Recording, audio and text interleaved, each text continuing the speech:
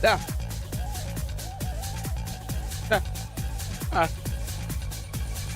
Hello.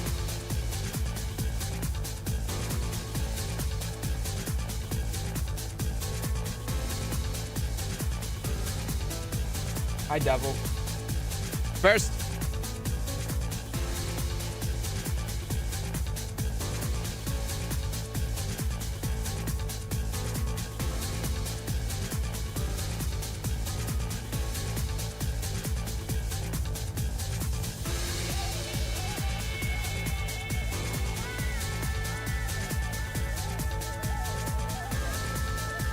I think the video is actually going to run out of time.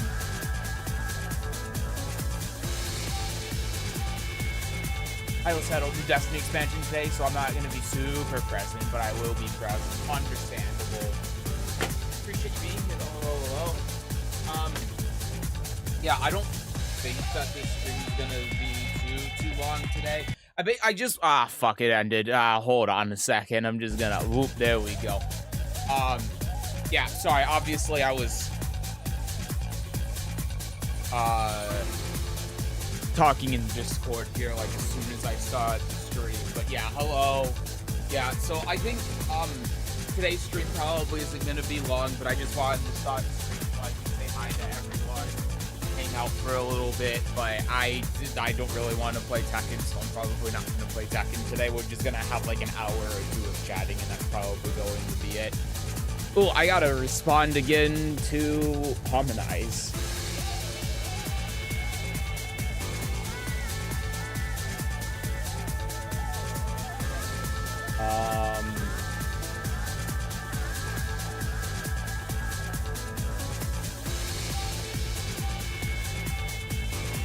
I Harmonize. Seth Apple's video about Lidia was found by my local arcade server and my tourney this Saturday. I'm cooked. Just don't do 3-2 and you're fine.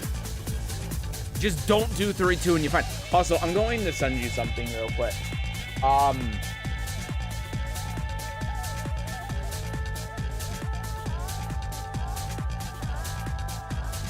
on, I'm typing something out.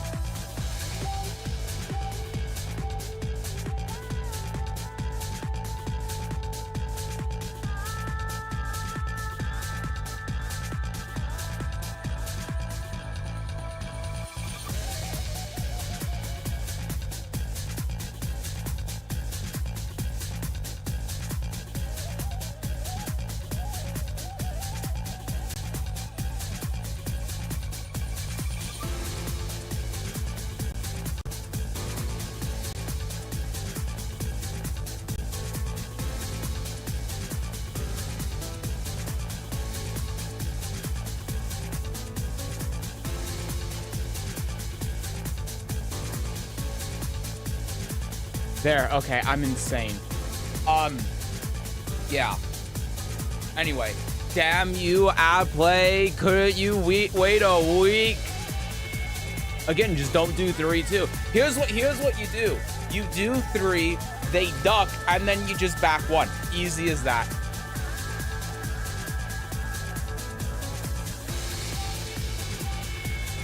I got my brain tried learning Azucena moves.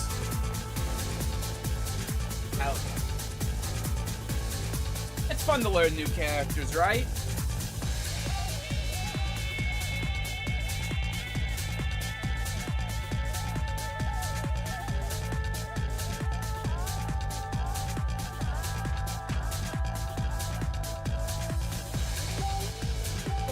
Okay. Indeed, that is the best part. Hell yeah. Hi, Nightblaze. Hello, welcome in.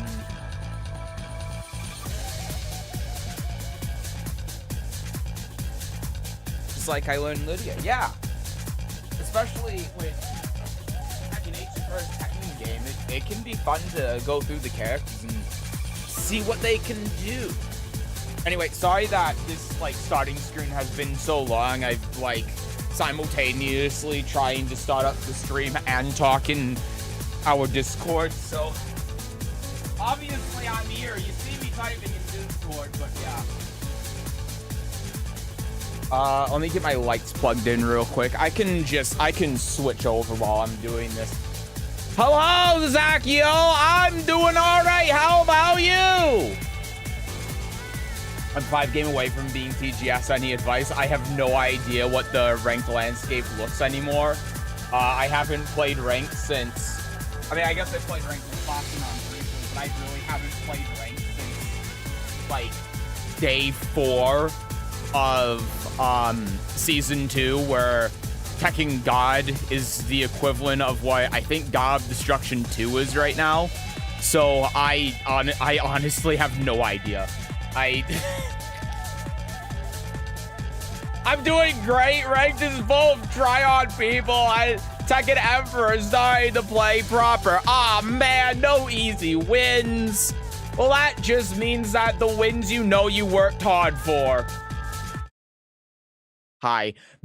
I have my overhead light on. The lighting that I have does wonders. But hello. Oh, wow, it's just working this time. Cool. Hi.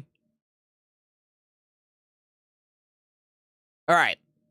I think we are all good to go then. And by good to go, I mean, like I said, we're probably just going to be, like, chatting for a little bit. Because honestly, I don't want to play Tekken. I don't. I'm not in the mood for it. I'm still feeling a bit shit. But, you know, there's, we can sit down and talk for a bit. Main reason I'm cooked is because 1-2-2 being revealed. I was a Mishima main, so I punch everything with 1-2-2, and it's hard for me to hit confirm. I mean, it's hard for everyone to hit confirm. I remember in the Lidia Discord, I don't remember who was going on about it, and if I did, I'm not going to name names anyway, because, you know, I'm not trying to be a dick. But there was one guy who was like, I thought that 1-2-2 was hit confirmable, but it's actually not. And anyone that says it is wrong. And I'm like... No, it's hit confirmable. It's very, very, very difficult. Hi, JWD. So I got Destruction people getting their Fox to God Destruction too. So there is that too. See, it's like my mind when it comes to how ranked is still set in like the people who are God of Destruction are the pros. So getting Fakamram the God of Destruction should be impossible. That's how far stuck in the past I am. When in reality, I could probably get to God of Destruction in about 2 hours. With minimal effort with Lidia. So, hi Wyatt. Dark Seth, key charges. Dark Seth plays Brian and Miguel. Dark Seth is salty. Well, I guess I am Dark Seth then, because I do get salty. So hi, Chris. Hello. By the way, how's your health? Have you seen the doctor? No, next time I see the doctor is next week. Reason why I'm not planning on playing Tekken today and probably just keeping this stream a short, just chatting stream, is partly because of that. Because, I'm still not feeling good. Like, even just sitting here talking, my chest feels heavy, I feel tired, and I don't think I'd really be able to focus on playing a game on top of doing everything else. So I'm just choosing to take it easy today. And I don't think anyone minds that. I figure, you know, it's bad to stream and say hi and hang out and not really bother too much with Tekken. Maybe we can talk about some Tekken stuff or whatever, rather than not stream for a third day. And I want to stream anyway. I just don't want to play Tekken. So, hi Tina. Hello. I think you definitely got Destruction with ease for most matches, honestly. Yeah, I think so too. But I also just have no desire or reason to play ranked. So what's the point? You know, like that's what it comes down to. I already know that I could get to God of Destruction easy. Hell, I could probably get to God of Destruction too.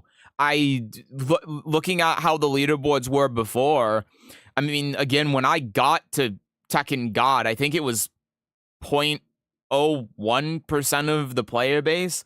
I mean, the only people that were there was no one at God of Destruction from what I remember. And the people that were at TGS was like King Ray Jr. And I know it was King Ray Jr. because I played against him in ranked. I mean, when I got to Tekken God, I demoted Exo back to Tekken Emperor. Like, that's where we were at. So, I know I could get God of Destruction easy. I could probably get God of Destruction 1, maybe even 2. But what's the point?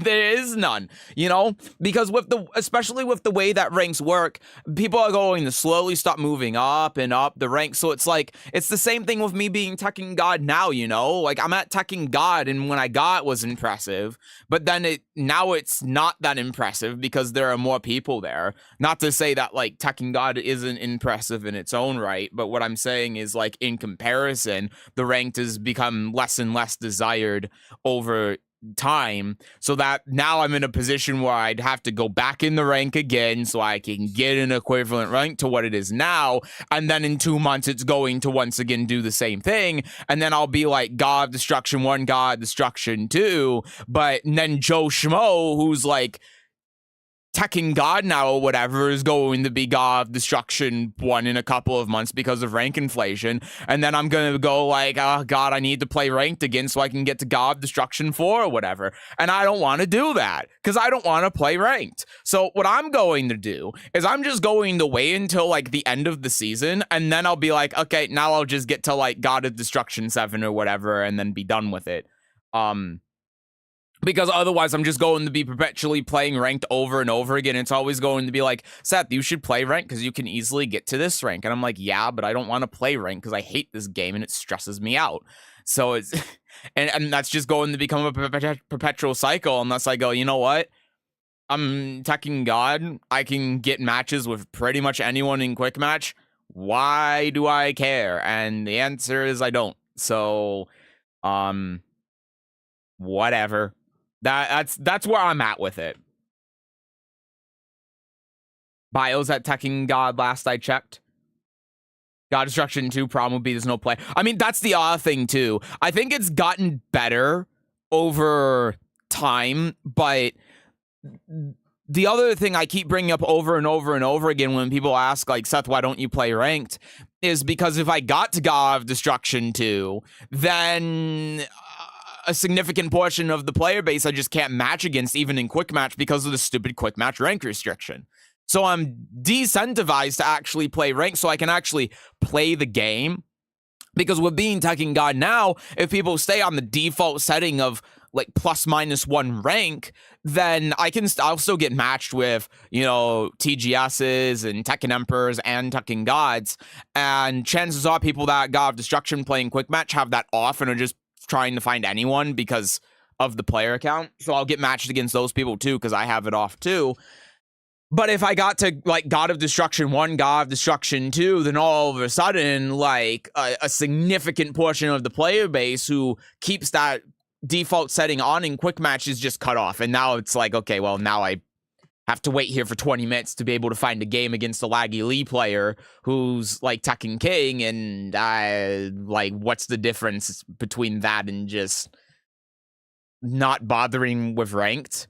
You know, it really is just like you get punished for it.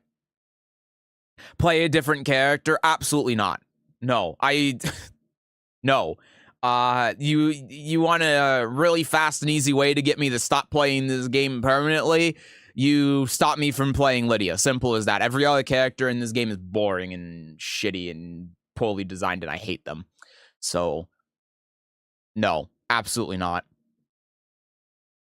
I don't feel well today. Oh, I hope you feel better.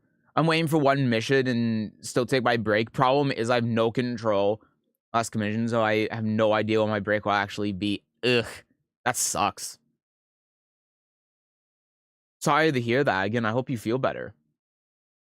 Damn, Devil got shot again. No! 2 days ago, I tried the other character. Wasn't my type, so Azu-Sanu was the only one I accept besides others. Hey, you know, the important thing is that you're having fun, right? As long as you're having fun, then more power to you. I wish there was a quick match option just for players that are higher ranked than you. Dragon Ball FighterZ has that, and I hate being matched against lower ranked players because I feel bad fighting them. See, but remember though, those lower ranked players might be thinking of the exact same thing that you are, right? those lower rank players might be thinking of that exact same thing when they're playing against you and they're like, damn, I'm learning a lot by playing against this guy. Well, I just play rank, but install the mod that hides your rank. It's not about the rank, because again, I could get to God of Destruction, probably even God of Destruction 1 or 2, very easily. It's not about that, it's about the matchmaking times. And it's also about me constantly having to, you know, chase after whatever rank it is because of rank inflation. What about Yoshi? I tolerated Yoshi, but no, he's still boring in this game. He can't get further because it takes forever too, so he is just getting other characters to God of Destruction right now. Yeah, and you know, again, that's exactly like the problem, is when you get to a higher rank, then it's like matchmaking times suck. You can't find anyone, so you just go to like having to play other characters, and that's what a lot of people are doing. And I don't want to do that because I don't have fun playing any other characters in this game. Tried Fong? God, no. Absolutely not. No, see, the fundamental problem with every other character in this game is that they don't interact with the game systems in a unique and interesting way. That is the only character that does. Heihachi kind of does. But what he boils down to is just like hit Heat Burst 3 times and then you get more powered up attacks for like a round.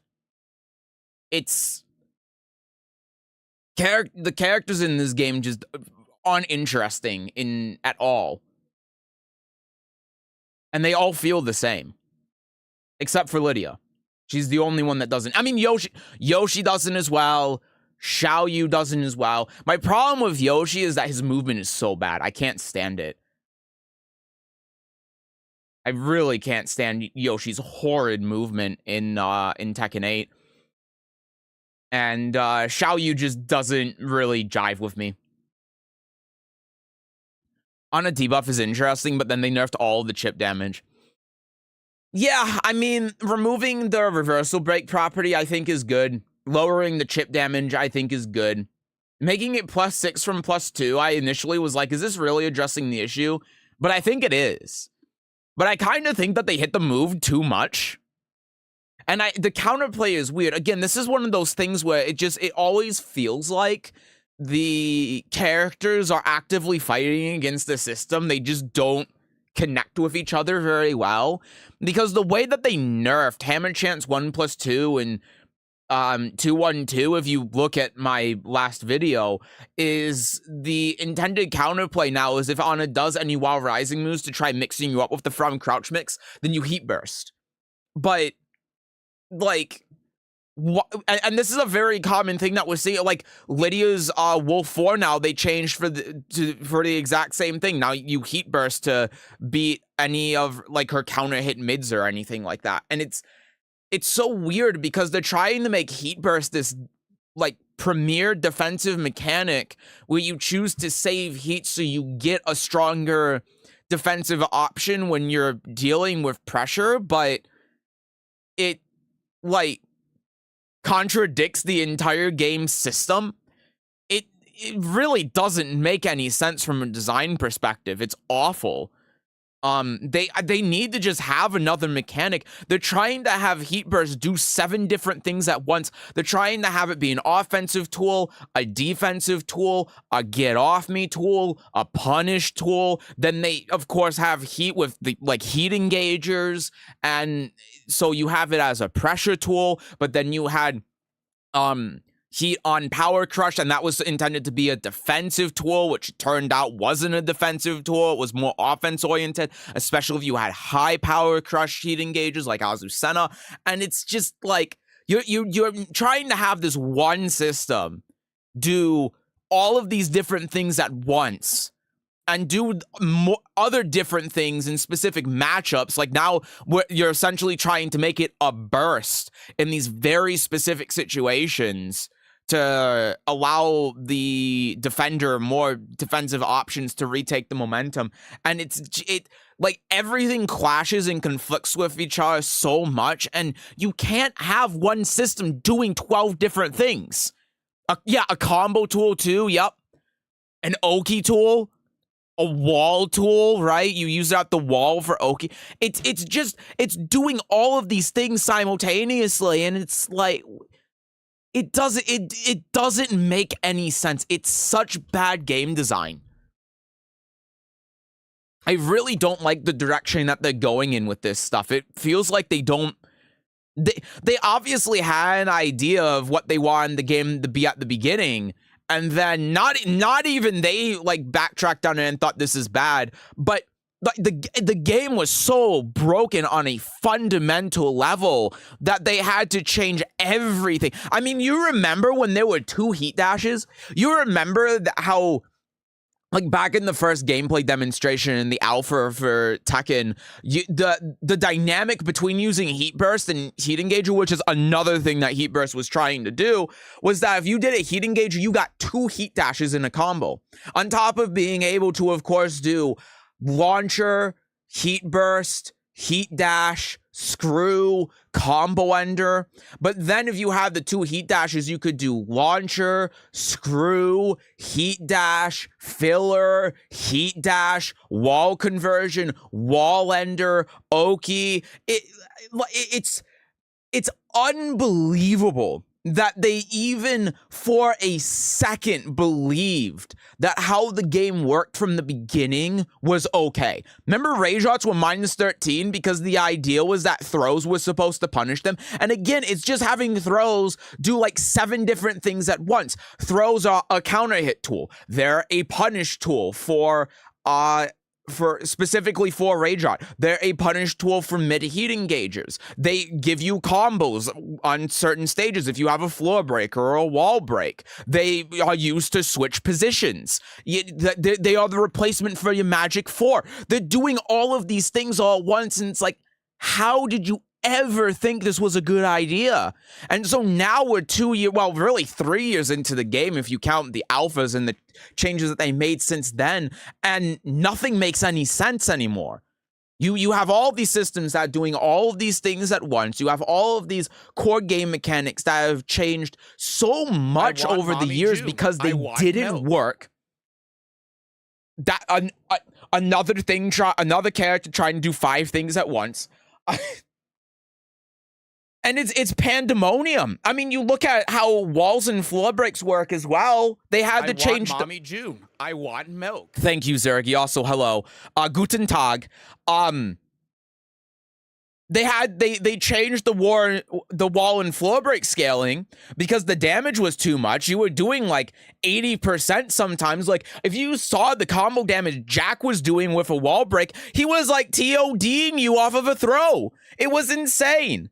And now, because they had to change that and change the wall scaling, there are a bunch of times where it's actively bad for you to break the floor. Like your combo is worse if you get a floor break than if there was no floor break on the stage. And they haven't changed it. They haven't even attempted to fix that problem. They've just put a band-aid on it, left it be, and that's what you can say about almost everything in this game. It's a game that had this idea that didn't work, and then they put a band-aid on it, and then they never looked at it again, and now there are so many things when you look at that just don't make any sense.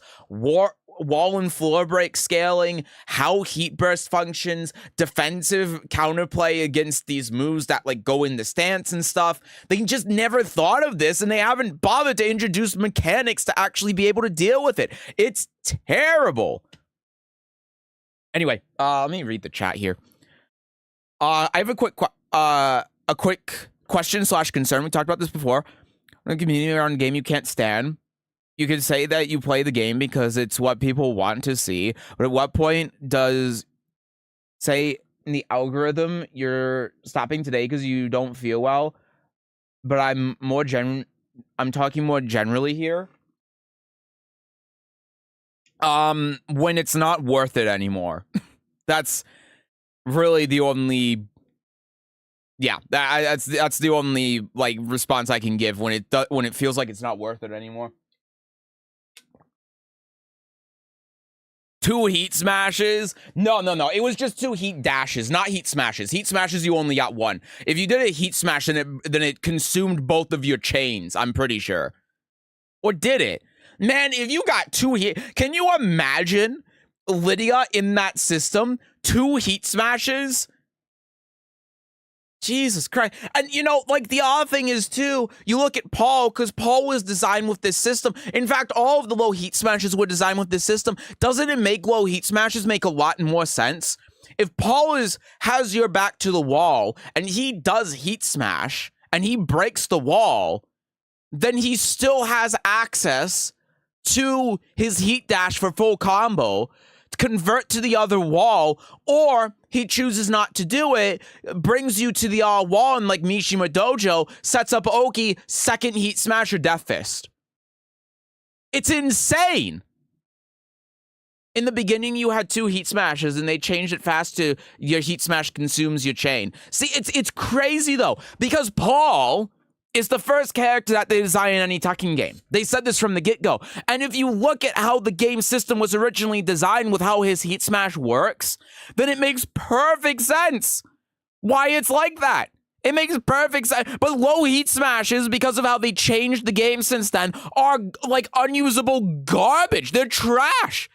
And that's why now in Season 2, these characters that had low heat smashes now have mid heat smashes, because low heat smashes just suck. But if it was like it was before, where you got 2 heat smashes or 2 heat dashes or whatever, and you like did heat engager with Paul on Mishima Dojo, like imagine this, like little bit closer to the wall than mid-screen, death fist, heat smash, heat dash in, plus 17, heat smash or death fist mix up. You use the death fist heat smash. If it gets blocked, use plus on block, non-mix up, boom, demo man. Break the wall, full combo, go to the wall, do Oki. But if your death fist hits or you do a heat smash and they lose the 50-50, then either way, boom. It's a wall break, you get full combo, convert to the wall, Oki, do it again. That's the intention, and that's why it's minus 14 instead of being plus on block like other heat smashes are. It makes perfect sense, but it's so shit.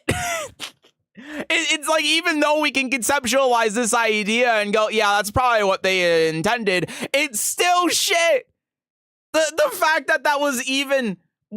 I would say it's very likely that's what they had intended, and they thought, yeah, this is a great idea. No, let's just have him eat like 3 50-50 mixes in a row where like the opponent's plus on block and they get full combo. It's just asinine. It's ridiculous.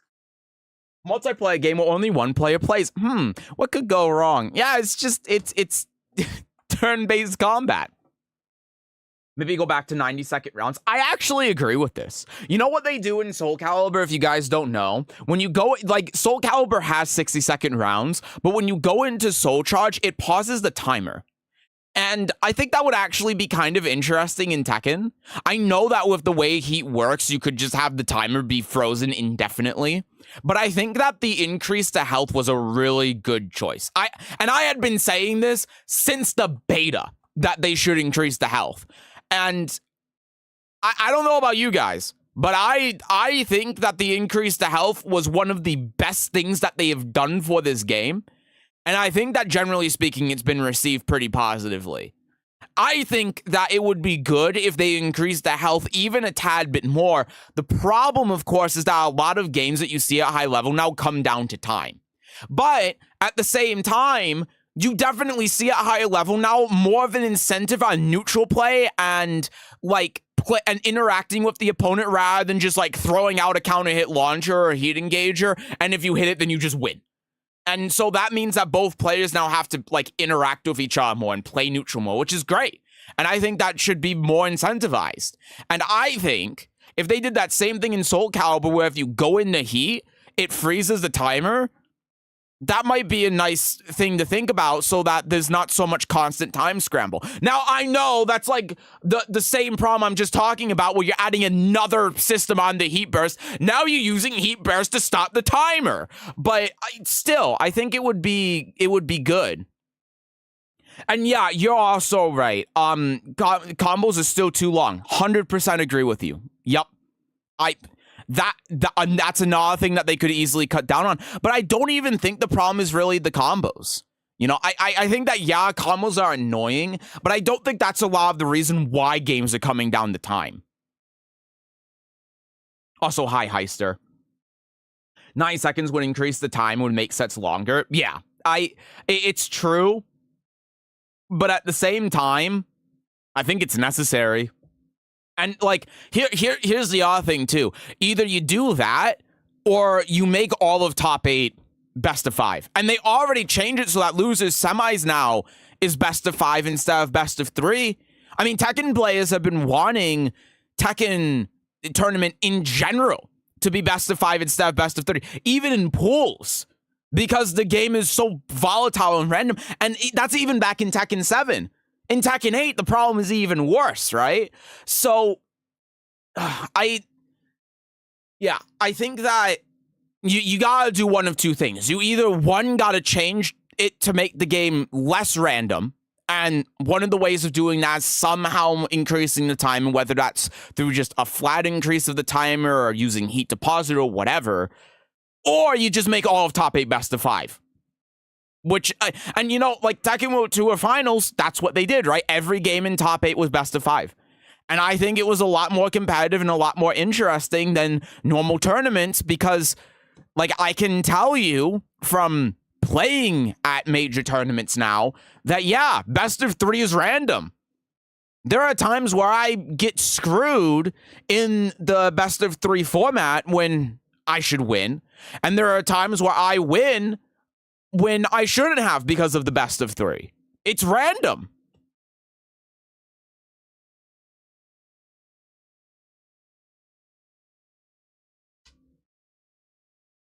I'm sad to say Fong suits my favorite playstyle of French fries. I'm so sorry. It makes sense, but I'm so sorry. It's bad to do heat dash combo, to be honest. It's so scaled. Well, yeah, I mean, but you mainly use it for wall carry, right? Haven't bothered to nerf Mirai 1+2, which was a mid-homing move that would leave Jin at +6 in the stance makes up very cursed. Isn't it safe? I can't remember if it's -13 or if it's safe. I think it's safe, right? I get confused with Heihachi's. Again, you got 2 heat smash. Oh, yeah, sorry, I read that. Just trying to catch up. Well, they could increase the game length by 10 to 15 seconds. That would also help for sure. 70 or 80 seconds could be enough. They could get rid of the heat spike or the freeze time during combos. Also true. Yeah, I mean, that's actually a really good point. This game wastes so much of your time, right? So, like, even though the game is 60 seconds, easily 20 to 30 seconds per game is taken up by these stupid animations. Like the heat engager animation takes, what, 3 seconds or something, and that's going to be hit by both players pretty much every game. The heat burst animation is the same, so if we say that, like, the heat burst animation generously is taking, like, 5 seconds per round, then that's 15 to 30, 25 seconds per game that's being taken up just by those animations. And that's not even to say if, like, someone does a rage art, because rage arts are 10 seconds just for the animation, plus the knockdown situation. That's adding on a couple of seconds. And it's optimal to do those in combos, of course, so that's wasting more of your time. I think it's fair to say that, but in a game, at least a minute of your time is being wasted on these stupid animations.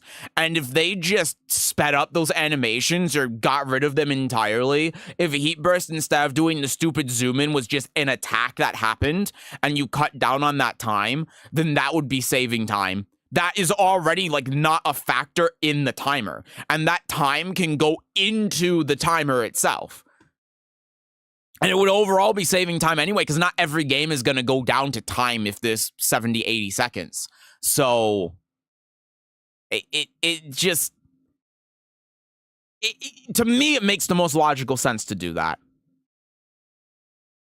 Like to stay for longer, but it's like, just drop in to say hi, good night. Well, I appreciate that, Heister. I hope you have a good night. Sleep well.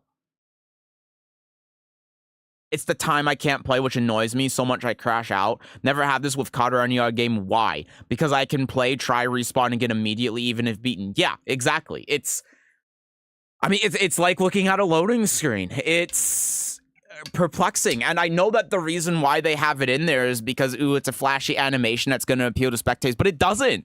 It doesn't even appeal to spectators. Because it just stops the game. It's like watching a damn ad. It's never been interesting. Rage Arts have never been interesting. Heat Burst has never been interesting. It doesn't add anything to the game at all.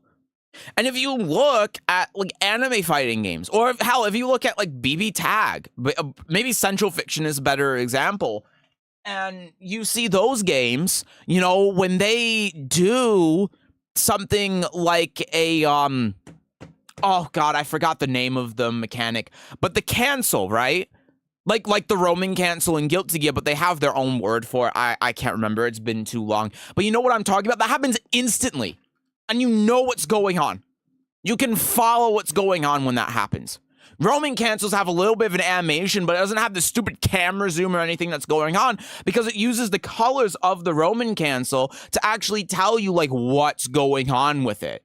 And it gives that little freeze, not for the stupid cinematic flair for the casuals, but so both players can understand exactly what's going on and adjust to it, because with how the game system works, that makes sense. When it comes to Tekken, when you're doing a heat burst and a combo, there's no need for an animation there. There's just not. It makes no sense. Everyone's following what's going on. You don't need time to stop to catch up. The animation, like, you think that Jin going like this with a close-up of him is adding anything to the game? It's not. So why are we keeping this in the game? I understand that, like, there are some camera tricks that are going on. There are some things that are happening when you heat burst, and just, like, flat out removing that and the effect that might have on some balancing things or some positioning things or stuff might get a little bit wonky. But it needs to change. There needs to be a solution for it, because it's just, it wastes your time for no reason. There's no reason for it, gameplay-wise. It's only there for people that watch the game, but you ask people that watch the game, and they don't like it either. Like, I want, just imagine that you're watching, I don't know. I mean, it's hard to make a comparison to a different, like, game, but I guess imagine if you're watching, like, Dota or something. I know nothing about MOBAs, but I just imagine that you're watching, like, Dota, and every time someone ulted, the game like froze for a second and the camera is zoomed in on the character that was ulting.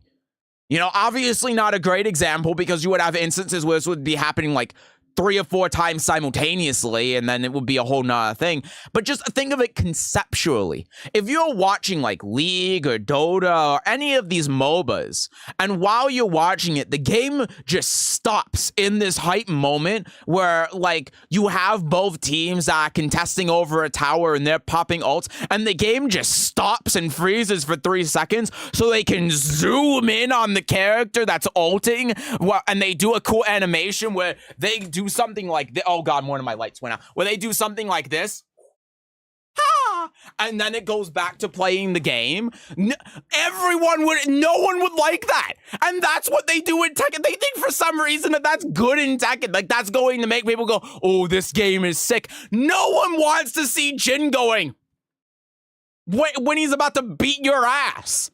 No one wants to see it.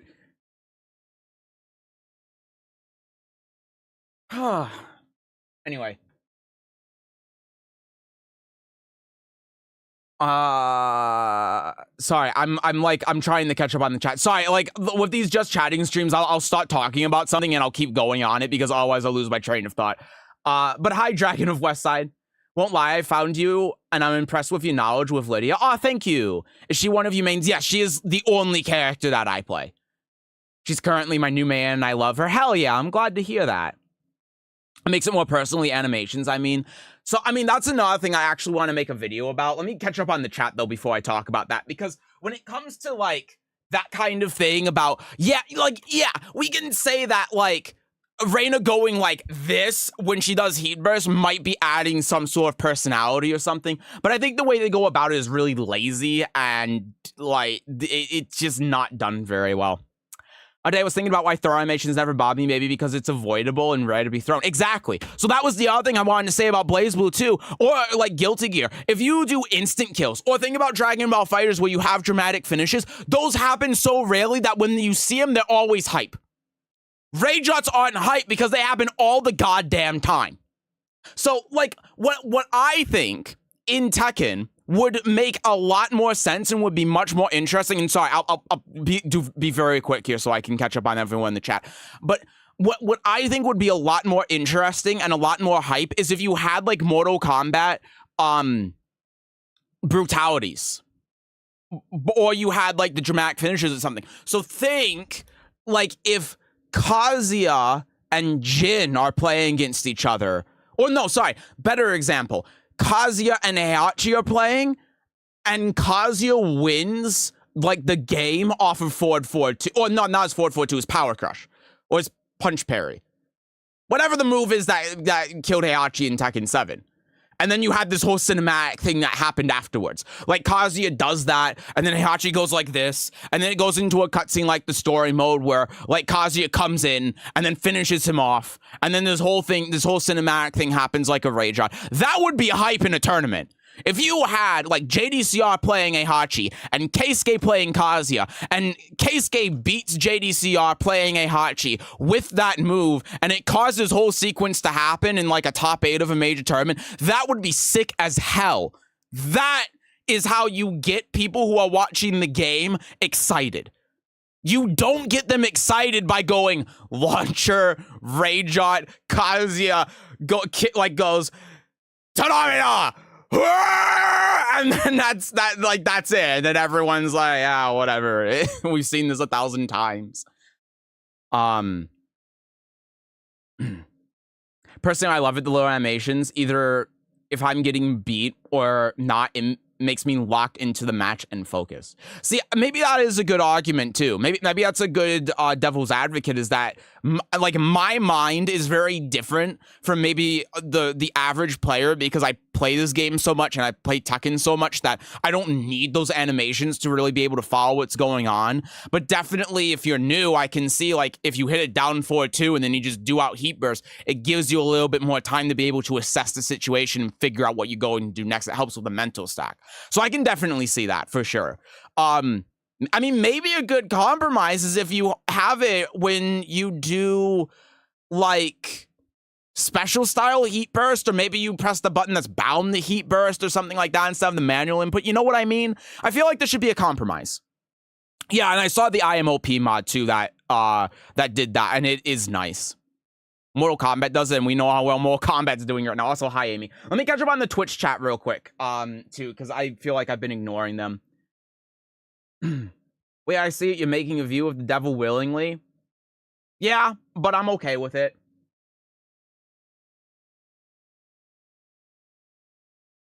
Even in rank, they should make a set longer because getting flowchart knowledge. Yeah, also true.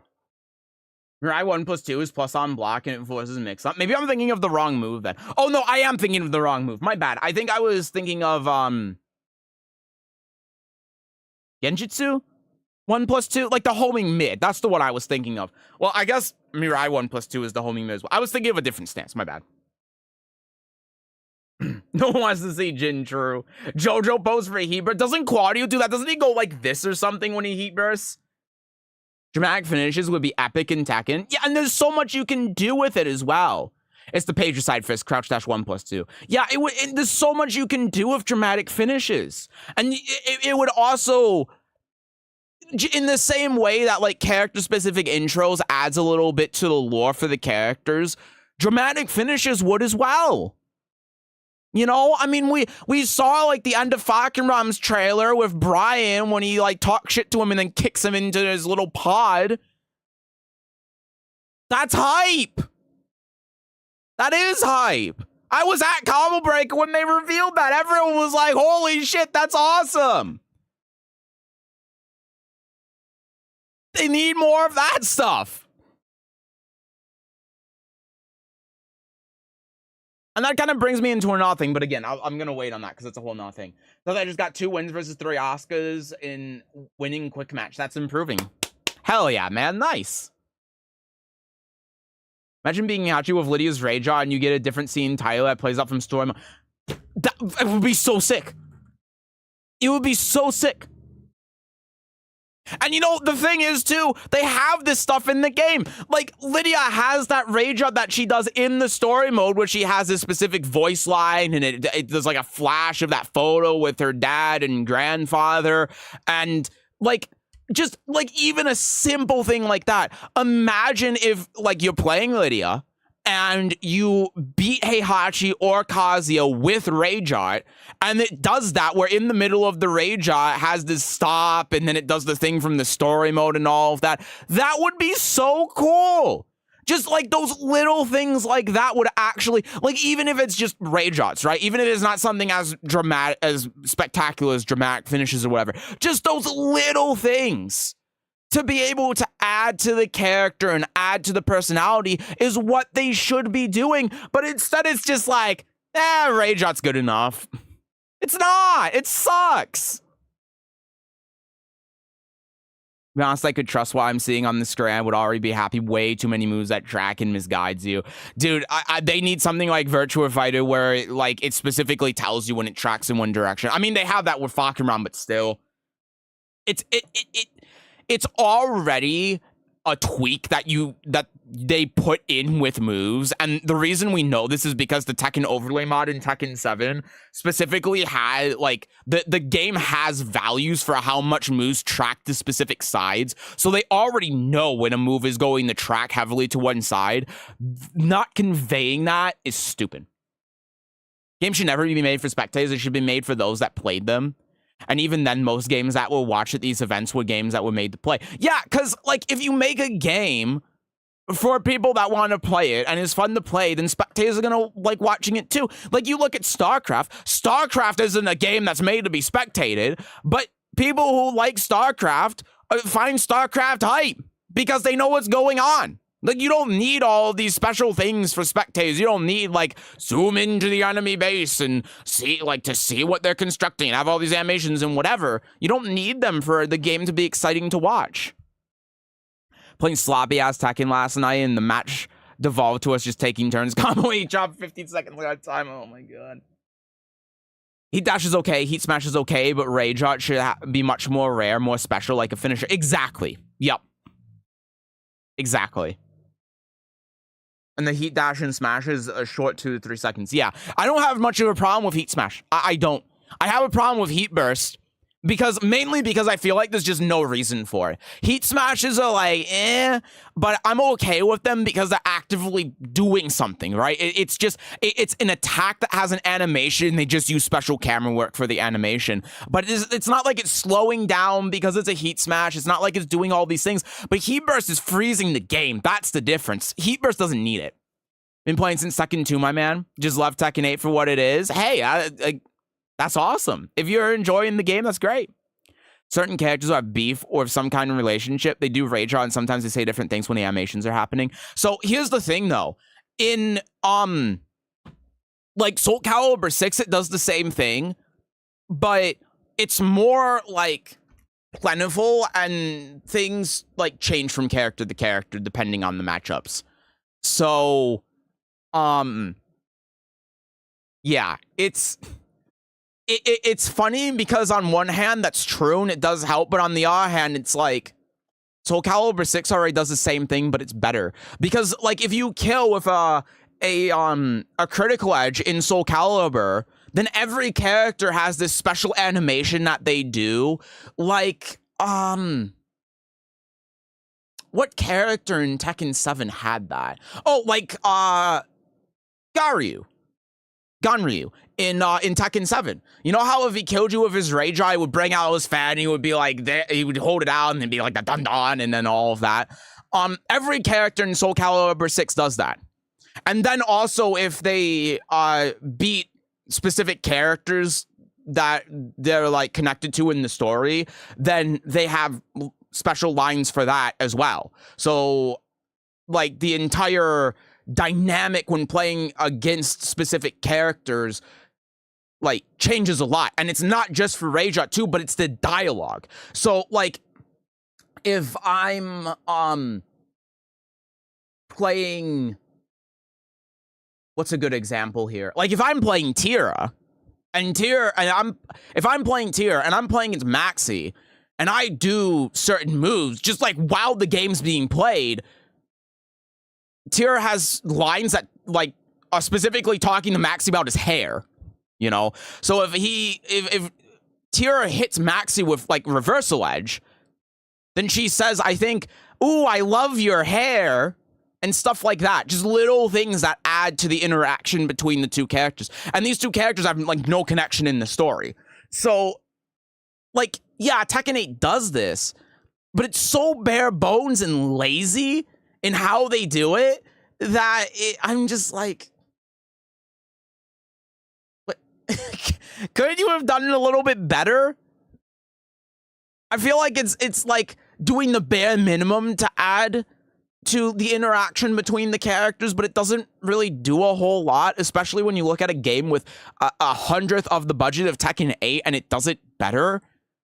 Like, that's what they need to be doing, I guess, is what I'm trying to get at. These little interactions that happen in the game when they just don't. Like, what's another example that really aggravates me? Like Yoshi and Raven.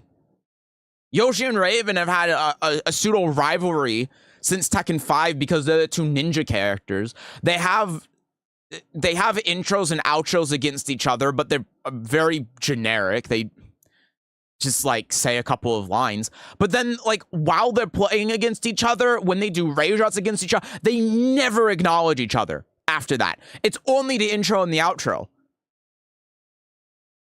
And I don't understand why. I guess that's what I'm trying to get at. Like with Yoshi, if he does his rage draw against Brian, the special dialogue, but that's it. That's it. It's so lazy. Would you say you have enough videos made on Lidia to understand her fully? I think so, yes. You have any Lidia content creators that you recommend? Rainbow Neos. I know Tetsu makes some videos on Lidia. Those are the two that I know I would recommend.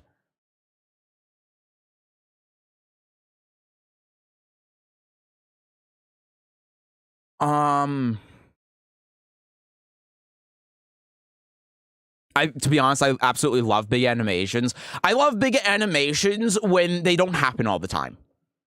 I love the concept of like dramatic finishes and instant kills, but the reason I like them is because they don't happen all the time. They're rare. Need to personalize things more, I agree. Like give Heihachi his meteor headbutt when fighting Kazuya at least. Yeah.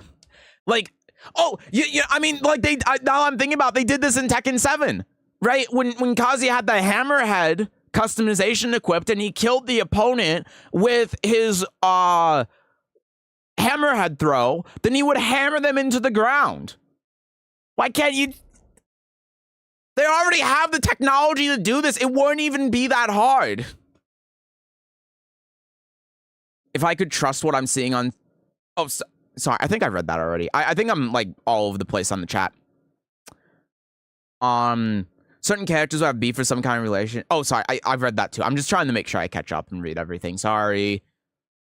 So you wonder how this game would be if they just deleted heat burst, only heat engages in the heat. Well, with, like I was saying earlier, with how they're trying to make it more of like a direct defensive mechanic, I think it would be worse because defense would be worst. I feel like they lost a lot of soul after Tag 2. Yeah, I mean, Tag 2 is a great example of it. And people love Tag 2 nowadays because they did that. And I don't get it. Remember in the last game, all the scenes were taken out even though they showed them? And instead we got, hey, random narrator here. I'm going to tell you the story about the man who refuses to die. Yeah, that was a mistake. Hi, Statty. What up? What up? Also, hi, Sidmania. Hello. Also, hi, Area. Hello. Sorry, I'm so behind on the chats right now because I'm just talking, but hi. Spectre are more often than not players, so what happens on screen is literally more hype than whatever weird zoom in they add. Yeah, like the way that they're trying to attract new people to the game is just not a good way to do it. They're lazy to lower rage drop threshold because of the health bar UI change. I don't...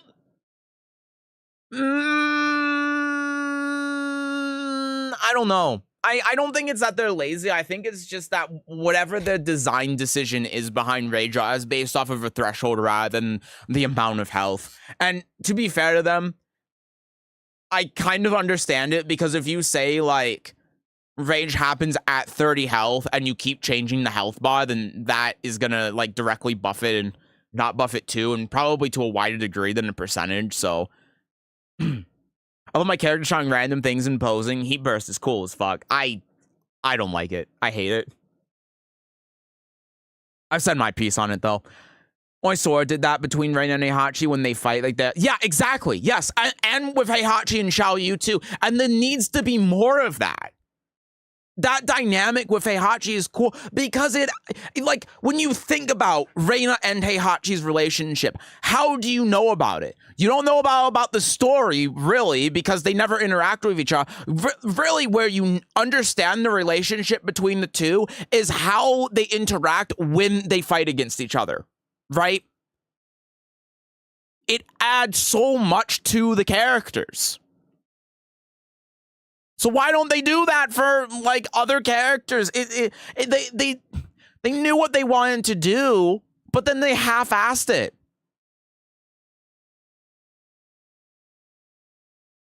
Hope you're doing well. Oh, thank you. I hope you're doing well, too.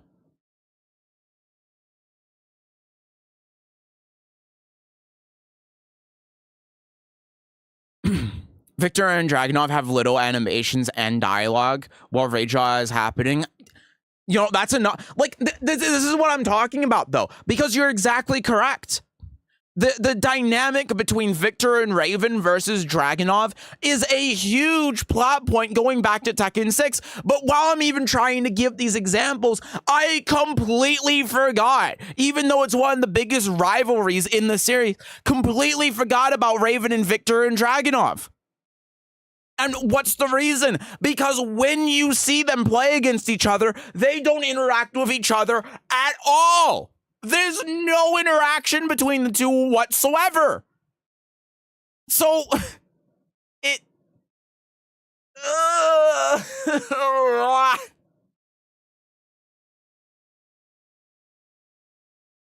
But I can remember very easily Reina and Heihachi and Xiaoyu, even though that didn't get brought up, because of how they interact when they're playing against each other. That's how you add personality and story to these characters. And they just don't do it. It's such a shame.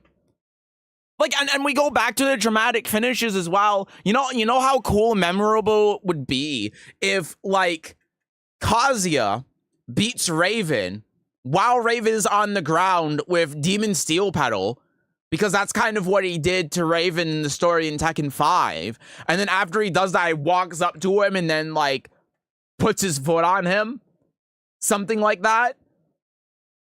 As a callback to that whole thing. That'd be neat. That'd be so cool. Or, like, if Heihachi beats Jack with forward 4-1 plus 2, and then that causes, like, Jack's entire midsection to go poof, and then he falls to the ground like a brutality, which would be fine because it's, you know, it's Jack. It's a robot. That'd be sick. And they can do it with Unreal 5. There's just so much potential for these things. And again, like, this is what would get people excited. This would be what gets people hyped who don't play the game. It's not going to be like heat burst animations or rage on. It's going to be how these specific characters interact with each other. Like, look at all of the specific unique interactions in BB Tag. There's like over 100 of them. That's cool. That gets you going, like, what are these two characters going to say to each other if they're on a team? It's neat. There's nothing neat like that in Tekken. Lidia Reinhardt intro always has annoyed me. It's a kick, not a super sucker punch. It's probably just the translation. Also, hi, LG. But it's probably just a shitty translation. That's how it always is. A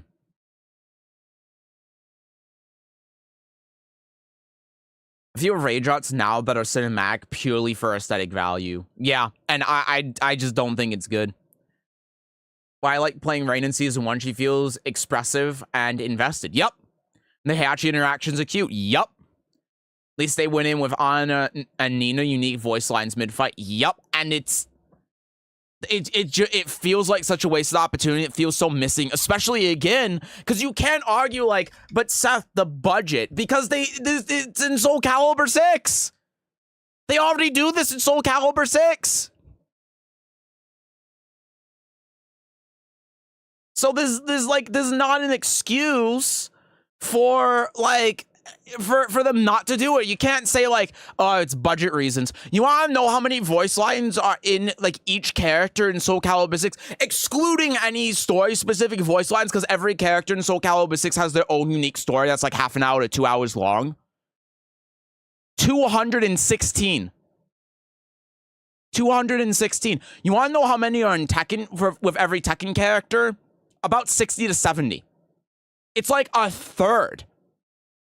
So you can't tell me that it's a budget thing. If it's a budget thing, then however they have it set up for Tekken as opposed to Soul Calibur is fucked up and they need to change it.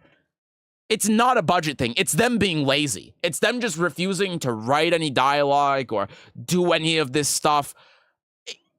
There's no good reason behind it. Yo, Seth, yo, chat, what up? What up, Nendo? Also, hi, Ayuda. Funny thing about Victor and Dragunov has a throw called Victor Clutch. I believe it's 4-2+3. Imagine Dragunov, special win animation, and he beats Victor with Victor Clutch. So you want to know something, actually? This is in Soul Calibur 2. If Amy beats specifically Raphael with a specific throw of hers, then it triggers a lethal hit.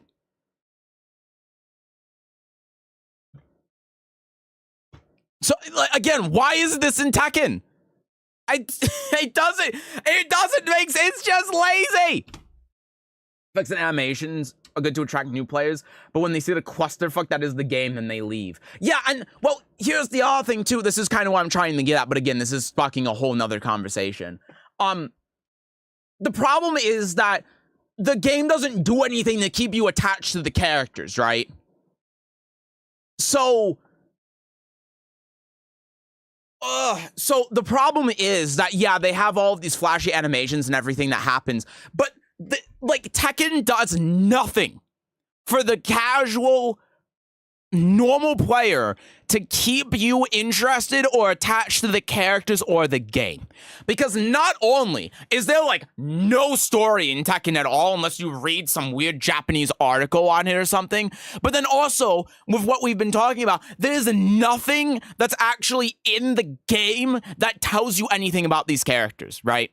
There's nothing that actually brings you any attachment to the characters. And that's the problem. Like, look at Fakenram, right? This whole story with Fakenram and the Thai military kidnapping his family and all of this has been the story since Tekken 7.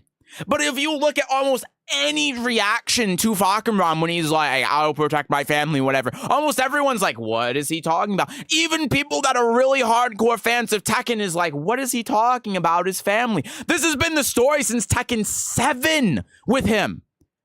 But the only way that you knew that is if you read the damn Japanese article on this random-ass website that told you that. It's the same with Kunimitsu, too. You know why Kunimitsu is going after Yoshimitsu's sword in Tekken 7? It's because the original Kunimitsu, her mom, is sick and dying.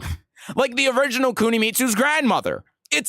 That's why. And then people are like, we want original Kuni back. Kunimitsu is dead. The original Kunimitsu is dead.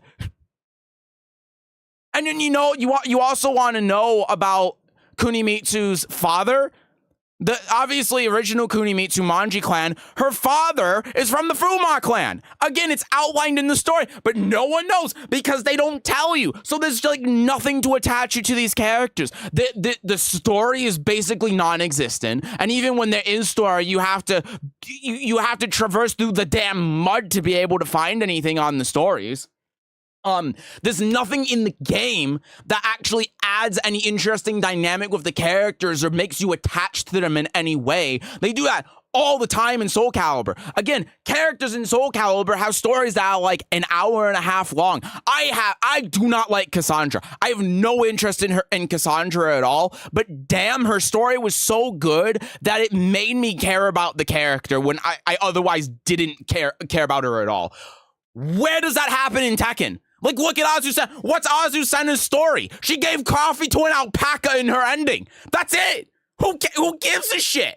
If you go into Tekken and you're like, ooh, Azucena's cool, I'm going to play Azucena, what is the game doing to keep you attached to the character? What is the game doing that makes you go, I want to keep playing Azucena, I want to learn this character, give you motivation to keep playing her, give you, like, again, any sort of attachment? Nothing! And this is not just a problem with Tekken, it's a problem with, like, every fighting game.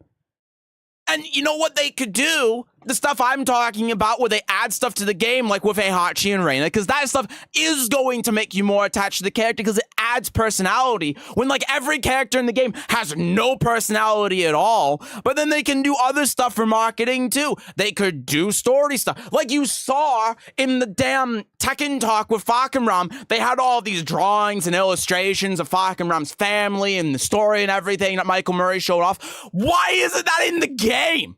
Why isn't there, like, a specific cinematic story trailer for Fakenram talking about this stuff? Why is it off? Why did they commission all of this artwork for this story for Fakenram and then keep it hidden away in the middle of this Tekken talk when Michael Murray is speaking about Fakenram in a tuk-tuk in the middle of the Thailand mountains? Like, why are we doing this? It makes so little sense, and it's actively sabotaging the game. If all they did was add more of these voice lines, add more story, have some sort of story cinematic trailer for each character, do something that makes players attached and care about the characters, then you would be seeing more people staying with the game. It doesn't matter if the game's bad because I care about the character. I care about the character that I'm playing. I want to continue to get bad with them because I like this character. Tekken doesn't do anything to do that. For me, the reason why I feel that way with Lidia is because of my own story and my own connection with the character. But it has nothing to do with what they did in the game. It absolutely nothing that Tekken has done in the game has made me attached to Lidia. Nothing. It's my own personal connection and my own personal story with the character that makes me connected to her and makes me want to keep playing her. That's part of the reason why I don't play any other character in the game. It's because of that. And if they just did that naturally within the game, then you would be seeing more player attention, you would be seeing more people playing the characters, and you would be seeing people give more of a shit about playing the game instead of just dooming and complaining about the game all the goddamn time. There's no reason to care.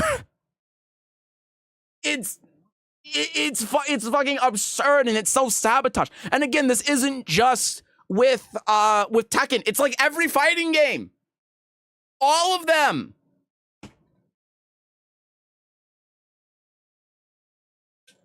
They all have this exact same issue.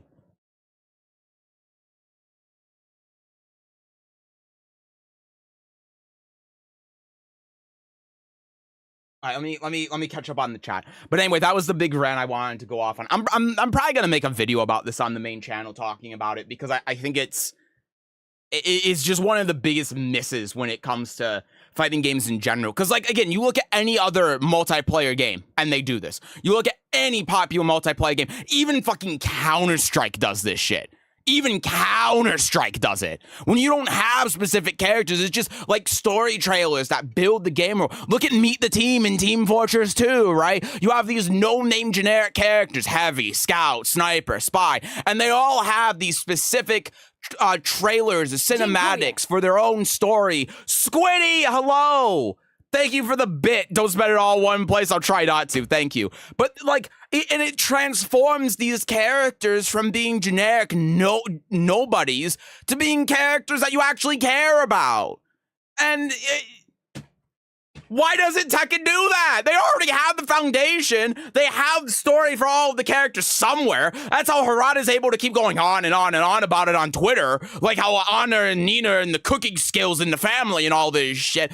Why isn't that like you could take that concept of Anna and Nina's cooking, put it in a cinematic trailer, post it to the Tekken YouTube channel, and then boom, Anna sales skyrocket. Like that's all you need. It's not even hard. It's not. It's making me insane. Sorry. Ugh.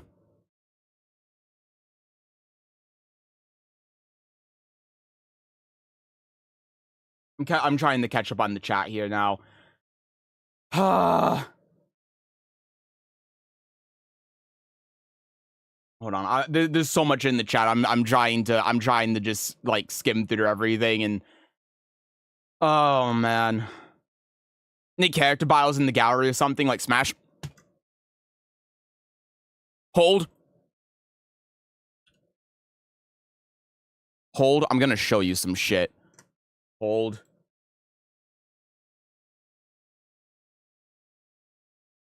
Yeah. It played again. Sorry,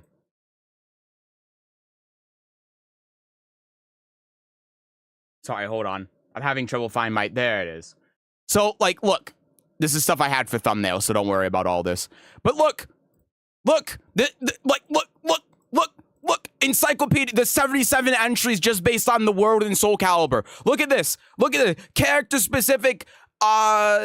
character stories for each character and their damn weapons. Not even the character, just their weapons have entire paragraphs. There's the story, the history of the game, all of the weapons in the game, characters, side characters. Look at all of this. Look at all of it. Concept art from previous games. Why isn't this in Tekken? Hello?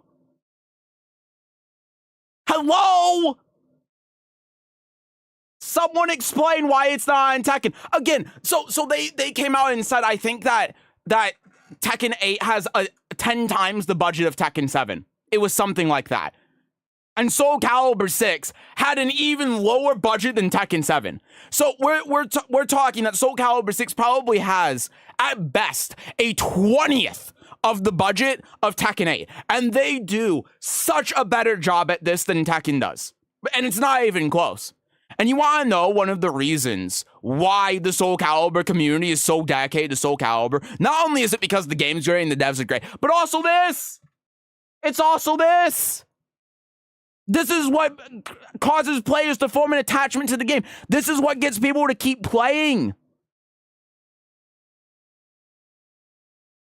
Like, Christ, look at Guilty Gear. Look at Guilty Gear Strive. Guilty Gear Strive is a whole ass anime that has a game behind it. It's a whole ass anime and soundtrack that has a game behind it. You know how people get attached to the characters in Guilty Gear and why Guilty Gear exploded in popularity? Because not only do you have the story that people use to learn the characters, but then each character has their own damn song that has their own story behind it. So you're learning the story of the characters through the songs that you're listening to, which is what gets you into the game and interested in the game in the first place. And then that makes you interested in playing the characters, and that keeps you playing and gets you attached to the characters in the world in the game.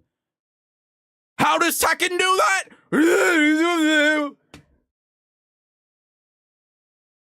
Oh, it's so frustrating.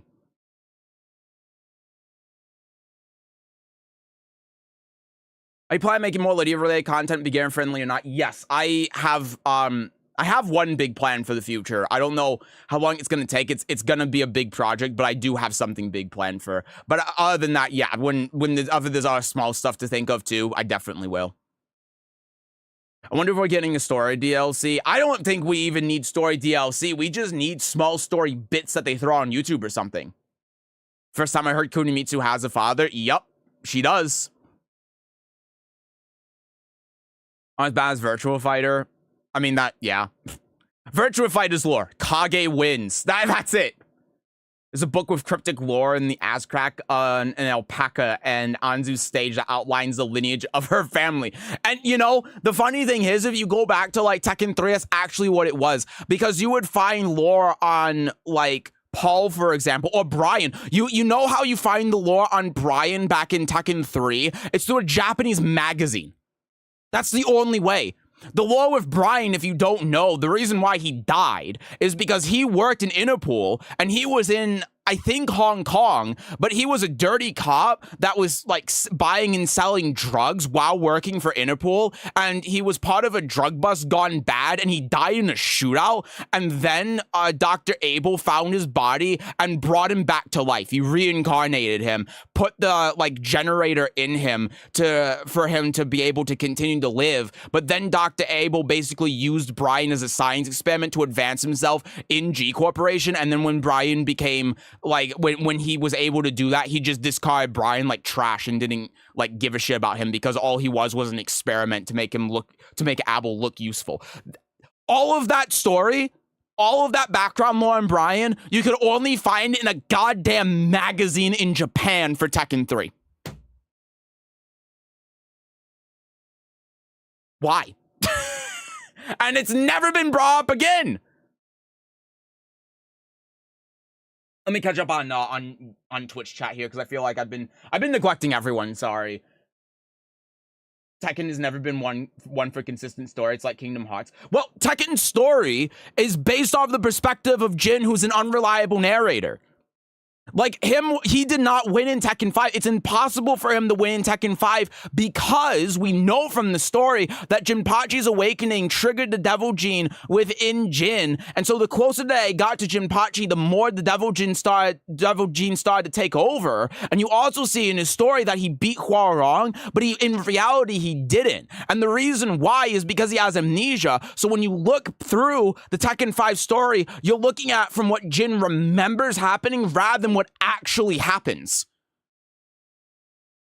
So the story is consistent, but they don't make it obvious to you that it's told from that perspective that's wrong. The actual thing that happens in Tekken 5 is that Jin gets to Jinpachi, turns into Devil Jin, gets his ass beat by Jinpachi, and then Asuka's the one that defeats Jinpachi and brings Jin back to life. That's what happens. But they don't make that obvious, and in fact, they gaslight you into thinking that no, Jin won, even though that's impossible, and they basically explicitly say that Jin's story isn't canon because he beats Hwoarang in his story, and then they just, like, never explain or bring it up again.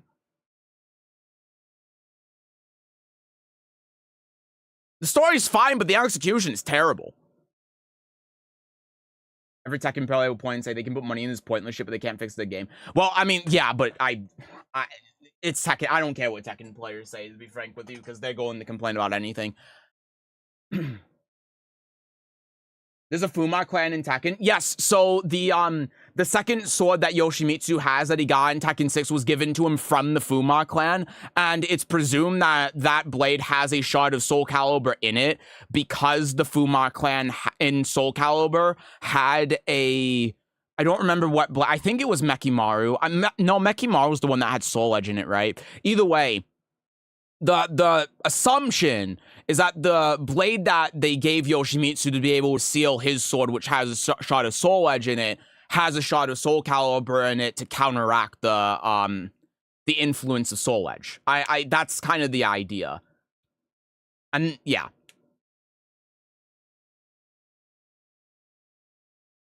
Even a guest character had the story. Yup. 90% of the lore comes from out of the streets. Yup. Fighting games usually suck at telling the story. You need to go off your way to seek lore if you want to know something new. Yup. And try explaining to newcomers that Jin was a Gen-style maniac, and they should do a better job of explaining that, because that would get more people interested. Again, look at Guilty Gear. I think that's a great example. Yoshimitsu's from Soul Calibur. No, Yoshimitsu is originally from Tekken, but he was a guest character in Soul Calibur 1, then they just kept him in Soul Calibur because he worked. They did add a lot of lore tabs. What they had, they did, yes. It is there, but it's very, like everything else when it comes to Tekken's lore, it's way too specific on specific characters instead of like outlining everything when they clearly can. Like in Song Is Why I Like Her. You're right, but counterpoint, how many games have Harada's tweets? You got a good point, actually. Yeah, that's something that I think Soul Calibur could work on. Okubo needs to tweet more about the lore. Hi, Pepe Yeku. I have a question about ranks. At what rank are you, a good player, pro, or beginner? The rank doesn't matter. The rank system is so easy to game and cheat. It's like, I mean, you know just as well as I do how easy it is to get to high ranks if you like one and done, or you plug, or you only play against specific characters or whatever. Lore, not lore. Rank is irrelevant. Don't worry about it. I've seen very strong players at like Flame Ruler before. Legitimately. I've played against people that I think are extremely strong players at Flame Ruler that get stuck at Flame Ruler because people at Flame Ruler generally play insane. And the way that Tekken works at like those levels compared to higher level is so different. And because of that, you see people at lower ranks that can play at a similar level as a high rank player, but don't really know how to counter the bullshit that happens at like purple ranks or low blue ranks or stuff like that. And then you have the opposite where you have people at Tekken King who just get by with like knowledge checks and a lot of bullshit. And then when they come across someone that like knows how to play against their character or plays really strong fundamental Tekken, they can't deal with it. But other players who just like also do all of this bullshit, they can beat easily. So it doesn't matter. Like rank is just, it's irrelevant. It's not really an actual show of skill because there are so many different variables that contribute to what your rank is that you can have good players at any rank and you can also have bad players at any rank. Let me catch up on the YouTube chat here because I'm like out of it. Tekken players largely don't actually care about Tekken's story. Yeah, but those are Tekken players. I'm talking about people that like get like look at the player attention for Tekken, you know? That's what I'm trying to say. People that aren't Tekken players but know about Tekken, like the people that say, I was playing since Tekken 3 and I played Eddie in Tekken 3, you know, those people play the game, check it out like when the season happens or whatever, and then stop playing the game for 6 months. That's what I'm talking about. And plus, I think that Tekken players actually would be interested in the story if it was outlined better. All that background lore on Brian isn't lore about Brian outside of one sentence because Brian was never interesting.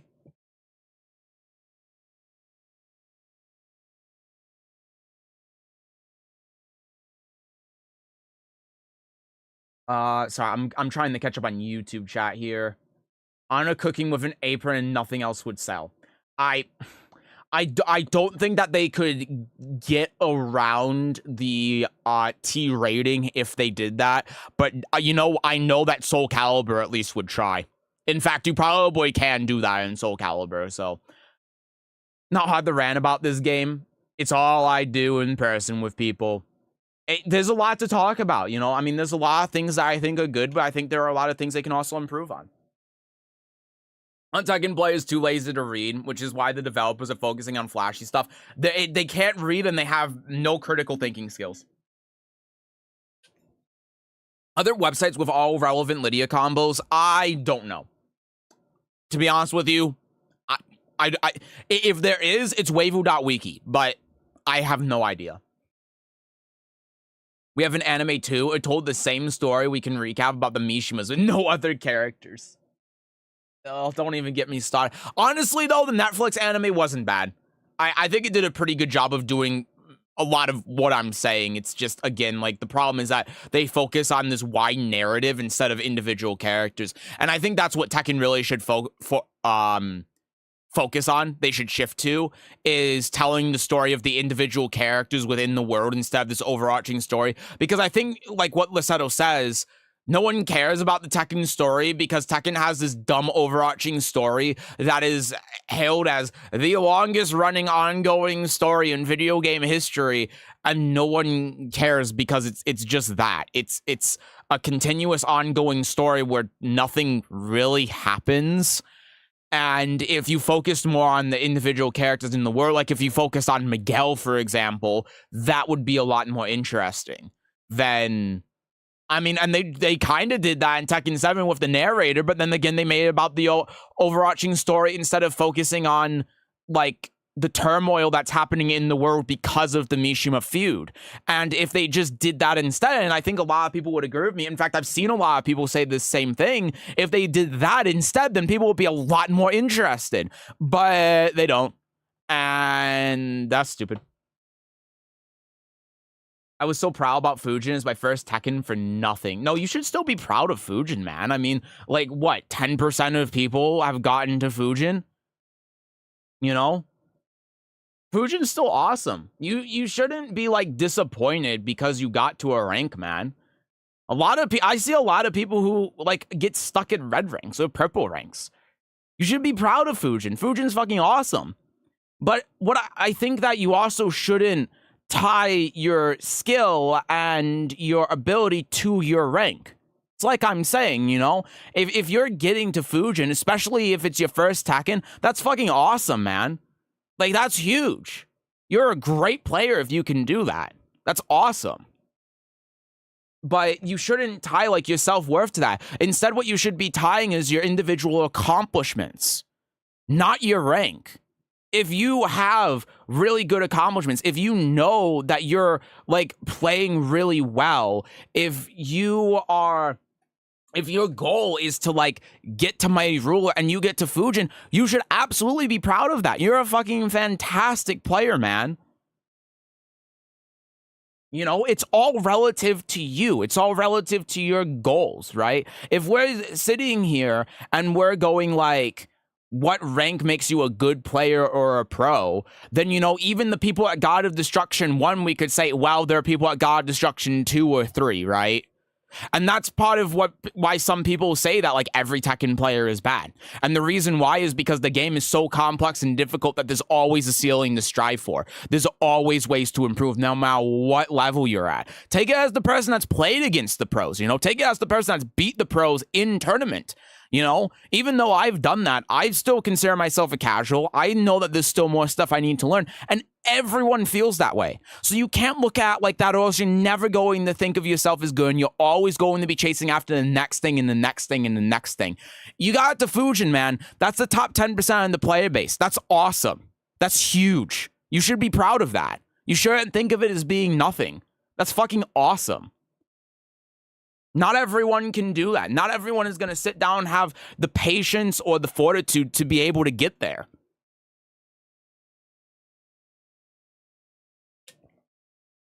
So give yourself a pat on the back. Don't get down about it. I think I'm in love with you, man. I need to start my motivational speaker career. No, but it's true though. It's a lot of people get caught up on that kind of thing, but I think it's the wrong way to think about it. You just gotta think about it from your own perspective and your own accomplishments. That's what makes you a good player. You know, like, you know, another thing too, I'll play against pros and I'll see pro players who, like, yeah, would conventionally be considered good at the game, but they complain all the time and they talk shit about people and they do all of these awful things where I wouldn't consider them a good player. And it's not because of their skill, but it's because of their attitude, right? It's because of how they treat other people. That's also a big thing. There's so much that goes into it. And, you know, some people are going to disagree with me when it comes to that. That's fine. But like I said, that's what makes it all a matter of perspective. If someone is, like, in Fujin and they are a strong player, they're humble, they're honest, they don't, like, shit talk people or, like, get mad at people, start yelling at people or whatever, say that, like, people don't deserve their ranks, the characters carried, all this stuff, then I'm absolutely going to think that you're a better player than if I look at someone like, I'm actually not going to name names, but I did have a specific pro player in mind, but you know what I mean. Do tell me if there's more untold stuff about Kunimitsu the First. I really want to know. No, all I know is that after Kunimitsu was exiled, she, like, left, she got married, and then that was, like, that's it. No, I don't think anything else really happened. Hi, Lucas. Hello, hello. Also, hi, Eagle. What's the stream about? We're just chatting. It ended up naturally happening like this, but I'm not feeling too great, and I feel like I'm not going to be able to really focus if I play the game. So we've just been chatting about Tekken and stuff. I'm going to catch up on the YouTube chat here because I'm almost, like, scrolling out. Happy for reaching Fujin since the first Tekken I've played since Tekken 3. Hell yeah, man. Absolutely. That's awesome.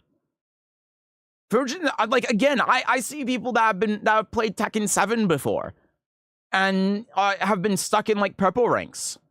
So if this is the first Tekken you've played since Tekken 3, you're basically going into it fresh and you get Fujin. That's awesome.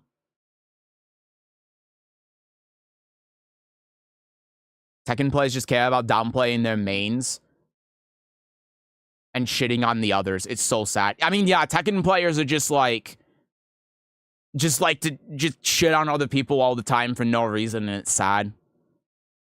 Shoot, Super Cop Lei Wulong. Asuka fell off. It's like 2,700 people on Steam right now. This game is pretty dead. That's not great. Tell Yoshi to give the blade back and bring Ivy over for no potential. You just had to throw the Ivy thing in there, huh? Love the Guilty Gear lost some British bloke from 19-something got thrown in. Yup, I do. The ending, though, of Strive with... That was... Oof. That was good. No spoilers. The Fury of Rising Soul for the combo guides are good. There you go. Thank you, Roger. I'm not a fan of lore being dropped on Twitter or anywhere else other than the product itself. It doesn't feel canon and feels like made-up excuse. I feel that like that with Twitter, but if they're throwing stuff onto like the official YouTube channel, I think that's the best place to do it. So I didn't even get there, but thank you for that. Is that low tier god as the profile picture? All right, then.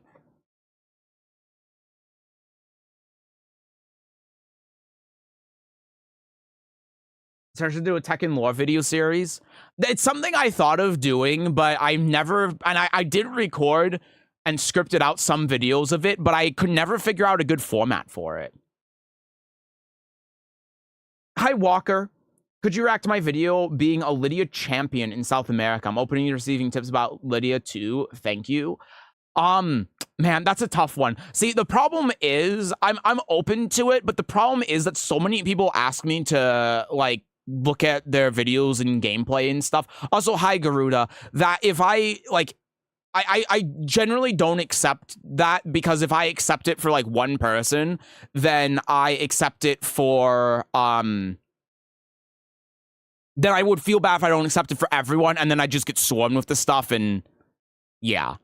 So generally I say no. But if you want like tips on Lidia or you want coaching or anything, then the best place to do and what would make the most sense for me to watch is if you submit it to our public coaching thread. We do it on the first Wednesday of every month. You just have to join our Discord, !Discord, and then throw the video into the public coaching number 15 thread, and then I'd be more than happy to watch it then. That would be the best time. But yeah, it's just like, again, I'm open to it, but the problem is that if I say yes to one person, then I feel bad if I don't say yes to everyone, and with how often people ask me for that kind of thing, it would just get overwhelming.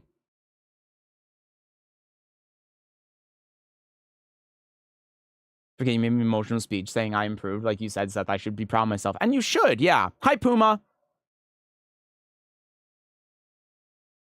Be between Dragon Victor. Why haven't we seen Drag do any war crimes? Why hasn't he shot Raven with a tank again? Like, these are the questions I need to know.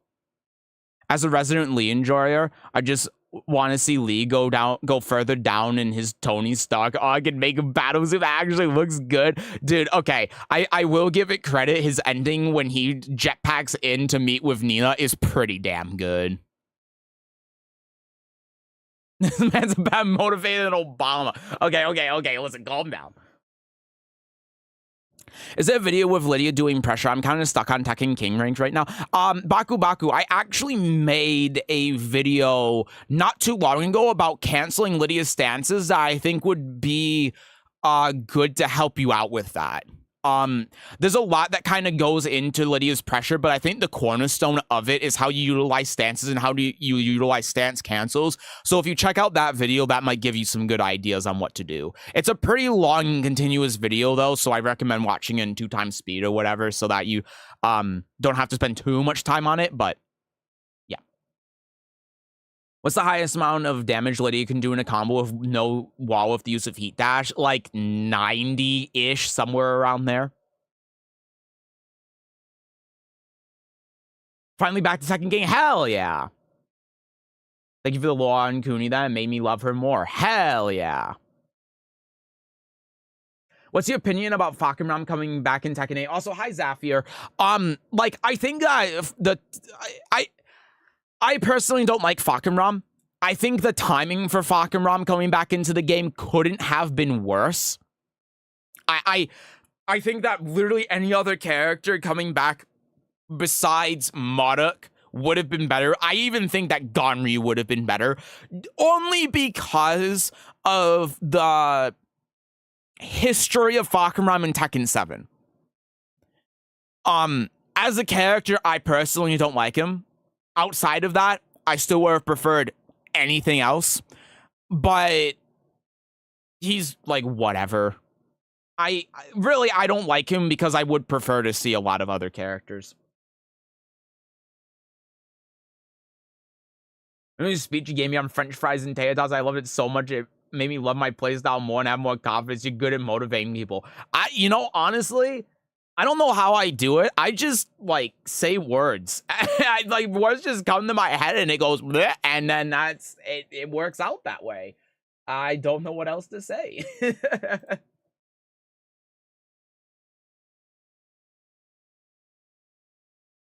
Victor's an okay character, but I don't see why he promotes Raven and Raven's ending, Master Raven just being neglected. See, and this is, like, part of what I was saying before, too, about lore and stuff, is they should have more of that stuff, like with Victor, especially because he's voice acted by apparently this famous French guy. Wouldn't it make a lot more sense if Victor had some sort of cinematic story thing to go with him that explained all of this stuff? Because right now in the game, Victor's just a guy with a sword. No one cares about him, to be frank with you. But if he had some sort of story attached to him other than him being on a yacht and beating up some bad guys, then maybe more people would play about him and be more interested in him. But right now, he's just like, he's a guy with a sword and a gun and he's lame. And I don't disagree with that. Hype if Miguel comes back? Generally, yes. I wouldn't be, though, because I don't really care for Miguel. I seen a video which really changed the way I approach the stances. Tekken 8's the first ever Tekken game I played and really want to hit max rank. That's a hell of a thing to strive for, man, but I wish you luck. If you ever have any specific questions, feel free to ask. But I think when it comes to general, like, layering aggression and pressure, that's the main way, at least I go about it. That's my play style. So it's hard for me to generalize anything else besides that without having any specific examples. So if you ever have a question, feel free to ask. I'll do my best to answer it. But in terms of how to approach the problem generally, I think that video is the best way to that I could go about that.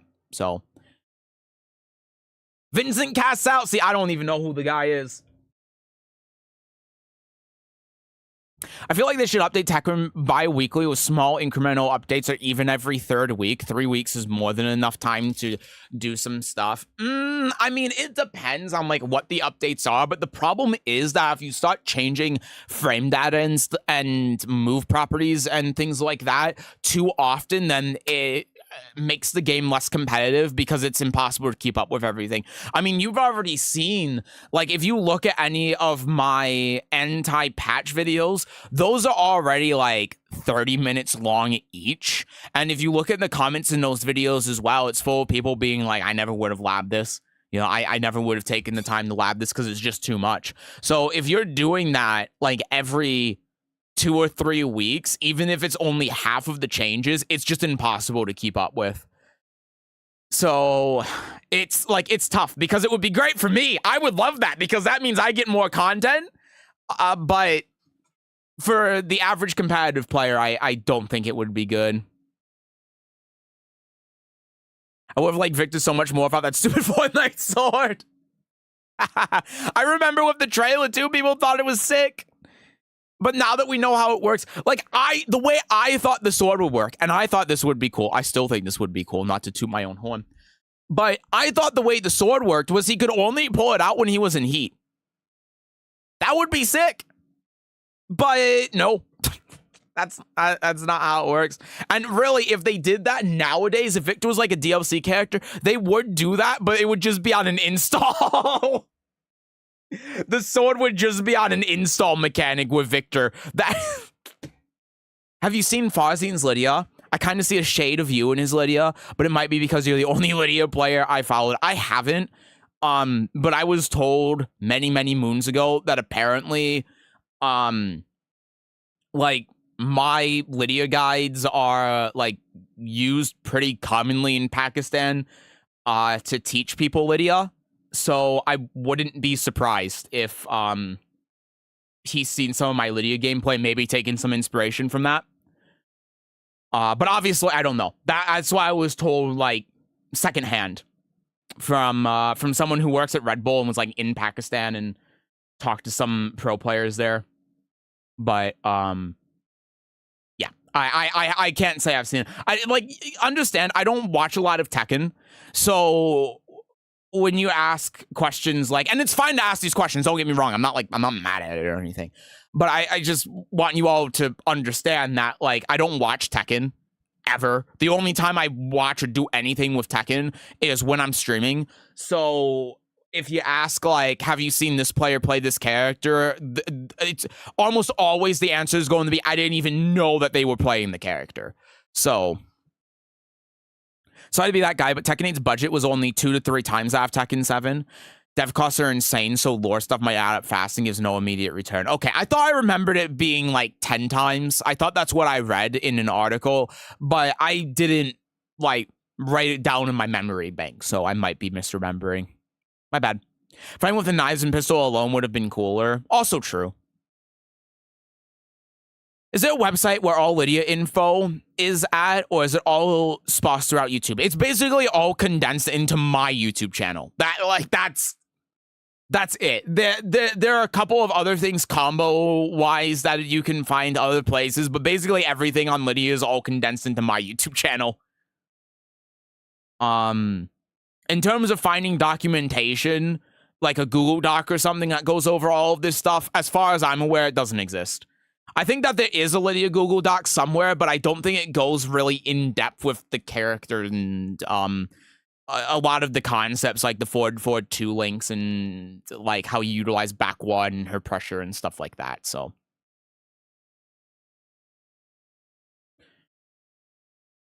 I care about Victor. I'm so sorry that that's where we're at. That's where you're at. Didn't go with fast food. Mixed Sesujin. When we got the burger flip, French fries, we need soda tech next. What do I do when Lidia punches me?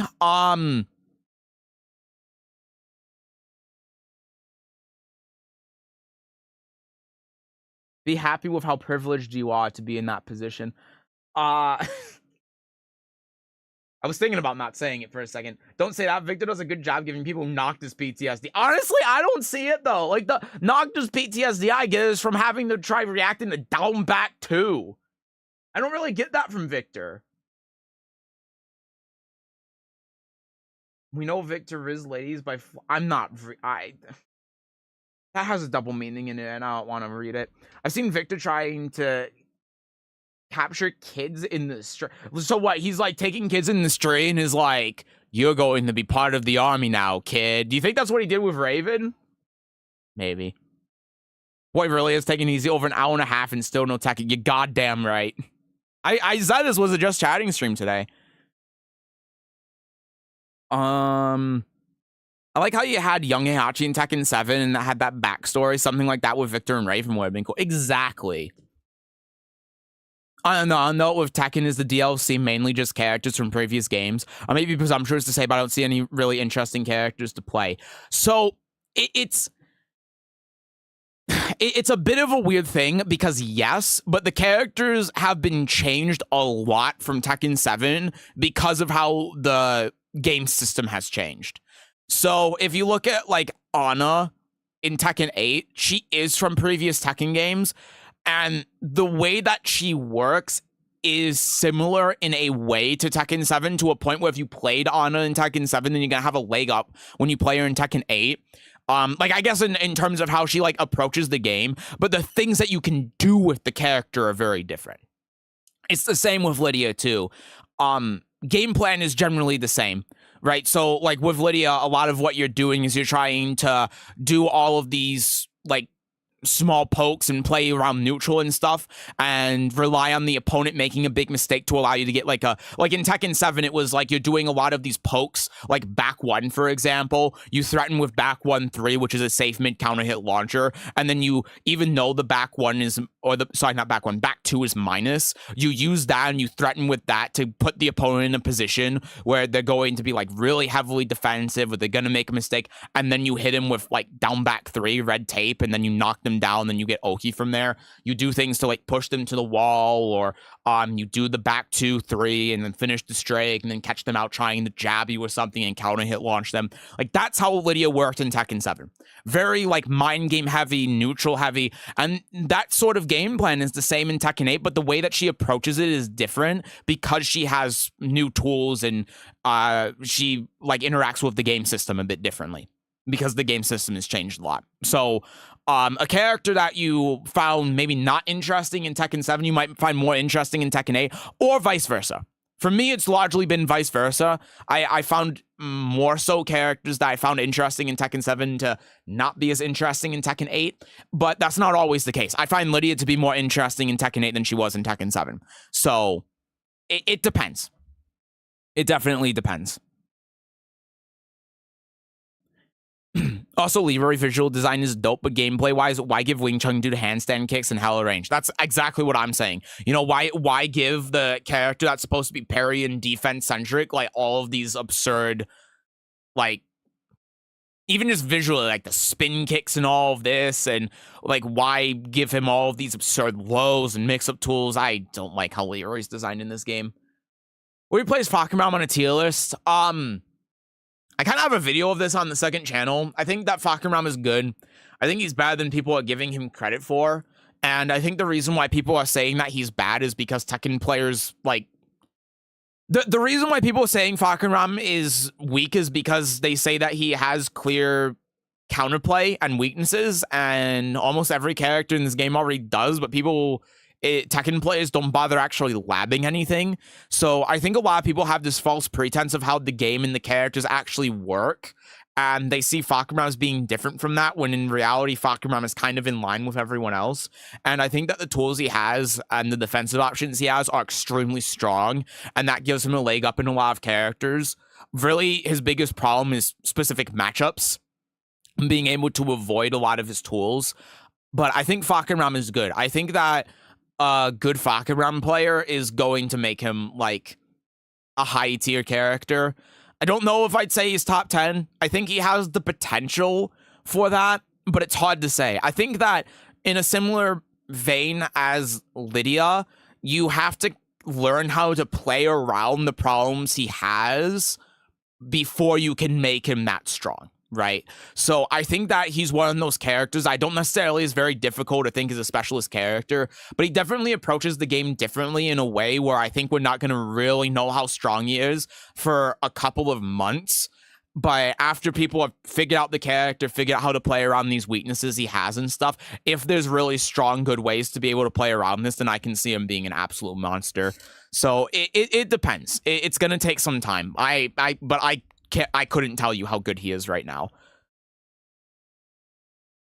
With Wing Chun, I would have made a character with stubby as fucking range, but good frames and fast counter hits like back 1+2 on close range, and far more interesting parries that can be limb specific. See, and like they do that too. His range is bad. He does have these specific parries, like down back 1+2 heat engager as a parry off heat engager. They have these ideas, but then the problem is that when he gets up close, they get scared of this idea of having a character like Leroy that's centered around defense and playing neutral and all of this. And so they're like, well, if Leroy gets close, then instead of all of these defensive tools that are used to counter the opponent, instead now like stuff like back 1+2 is more used as a tool to cover your strong offense and mix-ups rather than being used for defense and reads. And that's why I think he's a bad character design, man. I don't like him.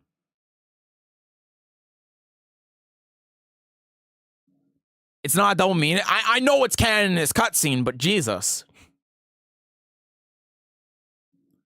For most people, if the character can't be autopilot in the win, then he's weak. Also true. Yep. I mean, that's what people said about Lidia, right? That's why people kept saying that Lidia was bottom 5 in season 1, even though that was clearly not true. Yeah, 100% correct. I think that's also why people said that Xiao Yu wasn't top 10. I think that with the right pilot, Xiao Yu probably is a top 10 character. I don't know in season 2. Season 2, it's a little bit hard to say. But in season 1, I think Xiao Yu was top 10, but required a really good pilot. And I mean, like, to make Xiao Yu top 10, it was like a couple of people in the world that could do it. But I think that with the right pilot, she is that strong. So yeah, it's like, this is the problem with tier lists, that's so subjective. You can't make an objective tier list in Tekken. You just can't.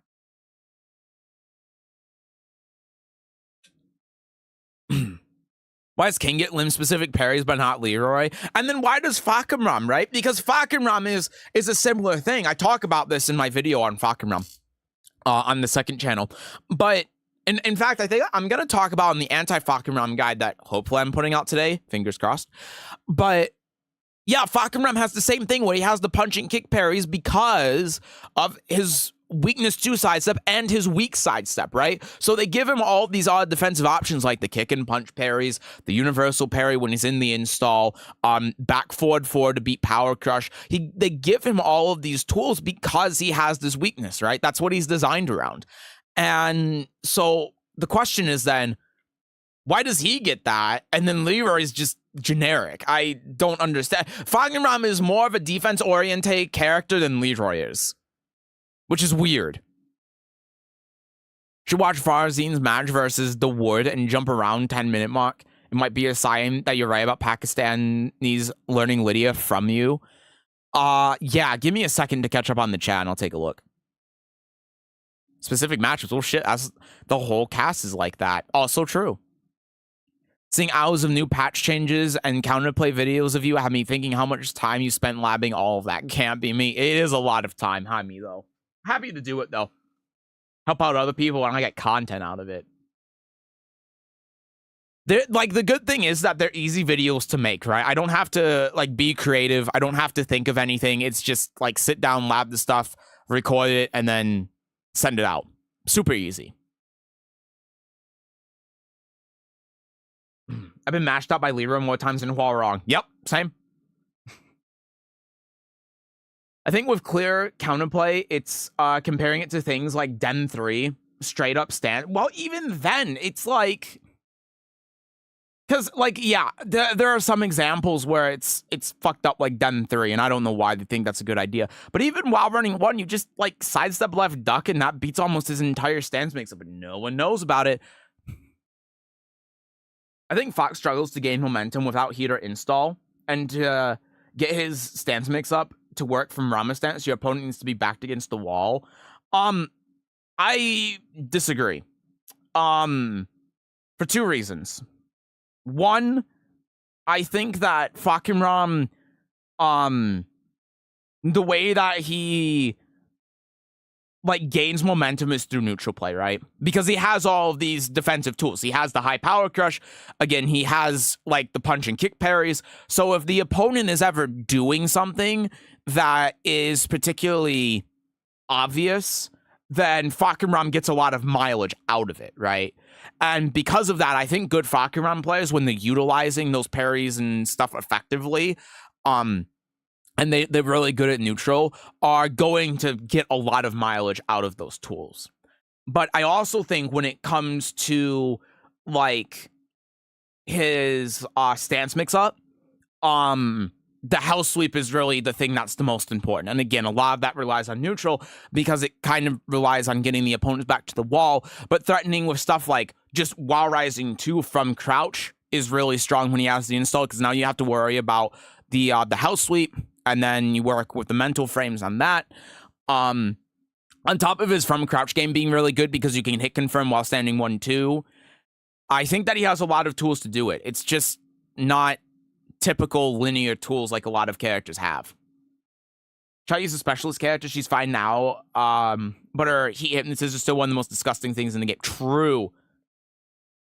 Faka is great, but a balance great. He has clear weaknesses and strengths. When I play Eddie against him, it feels like it feels great from both sides. This is what we should have more of in character balance. Honestly, I don't know if I'd say that Fakenram is like a great character design. I don't think he is, but like I'm pretty much the only person who's saying that. But I think that a lot of his character design is, and I'm not gonna go too much into this right now because I talk about this a lot in the anti-Fakenram video, like at the end. But I actually am like the exact opposite of most people. I think that Fakenram is all of the bad things of Tekken character design. Like, the way that his stance mix-up works is disgusting. It's just RPS. There's no real counterplay to it. It's just guessing. A lot of how you counter his stuff is a reaction test. Whenever he does strings, it's a true mix-up, because like if he does the charge version, then you sidestep or interrupt with like a hop kick. But then he has 3-2 slide 2, which is a homing move, and it's like counter hit, and you can interrupt that with 12 frames. But then if you try interrupting that, then off of like 3, he has 3-4 or 3-1, which is a mid-high mix-up. And then if he does 3-1, he has another extension after that. I really think that Fakenram is just like the worst of like all of the bad game design in Tekken 8 condensed into one character. I think he's one of the worst design characters in the game, personally. Thoughts design was mid in 7, but design in 8 is good. See, I'm the exact opposite. I know most people disagree with me on this, and I'm not trying to say you should agree with me. And in fact, a lot of the time on this, most people agree with me. So if you disagree with me, you're probably right. But I think that Fakenram is a terrible design. I really do. I think that like I said, I'll say it one more time because I really think this, but I think Fakenram is like one of the worst designed characters in the game. Certainly the worst designed DLC character in the game. I think that he's just a culmination of all of the bad aspects of Tekken 8 character design in one character. Like stance mix-ups, how strings work, having little counterplay when he gets in, the range thing, preventing you from really being able to play the game, etc., etc. I think he's awful. But Charlie's an interesting character. My only issue is she doesn't align with my playstyle, so I enjoy playing her. Same. I was actually thinking about playing Xiao Yu when Tekken 8 came out, but she just didn't work with me. I mean, Lidia and Ryan, there's so much trouble with Fakenram. I can imagine the punch parry will be so annoying to deal with Lidia, but I haven't played against Fakenram yet. Now, you know who's worst? Ana. No, I don't think so. I think Ana's actually interesting. Like, the odd problem with Fakenram 2 is that his game plan and his moves are so linear and one-dimensional. He's boring. It's similar to Victor. In fact, I would say that Victor probably has more going on for him from a skill ceiling standpoint than Fakenram does. I feel like with Fakenram, you play against one Fakenram, you play against everyone. With Ana, you can clearly tell the difference between someone who's really good with Ana, who's been playing her for years. I play against Mr. Taxi at Combo Breaker, and Mr. Taxi playing Ana is fucking insane. It's so impressive, the amount of things you can do with Ana, the skill expression that exists with her. But Fakenram is a similar problem with a lot of characters where, like, they don't really have any skill expression, and then their game plan is just doing the same as like every other character. Fakenram is doing exactly the same thing as Asuka. It's copy pasted. You do a move, you get his install, you do big move with install, rinse and repeat. That's all you do. There's like no skill expression in him. There's nothing going on. It's boring. There's not a single thing I like about Fakenram, to be honest with you. There's not one.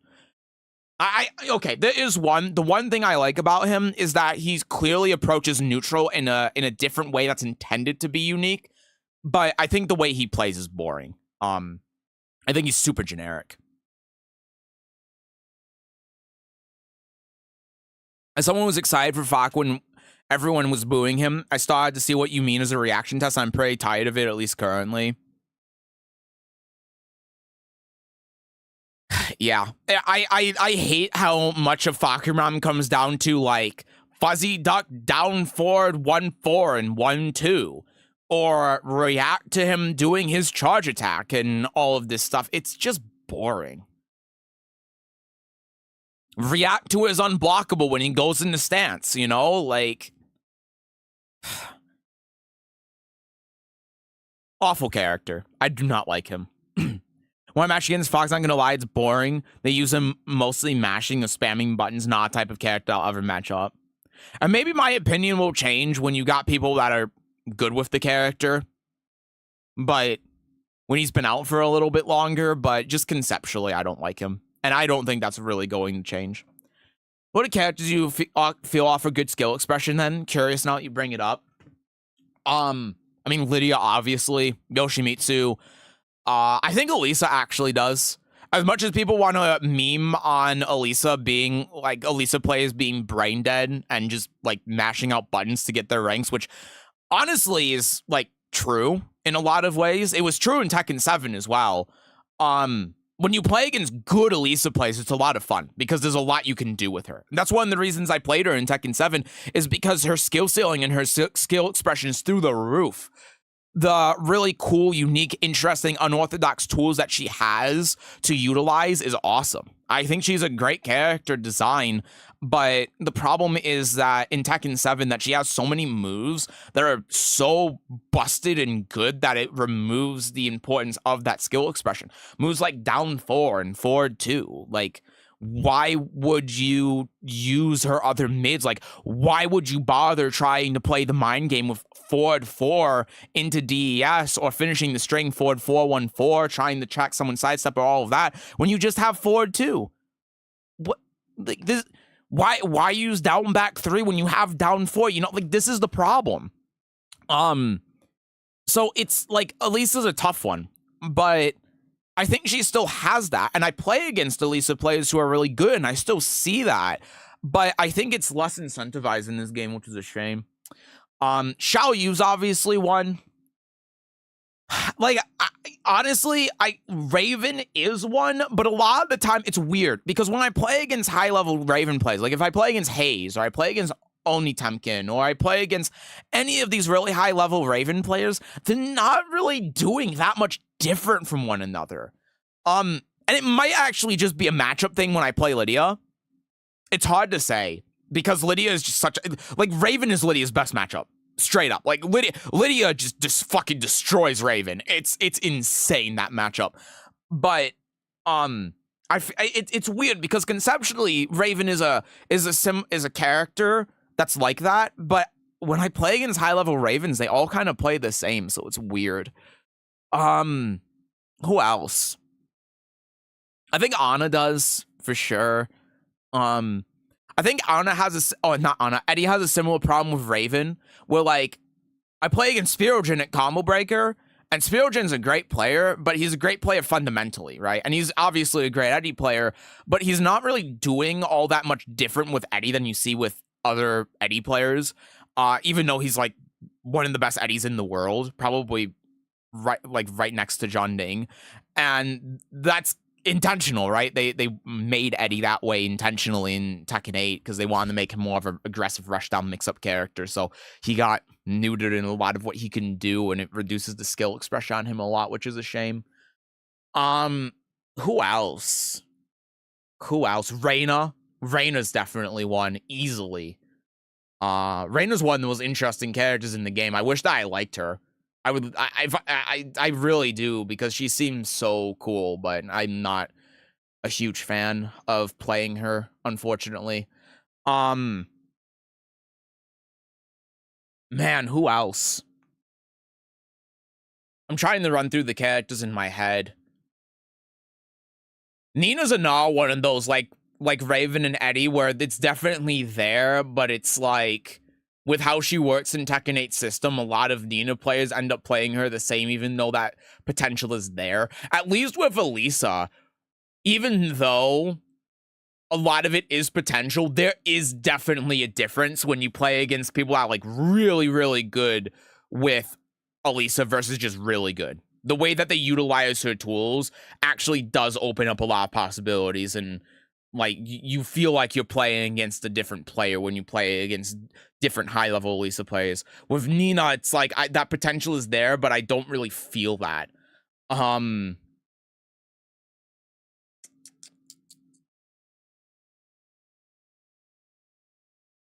Off the top of my head, that's all I can really think of.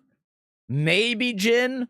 Maybe. I think Jin in a similar way as Elisa, where it's like, you don't have to be doing all of this stuff, but definitely if you get a Jin play that's like doing all of his parries and all of this stuff, then it does a lot.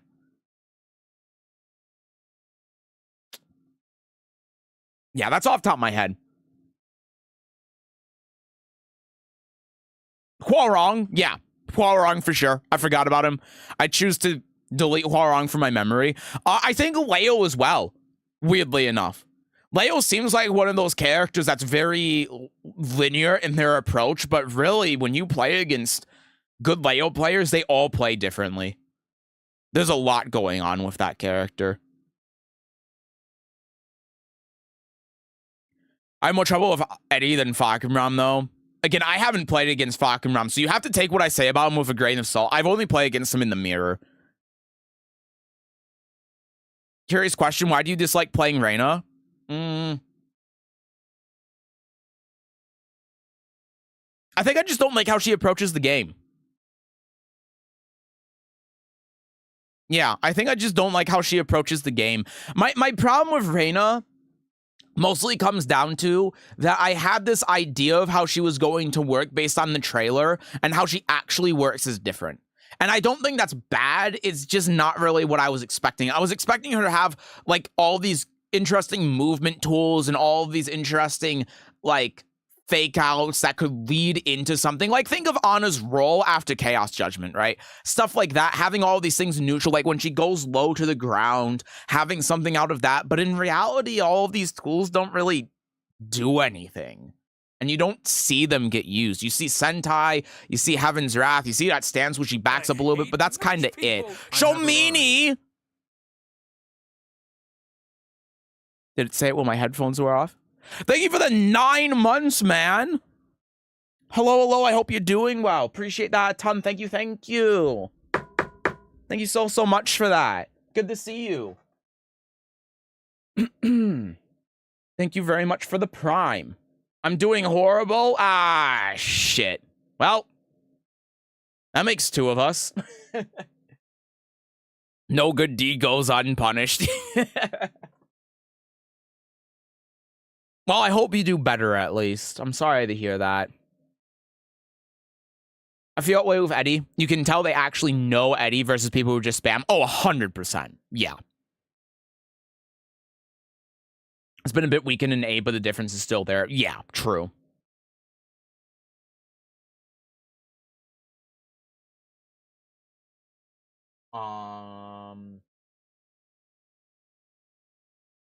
The matches of Elisa are all mashing with no effort. Yep, you're like what I'm talking about with Elisa, you're not going to see until you stop playing against Elisa's at TGS. And I'm not even exaggerating when I say that. Even Elisa's that I've seen it like Tekken Emperor, Tekken God, will still do all of this dumb shit. Like they'll do back 3+4 because somehow it still works, even at those ranks. You're not going to see what I'm talking about unless you play against Elisa's at like TGS God of Destruction.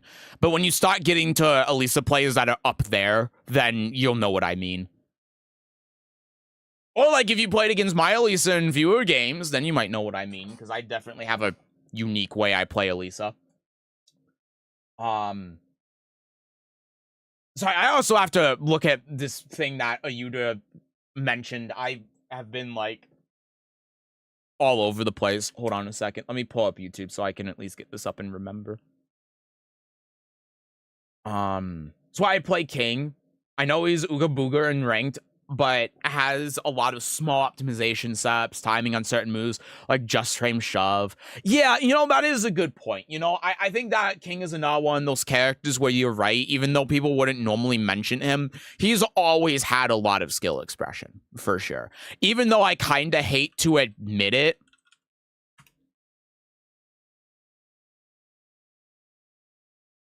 Hold on. I can't speak and type at the same time. I'm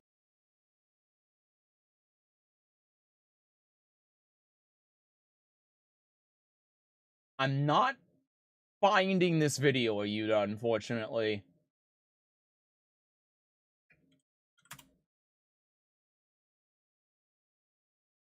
When I look this up, I'm just seeing... Oh, here we go. Nova the Wood, Kuma versus Fozzie and Lidia, 1st to 5. Also appreciate the follow. Thank you. Watching people like Yagami and Heavenly Uchiha play versus other Reinas is like night and day. Exactly. What about Azucena? Yeah, I'd say so with Azucena. I think Azucena is not one of those that's similar to Elisa, where you're not going to know unless you play against like Fusion, like me. I've played enough against Fusion to know. But there's definitely a lot going on with her than the surface. I don't think she has like the highest player expression ever. I'd say of all of the characters I mentioned, she's definitely the lowest, but it's there for sure. The really good Ninas can make the most optimal combos and execution of, but yep, exactly. It's been stuck in traffic for 2 hours and it's past midnight. Oh, man. Hi, Pharaoh. I hate Mishimas that can be successful without using Electric Wind Godfist. I think that's weak. Yep. And you want to know how I got Heihachi, the Tekken Emperor, before I gave up on him because I thought he was a boring piece of shit character? That's what I did. I don't know how to wave dash. I don't know how to electric. And I got him the Tekken Emperor anyway in Season 1. And then I stopped because I was bored. Lisa, Tekken Emperor still do the same dumb stuff purple rank Elisas do. Yup. And they use chainsaws. And it's funny too, because when I played Elisa in Tekken 7, I was using DES all the time. And I was sitting there like, why aren't you people using DES? It's so strong. And no one used it. And you want to know something? Because everyone talks about how strong DES is in this game. It was stronger in Tekken 7. And no one used it. Can you believe that? No shit. DES in Tekken 7 was better than it is right now in Tekken 8. Just straight up. It's absurd. And a lot of the reason why, too, is because of how, like, the dynamic of Tekken 7 worked. You had a tool that's just as aggressive and mix-up heavy as it is in Tekken 8 in Tekken 7's system. And you have all these moves that are super plus on block, are basically unpunishable. You had like her orbital that went over down jabs that gave her full combo, and no one used it.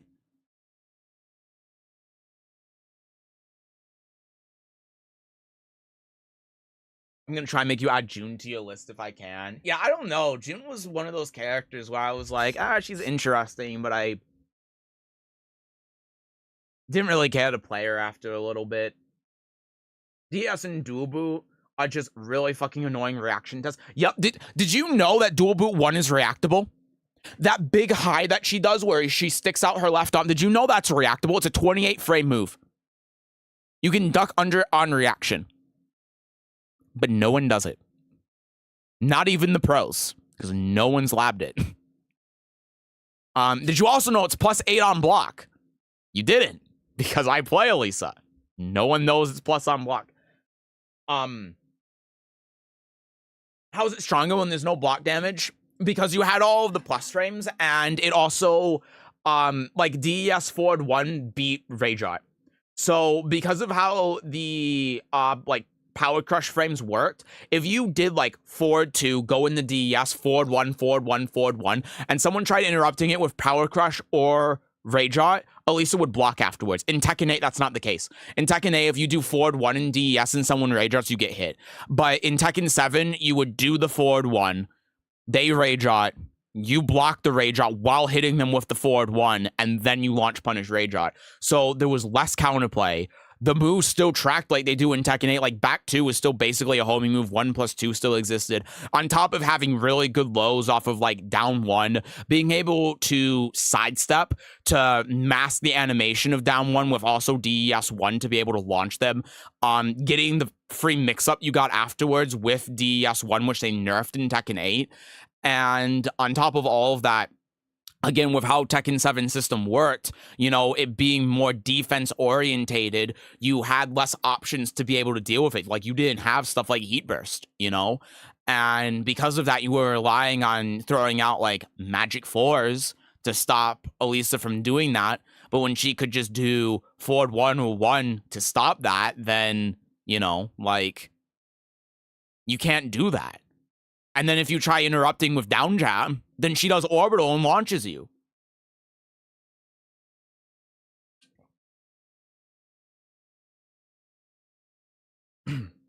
I was referring to this Kuma is struggling against my Lidia. Okay. 1 second. This.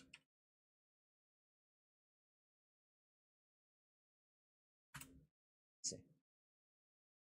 Found it. Thank you for the clarification. I mean, Chanel with Elisa in Tekken 6 was mainly down back 3 and back 1. Well, Elisa in Tekken 6 was also trash. She had, like, none of the tools she had in even Tag 2. Isn't a lot of Tekken timing-based? Yes. Tekken 8 especially, yes. Some pros use really simple tools, and it's deceptive. Watching matches sometimes doesn't quite show what the players are doing. Yeah, 100%. I think especially in Tekken 8. In Tekken 7, there was still timing. It was a factor, but not as much as it is in Tekken 8. Tekken 8 is almost purely a timing-based game.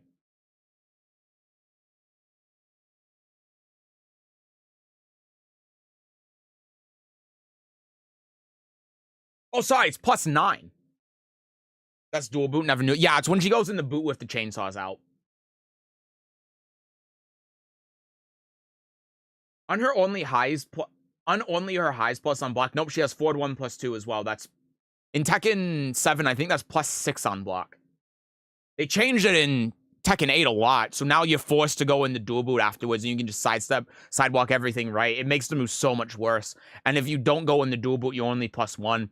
But in Tekken 7, it basically gave her full launcher on normal hit. It was like +6 or something on block. So afterwards, what you could do is you could do what I was talking about before, where you could like mask the animation by sidestepping, and then you would get a true mix-up between like down 1, or you could sidestep in the forward 1+2, which again would mask the animation.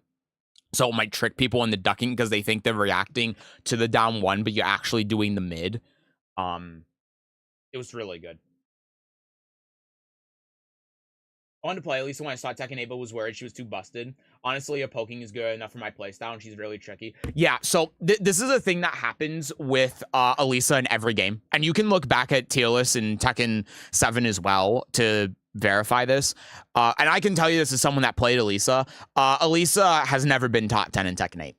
She's not now. She wasn't in Season 1. But the thing is that people know the Elisa matchup so bad that every single time a new season comes out, or a new game in Tekken 8's case, people always say that Elisa is top 10, top 5. Like, in Tekken 7, in Season 4, people were saying that Elisa was top 3. People were saying that Elisa was better than, like, Jin and Geese and all of these characters. She had no tournament presence. She didn't do anything. But people were saying that. Every single time a new season came out, Elisa got some buffs. People said, oh, she's top 10. And then over the course of the season, she dropped back to mid-tier. And same thing with Tekken 8 as well.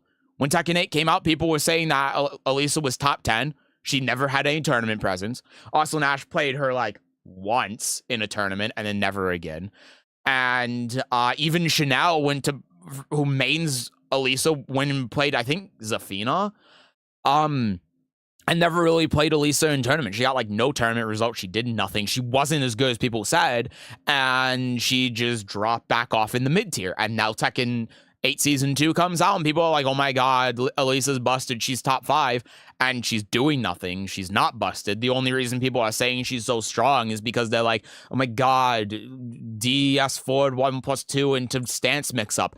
And you can just sidestep right to option select with most characters. So people just like fundamentally don't know the matchup. And that's why. And that's also why you see so many Elisa players at like Tekken God that rely on just doing all of these gimmicks like back 3+4, even though it's very easy to beat. You know, you can option select it by doing a launcher, right? So if you block the first hit back 3+4, it's -17, you launch it. If she does the second hit where she goes into the air, most of the time, character dependent, but most of the time, you just do your launcher anyway and it floats her. So, like, you can option select it by doing the correct punish anyway. But even at, like, the top 1%, these gimmicks with Elisa catch people out because they've never labbed the matchup before. And so that creates this perception of Elisa being a strong character every single season when she's not. She's always, like, mid-tier. So... Hi, Diepop. Appreciate the follow, by the way. Thank you. Got no clue how to play versus Asuka. Any tips? When I played against Kingray, my strategy was a couple of things. First one, don't get hit by dumb shit, right? So Asuka is going to do a lot of things to try hitting you for running in like back 3, for example, right? Don't get hit by that, you know? Like you have to play patient, you have to play defensive, you have to play really good neutral. And as long as you do that, it's going to be hard for Asuka to be able to get in and open you up. The other thing is that Asuka can't really do anything at range 2, range 3. So the only thing that she can really do is stuff like while running 1+2 or dashing in down 1+2. And you can abuse the hell out of that. You abuse her short range a lot. And then the third thing is you just got to look out for down 1+2s. You know, if you're paying attention to like how the opponent is approaching, it's pretty easy to get a read on when they're going to run up and down 1+2. So you can, as long as they're not like dashing up and then going back and forth and mixing up the timing, which again, not even Kingray did when I played against him. So you probably don't even have to worry about that. Just understanding like the timing that they're going to want to use down 1+2, because that's going to be the main thing that's going to give her install, and blocking that and launching her for it is going to make it like extremely difficult for her to be able to run in on you. So yeah, those are the main tips I would give. Abuse her at long range.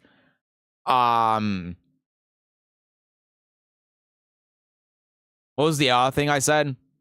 Don't get launched by dumb shit like back 3. And watch out for her opportunities to get install. Those are the main things. And then also, if you have a backsway move, those are really good against her. They're very good because, again, she has very little range. Hi, Lenith. Hello. So over Tekken, I'm uninstalling it today. I approve of this message. Okay. This has been a while, but I think that we're at like towards the end of what we've been talking about. So let me look at this. What do you want me to look at? Sorry, it took so long. One second.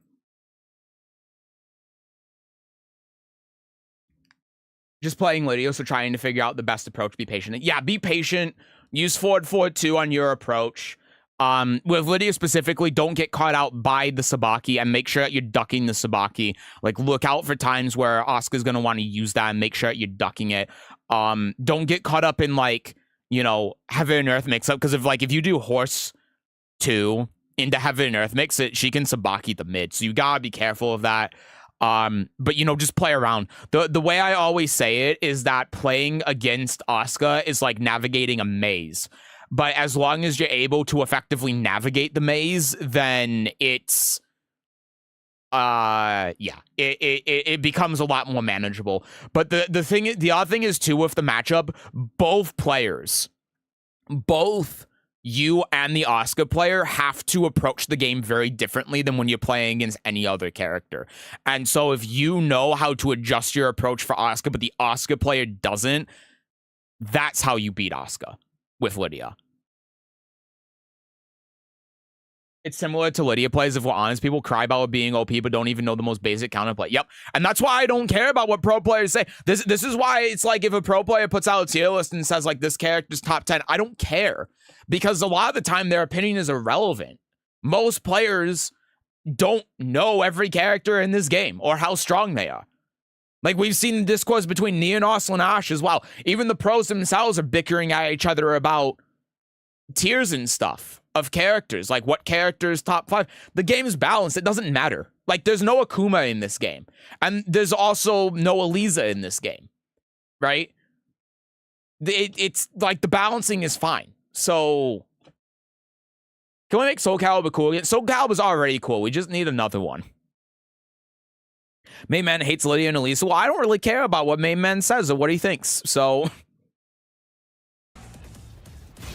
I don't think Anna's top 5, to be honest. I don't know where Anna is because I don't know the character well enough. Seth is not a pro. I'm a casual, man. I'm not a pro. I gain a lot from your rambling, so nothing is lost.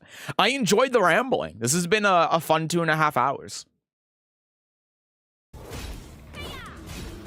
Yeah, man, that was not the putt. Like, okay, so here, when Kuma does this, I mean, obviously that's punishable, but down forward 2 is what hits here, not back 1. Kuma just goes under back 1 here. Damn.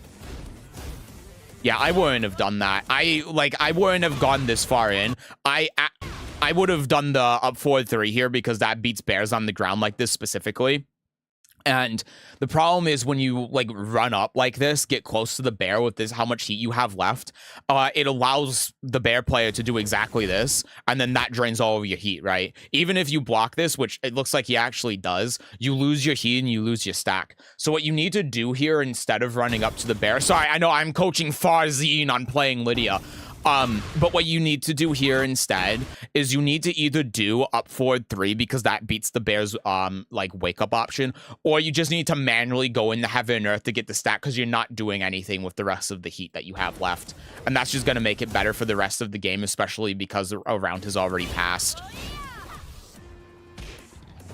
Yeah, man, and you can't like this is the other thing too, is that we're doing like back 1 and then core circle forward 4. But the problem is that core circle forward 4 just doesn't do anything. You know, you're better off doing down back 3 because it's more proactive. And if core circle forward 4 gets blocked, like, what are you doing here? You know, and of course, if it gets ducked, you're getting launched is the same as down back 3 is. So like, this is part of the reason I say this is bad. And what if core circle forward 4 hits? What if it catches their sidestep and they don't step block in time? Well, especially when you don't have heat, you're doing like 1 and you're going into wolf, which is what you're doing anyway. If you do down back 3, it's just that you're doing a little bit less damage. But what you're doing off of down back 3 is you're manually transitioning into wolf anyway, and you're doing the thing from wolf. So down jab here, that's what I would do. Yep. Nice combo. I think Lidia has the best skill expression. I think it's up there. I don't know if I'd say the best necessarily. Because I'm just not familiar enough with other characters, but it's definitely, she's definitely up there as one of the highest, easily. Down jab, man. Nice, good whiff punish. From crouch low. Hey, you know, that works. Nah, this isn't what you do, though. Like, I understand what we're trying to do here, getting the stack, but it's so late. You need to guarantee that you can keep up that wall pressure. Yeah, and then no hit confirmed there. We managed to get to 3 stacks though, so maybe that's what he was aiming for and it was a skill expression thing. But like what I would have done here is I would have just done the 1, sidestep left to realign, do the screw, get the Oki, manually go in the stance, do the go into Heaven and Earth, do Heaven and Earth 2, keep up the wall pressure, do from crouch low into guaranteed down 1+2, then flop to avoid the bear pressure. And as long as that works, then he dies. That's what I would have done personally. Yeah, and then again, like, you got to be hit confirming that. You hit confirm that with negative edge. And then the only reason why we got stack number 3 here is because he attacked into this, right? So if instead of him attacking into this, because he just jabs here, which is obviously wrong because he's -8. If you're going to attack into this, you want to power crush to avoid like the mids, but otherwise you want to grab, right? So this is just a matchup knowledge thing. When we go here, keep doing the 2, of course, and then, yeah, there's that. And that's why you can't always do the red poppy, you know? Like, he got lucky because he didn't die. Nice duck on that. But you can't just, like, constantly go in on this, especially... Like, this is one of the things with matchups with Lidia that makes this so important, right? Is that if you're playing against a character like Bears or like Lars or whoever that has G-Clef cannon, you can't use the red poppy as often. And so when we go here and we do this, this is what makes forward 2 so important, right? Because if we just forward 2 link here, then we can continue this pressure with Bears at the wall. We could forward 2 link and then cancel the stance, and he's clearly been defensive about this, so we can do that and then from crouch low mix. Or we could do forward 2 and then try doing the 1, or we have so many more options available. But when we do red poppy, we're opening ourselves up to not only getting caught out by G-Clef cannon, but then the problem is when we go into Wolf after this is blocked, it's just doing the exact same thing if we did forward 2 or down back 3, but it's less risk, especially because it's a bear. And because his left side is to the wall, he can't avoid the forward 2 with the +6. He can't. It's the forward 2 is guaranteed here unless he rage arts, which is going to beat the core circle forward 1+2 anyway. When exactly can you do red poppy? I'm still confused about this move's usage. So one good way to use it is that it's like when Lidia's +6, it's basically a homing move. It tracks to both sides. The odd time that you use it as well is against a really defensive opponent, or you just want a big mid poke that has a built-in mix-up that gives you another follow-up afterwards. If you have an opponent that's being very like aggressive, or they're hitting a lot of buttons, or they're actively trying to counter a lot of the stuff you're doing, red poppy is worse because there's a higher chance that they're going to sidestep the second hit or attack into it, like what the bear did here. And in that case, you're going to want to resort more to doing like the back 1, a forward 2, or stuff like that. Depends a lot on the situation though. To beat Asuka, you need to out bouquet her. True. I gotta reach God Destruction ASAP. I feel like a fraud curse has objectively bad players in me whenever they touch Lidia. Also, core circle forward 4 has a place next to down back 3 because of the better reach and low crush. See, yes. But the way that I use core circle forward 4 is long range punishment and off of a sidestep specifically. Off of specifically sidestep into the foreground because you're already buffering the core circle forward 4. But if I'm not doing those things, the only matchup I'm going to use the move in is against Lily because her sidestep is abnormal from other characters in that she can sidestep certain options that Lidia normally uses to beat sidestep that other characters will just lose to, right? So, the only specific matchup I'd use core circle forward 4 is that matchup with against Lily, but otherwise the only time I'm using it is whiff punishment, and it's a great whiff punisher, don't get me wrong. And that's also why you might want to use it off of sidestep as well, because sidestep, then core circle forward 4, sidestep into the foreground, you're already buffering the input, so it makes it faster. And if you get it as a whiff punish, it's fantastic because you obviously, like, do horse 2, go into Heaven and Earth at half cost, and then you have the mix-up from there. So, yeah. But that's all I use it for. I don't actually use it as a homing move. I think the move would be just as good as it is now if it wasn't homing. Annoying plus frame pressure reminds me of Injustice. You cannot tell me that. Like, listen, you can hate this game, but you can't tell me anything in this game reminds you of Deadeye, okay? Yeah, and again, that's just another thing that's like 1-2-4 is a huge gimmick. And then using Political Storm here doesn't make sense, because if we do, like, we do that, and then we get the plus frames here, and then we're trying to frame trap with Political Storm. We should be trying to frame trap with forward 2, because we're +6. If we one frame link forward 2, then bears aren't going to be able to sidestep it. And Power Crush is going to beat Political Storm anyway. But forward 2 is plus. And look at the wall position here, right? So if we forward 2 here, and we do something to threaten wall pressure, then again, it's like I'm saying before, we have access to from crouch low mix-up, which gives the guaranteed follow-up. From crouch mid mix-up, which wall splats and gives full combo. Forward 2, if it counter hits, is going to... I don't think it's going to wall splat from here, but it at least gives us heat engager with 3 stacks available. Depending on how he's being as well, we can cancel stance back 1 more plus frames threatened from there.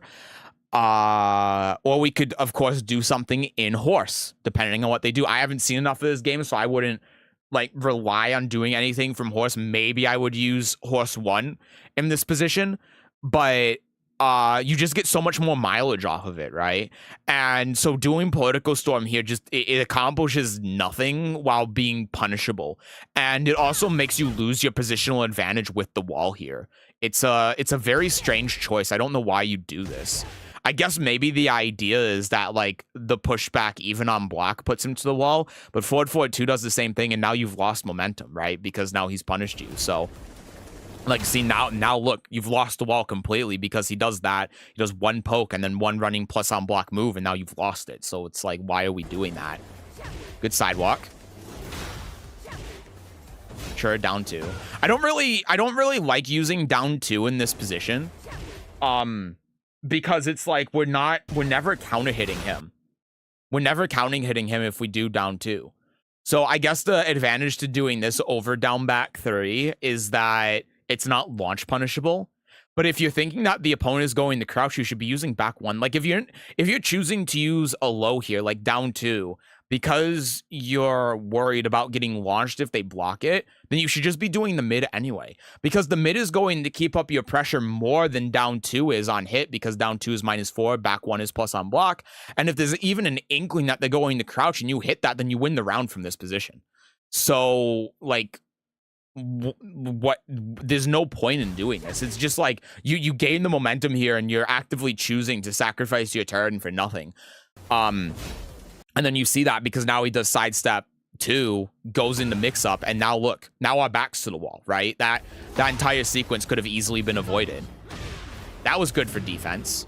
I would have forward 2 there, and I would have killed him. Down jab, roll out of there. He's just waiting for it. Good power crush. Yep. Yeah, I mean, like, especially against bears, you know? Like, this is why you can't do this. You can't just go heaven and earth. If you're playing against a character that has a 13 frame, like any heat smash like this, then this is very risky to do. But especially when they have a fast one like bears being 13 or Jack being 10, you just can't do this. You can't. You're taking so much risk, and for what? Like, what are you getting out of it? And on top of that, he could also just grab you. How can we give this coaching session to Fazine? He might need this for Evil Vegas. I don't know. If that's something you guys can do, then go for it. It would be an honor and a privilege to be able to pass on my knowledge to one of the greats, but yeah. These are just my observations. And again, like, even from a fundamental perspective, I understand not wanting to take the risk here, but he's clearly, like, charging this, you know? And hot kick is so risky here, too, for no reason. Damn, he's doing the dash jab combos. Sure, fair enough. Yeah, if you time this better, this actually beats wake up kick. If you do it, like, here. See how... Oh, he did while running... No, he did... No, he did while running, too. If you did this earlier, it would beat the wake up kick. You have to do it... here. Right here. And then beats it. He just did it too late. Right idea. Yeah, I feel like he's being way too obvious about going into heaven and earth. Yep, mid again. Yeah, and see that, like, this is what I mean, right? Because before, with off of the while running 3, we did Political Storm. But here we get the counter hit off of down back 3. And he doesn't have heat burst available or anything. So if we did like forward 2 here, he would die. Because we have the stacks and everything. And then on top of that as well. So right here, I assume this is on the current version of the game. Down 1 plus 2 just kills him. Down 1 plus 2 just kills him. And if you want to do a mid forward 2, not down forward 1 like this. See, because we're just doing down forward 1, down forward 1. Yeah, no, the down forward 1 is not the mid here. You have the frames to be able to forward 2. And even if it whiffs, like, it gets punished with wake up kick, so who cares? But if it gets blocked, then you get the mix-up. 1 mix-up kills. If it hits, then he obviously dies. Down 1 plus 2 is the low that you can use here. Minus 13 on block, and that also kills him. So yeah. I don't know. Like, Ayuda, I don't think that he's playing very similar to me at all, to be honest with you. I mean, like, a lot of the things he's doing, I'm saying contrary. I'm like, I would do this instead. I wouldn't do what he's doing. He plays very differently than I do. So, anyway, that was that. Free coaching session.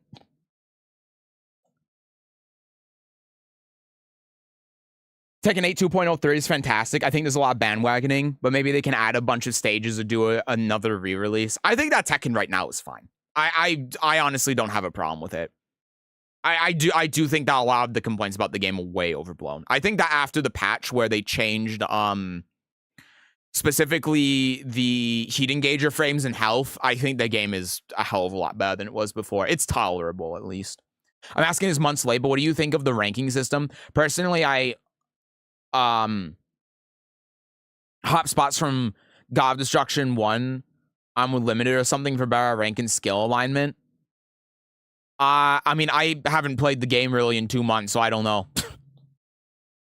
I don't play ranked, so I haven't played ranked since April 4th. Besides playing Ram, obviously. But I don't think that counts. So, I have no opinion. My default muscle memory is a spam forward 2. I'm infecting you. What determines if down 1 plus 2 whiffs? After the down back 3 counter hit situation, if they hold back, it'll whiff. If they press up or they stay on the ground or they try to roll, it will hit.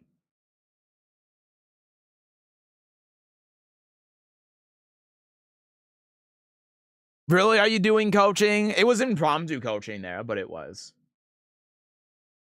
Me too. I don't understand the complaints. It's just people that are like that are miserable and want to pass off their misery to other people. My mistake. I mean, like I said, you're the only Lidia player I watch, so I don't have much reference, but thank you for the tips and stuff. Yeah, of course. And you're perfectly fine. Like, I think that because this same thing happens with Turbo. When he talks to me about other Lidia players, he'll say that like EXO plays similar to how I do, and that's not true. EXO and I play very differently. I think that what it is I have not to toot my own horn, but I've pioneered a lot of stuff with Lidia, and also a lot of people's knowledge on Lidia comes from me. So you might see 1 or 2 things that someone else does, like with Farzin doing the dash jab combos, and you might be like, and you might see that and go, holy shit, he's doing the same thing that Seth does. And you know, I think a lot of the things that I do have just kind of naturally spread to other Lidia players because it works, and that might be why. But you know, I think that from a fundamental level, he plays very differently than me. I think that the Lidia player that actually plays very similar to me is G-Ken. I think that G-Ken and I play like almost exactly the same. If you want another Lidia player that has my exact playstyle, he's the guy to look at. But when it comes to the other people that play Lidia, like EXO, Tetsu, Farzin, they play Lidia very differently than I do. Can we punish Rage Out with another Rage Out? No, it's Rage Out's a -18, not -20. Watching this, if I get my reaction times down, general matchup knowledge up and practice my movement, I will be the #1 ranked Lidia player in the world, behind Tetsu and you probably. No, you won't be behind me because I don't play ranked, so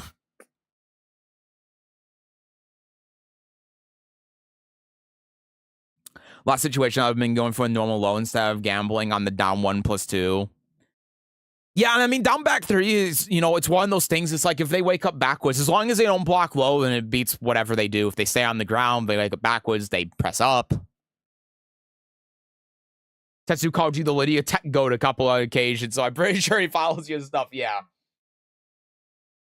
I saw him, I recommended a month ago. He made a video about forward 4-2. I'm like, thank God someone else is doing it. Because that's like my thing, you know? Forward 4-2 is my thing. I love forward 4-2. Actually, I think my move is from crouch down forward 3. And I think that's the difference in playstyle between, like, someone like me and Farzine. And it comes down to from crouch mix-up. Because, like, a lot of what you heard a lot of what I was saying. It's like, get him to the wall and then find out a path to do the front crouch mix up. That's how my mind works with the character. I'm thinking of all these different things that I can do, and a lot of it comes down to, like, pushing him to the wall and trying to set up for the situation that makes him scared of the front crouch mix and opening them up that way. And so I'm thinking, like, 7 steps ahead on how to do that because that's my plan. When it comes to how Farzine's playing, I think he's playing a lot more, like, in the moment, you know? So, like, I'm thinking of it from, like, if you play chess, I'm thinking of it like how the board is going to look in 7 moves. And even though the moves on, like, the current turn and turn 2 and turn 3 might be a little bit different than what I'm thinking, I still have this plan of, like, how I want to set up the board on turn 7, right? And so when I'm playing Lidia, that's sort of like how my mind works, where I'm thinking like, okay, I'm in this position and I want to do this thing, this thing, this thing, this thing to be able to set up for this.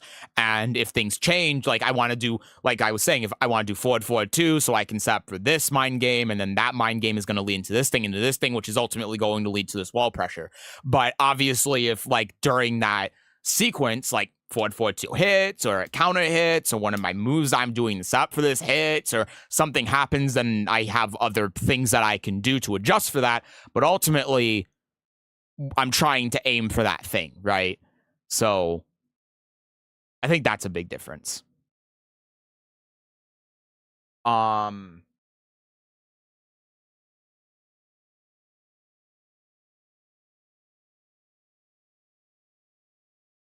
What do you mean by G-Clef Cannon? Like 1-1-1. It's the name of the move that Julia, Michelle, and Wong have, and it like same thing as Snake Edge. It's just if you have a move that's 1-1-1, it's called G-Clef Cannon. From crouch down 4-3 sucks. I hate that piece of shit move. I can be inside my opponent and it never counts as a clean hit. Yep, it's annoying, but it's good. It's good enough that even though it's inconsistent, you still use it, because at the wall it's a it does more damage than a house sweep and gives you Oki. It's crazy. And when you mix it up with While Rising 1 as well,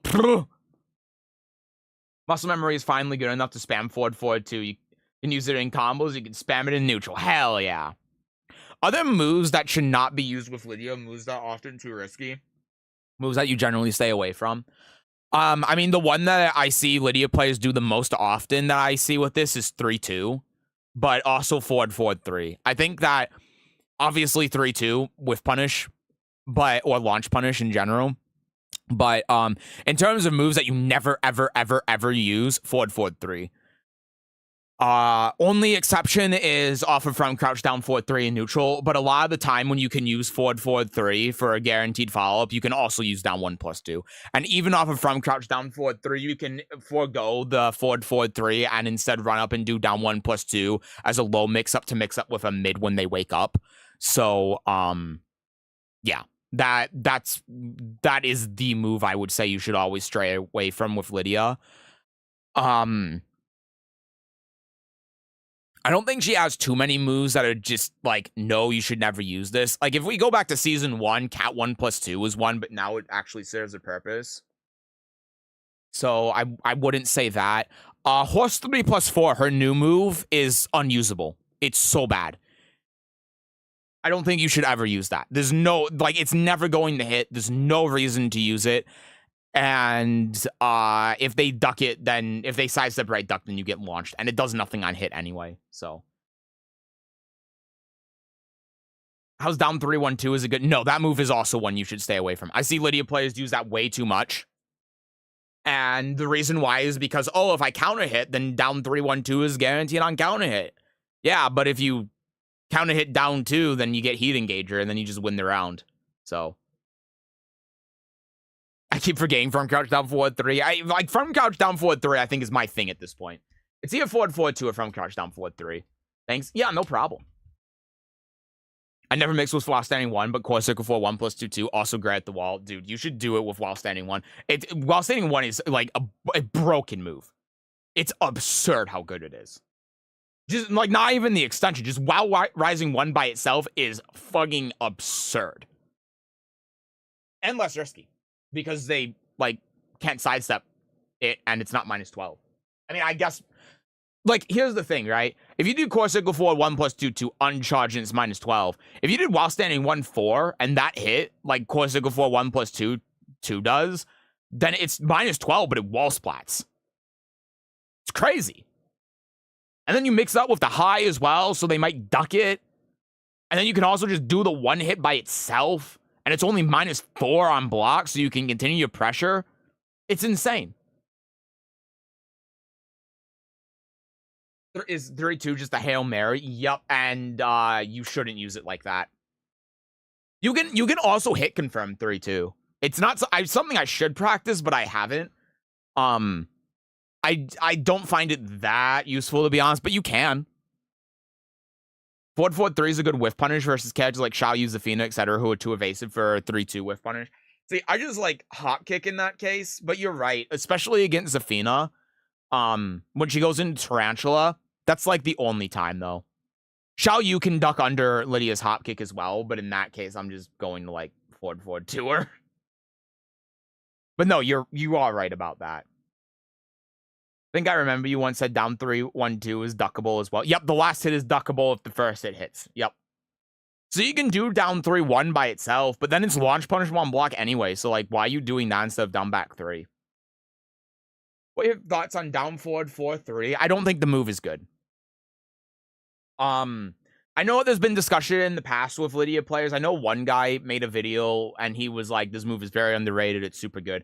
I disagree. I think that there are a lot of other things that you can do that are just better.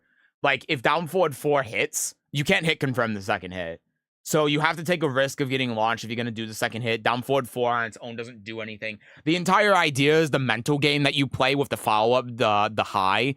But you can just do that same thing with back 1, but back 1 is actually doing something on hit. You can do that same thing with forward 2, but forward 2 is actually doing something on hit or block. Down forward 4 on hit isn't doing anything, and if you do the extension, you're risking getting launched. I just think that there are so many better things you can be doing. Plus 3 plus 4 is garbage. Ain't gonna argue with you on that one. Yeah, I said this since the first time I saw the move. It was so bad. It's unusable. Hit confirm 3-2. What does that mean? I don't know many Tekken terms. It means you can press the 3 button and then visually see that the first hit and then hit the 2 button instead of just throwing it out. How good is Lidia's splash up forward 3? It's pretty bad generally, but in the bear matchup, it's a very important tool for you to use. Only in the bear matchup though, because it floor breaks and it avoids the bear's wake up options because she gets so high off the ground. So yeah, matchup specific tool against bears, extremely good, very important for you to use in that matchup. But generally, you can be doing a lot of other things, and it's just better. I think there definitely are uses for it, though. Like, I think if the opponent's back is to the wall and you're at long range because it wall splats, it can be good for, like, catching the opponent if they're moving forward or they're dashing or something. But it has to be a very specific range.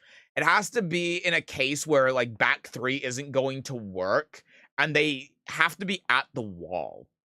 And you have to be in a position where, like, back 1 or forward 2 isn't going to work. So I don't think about it that hard, and I just don't use it. I think there are uses for it outside of that one specific matchup, but they're very niche. Nothing's worse than whiffing your launch because it's a high in the low profile. Also, hello. Hi, Gilbot. Hello. Welcome in. Down forward 4-3 is a classic example of a useless Lidia move. At least it's plus on block. And you know, to be fair, the down forward 4 isn't completely unusable. Like, there are times where you're at a very specific range in a similar way as forward 3, and you just want a safe mid that's plus on hit that you can throw out very quickly. But I mean, generally speaking, it's bad. It's more so that, like, the move isn't bad because the extension exists, rather than you're using the move because it has the extension, if that makes sense. Like, sometimes you just want to throw out a mid that's not forward 2, that's relatively fast, plus on hit, just throw something out at longer range, and, you know, even if it, like, gets blocked, you have that threat of the extension, so it's not, like, the end of the world if it gets blocked. But you're not using it because of that. If that makes sense.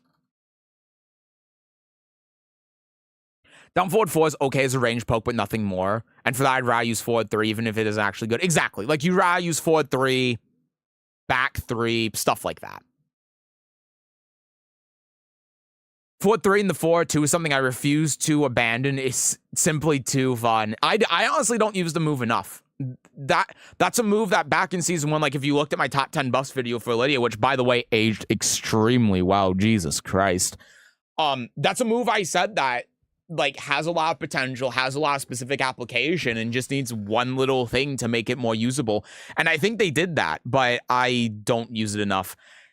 And I think a lot of that is because I don't like that the mid is -12 and then the high is the high. I think it's too risky, but I think it's enough where you definitely can use it.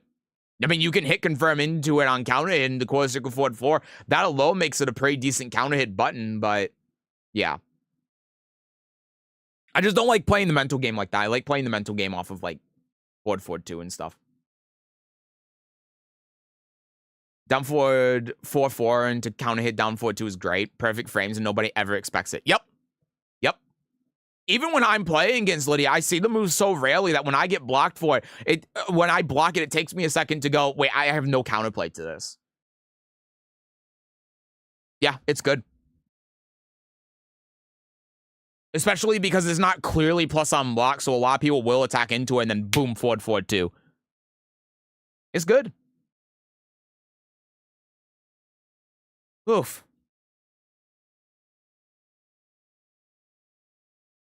Man, I'm tired, man.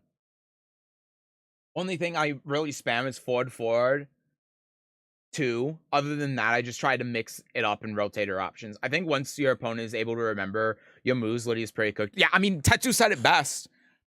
Actually, let me pull up the clip because Tetsu said it better than like anyone, including myself, and he's 100% correct. Hold on. I hope that this VOD still exists. It might not. It might actually be too long ago. I want to pull up the specific like point in the VOD, but the VOD might not exist anymore, unfortunately.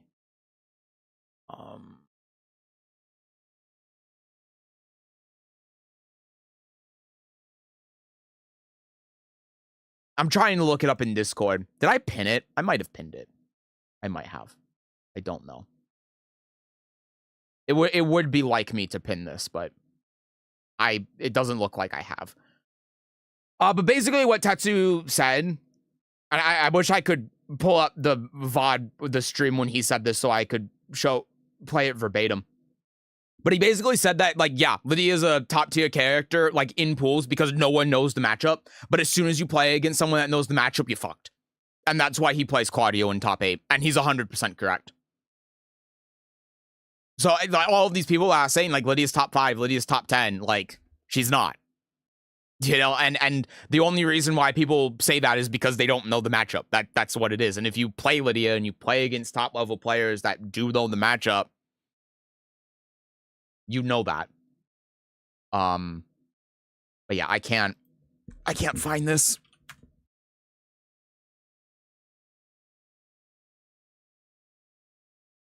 I wish it was easier for me to just look at my own like Discord messages. I guess I could. I guess there is a way for me to. But either way, I think this is so damn old that I am not going to be able to find it. So, whatever. But yeah.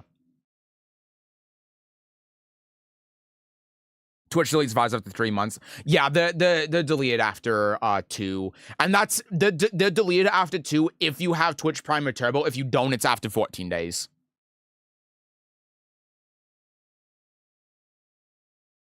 Oh, you posted a clip in general. Oh, perfect. Thank you.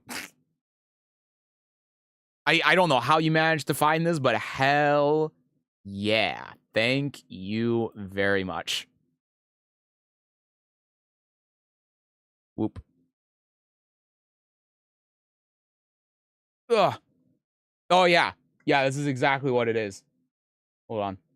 Let me make sure I have the volume up and everything. Here it is. There's someone in chat that says, when I see you play Lidia, I feel you're a better Lidia player than Claudio. When I see you Lidia, I feel like you're a better Lidia player than Claudio, because people don't know shit about this character and I can do whatever I want. Exactly. But once I play against a Korean that knows how to deal with her, I'm done, bro. I'm done. He is 100% correct. And maybe it may also seem like that because Lidia has more tools and I can show you my Lidia better. Exactly. Because I can use more tools more effectively than with Claudio. Because with Claudio, I only do the same shit over and over again and use timing. 100% correct. Yeah, für so Pools. I could not have put it better myself, and I've tried to. I have, but 100% correct. Reason why Lidia looks so good is because you play against people in pools, they don't know the matchup, and then you just run over them. Soon as you play against someone that knows the matchup, you're screwed. And the reason why, another reason why Lidia looks so good is because when you see people like Tetsu play her, she has so many tools that she can utilize, and you can, if you're good enough play, you can utilize them so well. It feels like she just has so many options. But she does have a lot of options, but they're easily counterable when someone knows the matchup, right? And then that means that you have to think more about it. You have to use more of your tools. You have to play more mind games, interact with the opponent. You just have to do more things than if you're playing like Claudio, for instance. And yeah, that just adds to like the mental toll. It adds to the fatigue when playing the character. It does so many things that makes her hard to play. Yeah. But he's 100% correct. But joining Louges and Tekken A and checking playlist in the 0 to 1 Lidia players out of like 100. We're a small player base, but we're proud. Me stressed the hell with a new controller, first time ever on a PS5. I ran through pools. The average player has no clue about Lidia. Dude, when I beat Non-Tekken at Frosty Fellstings, and that was what put me in 13th place, the first thing that he said was, as soon as I saw Lidia, I knew it was over. I know nothing about this character. That's what he said verbatim. This is the guy that got 16th place out of 500 people at Frosty Fellstings after I beat them. Just to give you an idea. And this is season 1 when she was considered bottom 5. That's how it is. It's how this character is. She's the only reason that she is considered as strong as she is purely because people are innocent of the character, and they will remain innocent, ignorant of the character, and they will remain ignorant of the character because that's how Tekken players work. But as soon as this character becomes a problem where a ton of people are playing her, and you know people actually have to learn the matchup because there's more than 0.1% of the player base playing her, and people actually learn that, oh, you can sidestep right block and beat everything after forward 2, then she's gonna become a lot harder to play and a lot worse. So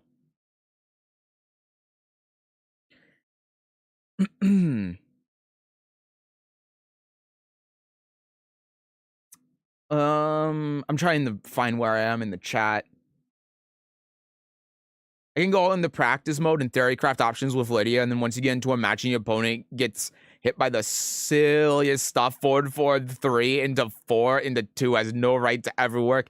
And yet, somehow it does. Somehow it just works. It's like the whole thing with Hammer Tech. Hammer Tech has no right to work, but it's so good it got nerfed. It's ridiculous. You just do 1 + 2, heaven and earth 2, running 1, heaven and earth 2, and somehow they get hit by the mid.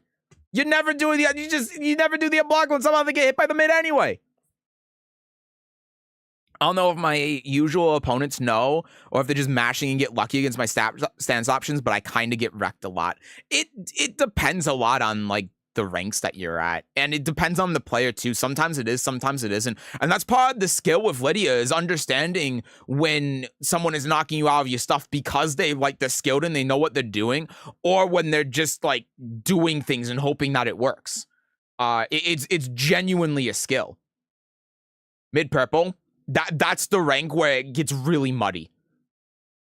Because in mid purple, you have a lot of people whose defensive option naturally against like everything is maybe jab, down, jab, power crush. And you have some people that are just like, I'm gonna hit the button.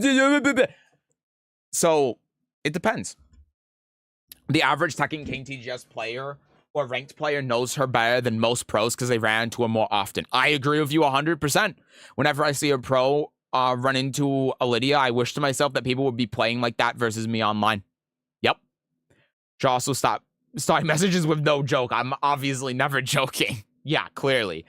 But no, I agree. And then this is what I've said before too. Like I've played against pro players. I've played against pro players in tournament. I've played against pro players online.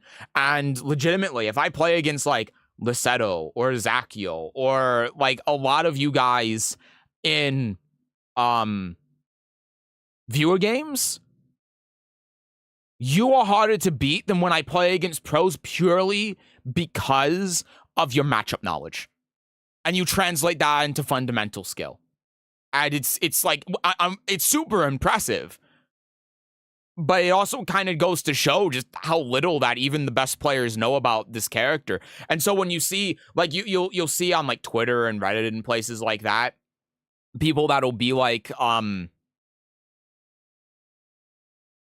you'll see people say like, how can every pro player be wrong about like what they're saying about the character? Surely not every pro player can be wrong about Lidia being top tier. If every pro player is saying it, then she must be.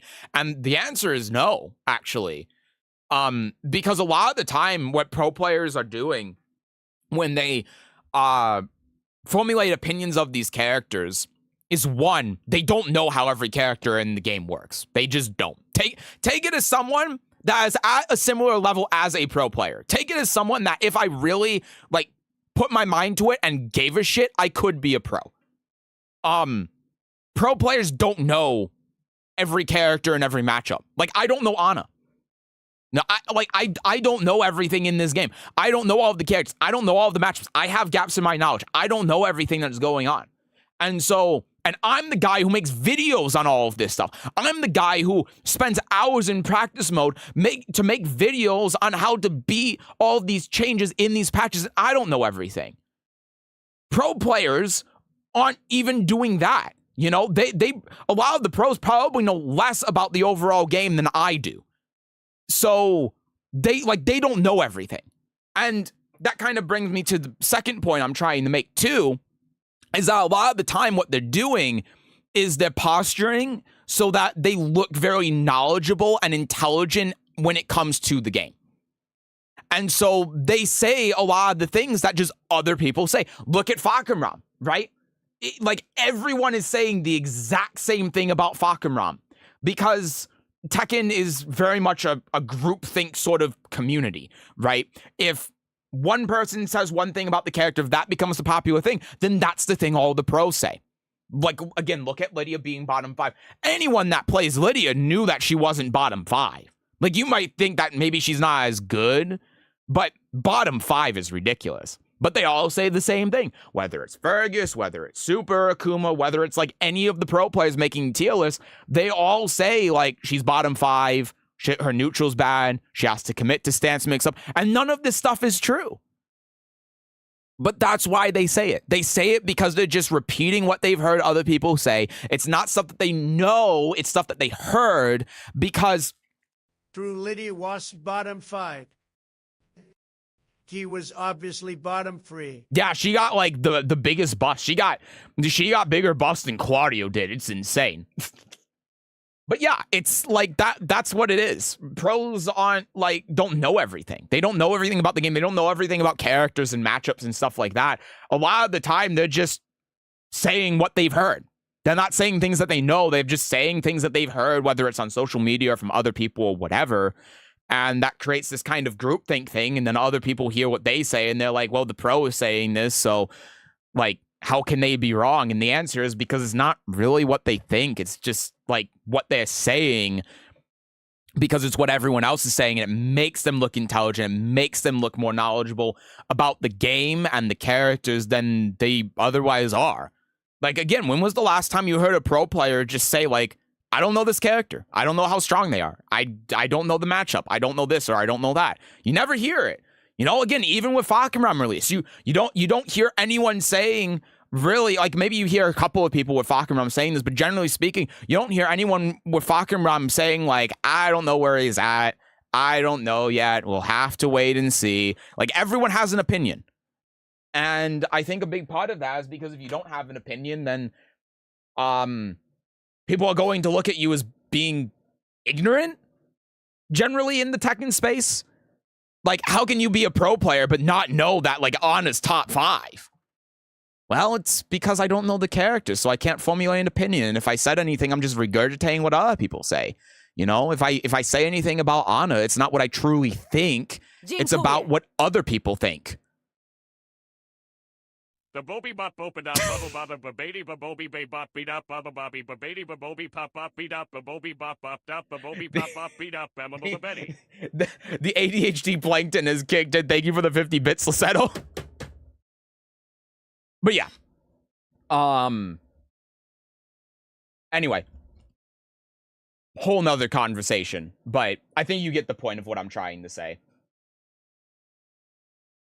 Doesn't Lidia just have deeper and deeper levels of rock, paper, scissors? Can you forward 2, for example, and the 1 and your opponent can duck under it? But I was taught you can 1+2 and it'll beat duck jab if they try ducking. No, 1+2 doesn't beat dick jab. I actually have a spreadsheet. Let me see if I have it on this email. I think I do.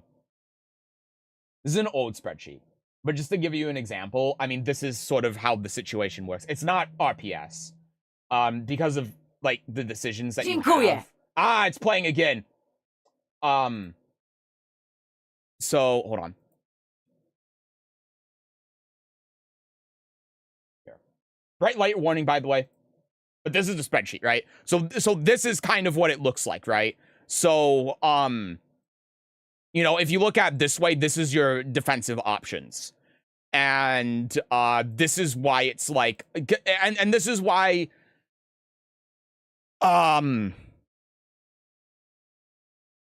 what am I trying to say? Like, the risk reward on defensive options isn't just RPS. Because, like, if you choose to power crush, for example, this is just going to be everything except 1+2, right? So it's a pretty safe option. If you choose to just stand block, then it's only going to lose to, like, horse 4, horse 1+2, which aren't really doing anything, so it's a pretty safe option. If you choose to grab, then everything beats it except for 4, but it's a high... It's a decision that you make off of a read that she's going to go into, like, heaven and earth or something, right? Down jab, another thing. Very low risk option because the only thing that beats it is horse 3. Jab as well, right? This is why you see people doing jab and down jab. Only thing that beats it, horse 1 and horse 1+2. And then horse 1+2 doesn't give you the counter hit. So, like, this is how the sort of dynamic works. It's not an RPS situation. And this changes if forward 2 hits, if down back 3 hits. Like, this is the difference between down back 3 on hit versus forward 2 on block, right? So, yeah, it's not an RPS situation like it is with, like, I guess Fakenram is an RPS situation. It's designed that way. Still kills me that all of the pro players I could have run to a tournament, I run the fucking Tetsu! That is unfortunate. That's unlucky. There's a lot of appeal to authority when it comes to pros and it takes. Yep. Just because someone is better and doesn't automatically mean they're more knowledgeable. Yep. Same assuming that pro athlete is the most knowledgeable about this sport. In that case, no one would ever need coaches. Exactly. You know, and a lot of the times, too, to their credit, a lot of Olympic coaches were Olympic athletes in the past. Like, there are a lot of times where, like, participating in the sport is what makes you a good coach, but your knowledge in the sport and being able to coach people is a completely separate skill from you being able to execute on it in real time. It requires a completely different mindset, line of thinking, and like learning direction, I suppose is what I'm trying to say. And so being able to like be a coach at that level while simultaneously having the skills to be able to compete is almost impossible, because you're taking that time that you would be spending like practicing and instead using that time to study, right? And that's what makes it like balancing the two is for most people it's impossible. Saying the only reason I get my wins is because my opponent doesn't know what's going on. No, that's not what I'm saying. Stop being a Tekken player. Stop being a Tekken player. Stop being a Tekken player. Tekken players are sitting here on Twitter and they're the type of person that goes, man, I really like a peanut butter and jelly sandwich. And then they immediately respond to that with, what, so you don't like ham sandwiches then? What, so you're saying peanut butter and jelly is your favorite sandwich, so you think ham sandwiches are shit, huh? Well, I'll have you know that my dad invented ham. That's not what he's saying. Sorry, I got really heated about that there. The moment I saw pro players not punishing Victor's EI 1-2 and forward 4-2, much less launching them, I stopped believing pro players' words as words of God and started doing all my due diligence. And I think that's what everyone should do, including for me, right? Like, don't take what I'm saying at face value, especially with Fakenram, you know? Like, what my thoughts on Fakenram are obviously very different than everyone else's. You shouldn't, like, ever just agree with anything I say. I have my own thoughts. I have my own opinions. I'm wrong all the time, right? So it's like this with everyone, you know? Like, you should always come to your own conclusions. Sometimes it's going to align with people. Sometimes it's not. Time for me to sleep. Nighty-night, everyone. Nighty-night, Zachiel. Thank you for coming by. Sleep well. Ham sandwiches are kind of terrible. Oh, God, of course it's the Lee player. Oh, of course it is. Just like how the Lee players come in and say, and just say out of the blue, out of nowhere, Lee is shit. Lee's terrible. Like, Lee players are the type of people to say that, like, if you say, like, Devil Jin's bottom 5, they're going to be like, Lee's worse! Are you trying to say that Devil Jin is better than Lee? Now we have the Lee player doing the ham sandwich thing. Oh, you're saying that peanut butter and jelly is good, huh? So ham sandwiches, like, we're doing the same thing now. I can't believe this. I'm kidding, by the way. I'm kidding. I come from actual real-life combat sports, and many of the best coaches, be it striking, grappling, or like never competed themselves. Or when they did, they had below mediocre careers. Exactly. Like, it's a completely different skill set. So what you're saying is we can do forward 2, but anything else is unsafe. All right. I think that's gonna do it for today's stream, everyone. I think we've ended this on the perfect note. Always Lee players women. I hate women. That's Kazuya players, actually. Please don't clip this for bio. Thank you very much. God, with the green screen as well again. Oh, Christ. Anyway, I think I'm gonna get out of here for today, everyone. Oh God, I started playing the video and was trying to minimize it. Sorry about that. Respect wrong original opinions much more than people repeating general consensus. Give me 10 Lee Mishima. That's exactly what I was going to say. Like, people shit on, like, I even hear pro players shitting on Lee Mishima and his tier list. Like, I think I heard, like, Nii shitting on Lee Mishima for his tier list and his opinions, but dude, at least he has an original thought. And at least he's willing to articulate what he thinks. He's not afraid of, like, being made fun of by stupid-ass Tekken players because he dares to have an opinion that's different than other people's. I disagree with a lot of the things that Lee Mishima says, sure. I think a lot of people do. But at the end of the day, I respect his opinion a hell of a lot more than I respect some other players for just, like, saying X character is top 5 or X character is trash or whatever when they're just like repeating what they've heard from other people and they don't have a real thought on or their own conclusion on like what they think about the character or the game or whatever, you know. Yeah. Should have played a game for background today to avoid being clipped. Yeah, that might have made it a little bit better, but like I said, I'm just tired.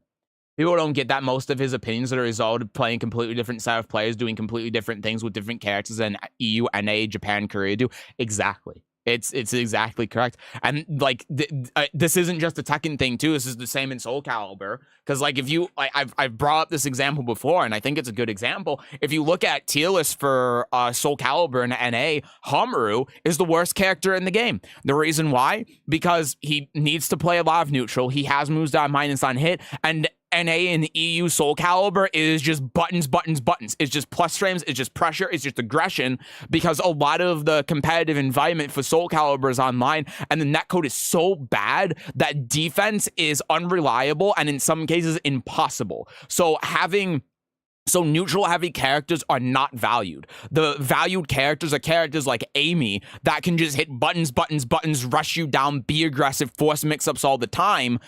And if you look at tier lists in Asia, if you look at them in Japan or Korea, then Hamaru is considered like mid-tier. The tier lists are completely different because over there, everyone's close enough to each other that you can actually like defend and play neutral in that game. So having a move like Hamuru's B plus K, it's -8 on hit, isn't the end of the world. It doesn't mean that you just lose on the spot, whereas in NA it does. And that's like something that is important to talk about in Tekken too, is that like when it comes to tier lists and what people think of certain characters or whatever, it's a product of your environment. It's a product of the players that you play against. So when you see these arguments between Nee and Arslan Ash about like Brian and Ana being top 5 or whatever, they're both correct because it's subjective. You know, there's no objective like Brian's top 5 or Brian is top 10 and not top 5 or like Nina or whatever. It's not objective. It's a product of your environment. Tier list and character strength is all subjective. And so when these two, especially Nee, are bickering back and forth with each other on Twitter about like X character being top 5, who gives a shit? Why does it matter? It doesn't matter. Both of your characters are strong. You are strong players with those characters. Who cares about the semantics of if they're top 5 or not? It doesn't fucking matter. You could have 17 characters in this game that could be considered top 10. It doesn't matter if a character is 9th or if they're 7th or if they're 13th. Depending on the player, the environment, the randomness of the stages, the matchups and everything, they could be anywhere within that range. So why do we argue about it? Why do we get so heated about it? Why are we bickering about it like children? At the end of the day, it doesn't matter, and we're just being dramatic for no reason. At the end of the day, the character that you're playing is strong in their own right for their own reasons. Every character can compete. Every character can do well. It's not about like this character being top 5 or that character being bottom 5, because there's nothing definitive there. At the end of the day, it's about like the game being fun, about certain moves being overtuned, about risk reward on certain things, regardless of how we're like perceiving this subjective idea of where a character is. And those are the things that need to be changed to make the game more fun and feel better competitively. We don't need a character to get nerfed just because they're top 5. We need characters' moves to get nerfed because they feel bad to play against. That's where the balancing should focus on. So, who cares? I love buttons. Remember the first couple years with Tekken 7 at Akuma and bottom tier and Geese in mid tier? Yup, I do. It matters for them because of how they get perceived by the fan base. No one wants to be the guy who got carried by a top tier. In that sense, I respect Arslan a bit more because he reiterate a bunch of times he only ever plays top tiers to begin with. And that whole like getting carried by X character is fucking stupid. And anyone that says that just like doesn't understand how the game works. And I've heard pro players say that. And frankly, I think the pro players that say that are shit. I think they're scrubs. Not gonna name any names. I can think of 2 names right off the top of my head that I could throw out there and you'd be like, oh yeah. But I hear pro players say that same shit too. Like, this character is carried, you are 3 ranks higher than you should be because of your character and all this dumb shit. And it's a skill issue. It's a skill issue. There's no character in the game that really does that. And if you think that, then it reflects on you and your ability, not the person you're playing against playing that character. I didn't know connection affects people's defensive, offensive style. Oh, yeah, 100%. Oh, yeah. Not so much in the modern day because of how netcode has evolved, but yeah, it definitely does. Scrum mentality can affect all levels of plays. 100%. No players free. Like, again, I'm not naming names, but I'm sure that we've all heard pro players say the exact same shit as low tier god. The exact same shit. You got lucky getting this counter hit. You're such a fucking scrub. You're bad at the game. You fucking suck. You got lucky. You're carried by your character. Like, you go to certain pro player streams, like people that play Brian, for instance, and they say that shit, and it's like, you're saying the same thing as low tier god. The only difference is that people perceive you as being a good player because you've, like, done well in tournaments. But your mentality is no different. You get a free pass because you're good. And that's stupid. It's fucking dumb.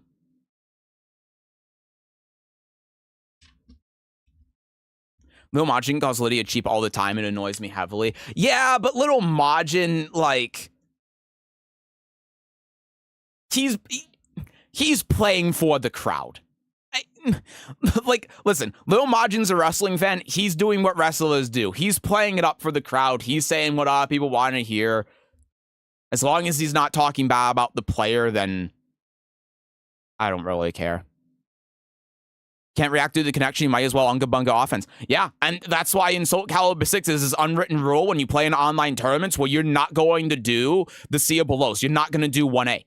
Because, like, the netcode is so bad that even though the move should be reactable, it's not. And if you start doing it, then the whole game is just going to become a 1A fest. I think people's hatred comes from not knowing our characters other than mains. I think the hatred comes from people putting too much value in themselves on, like, their ability to play the game. Like, they reflect their own self-worth onto their ability to play the game. And so if they ever, like, do poorly, then they see that as a personal attack on themselves. And that's what makes them so mad.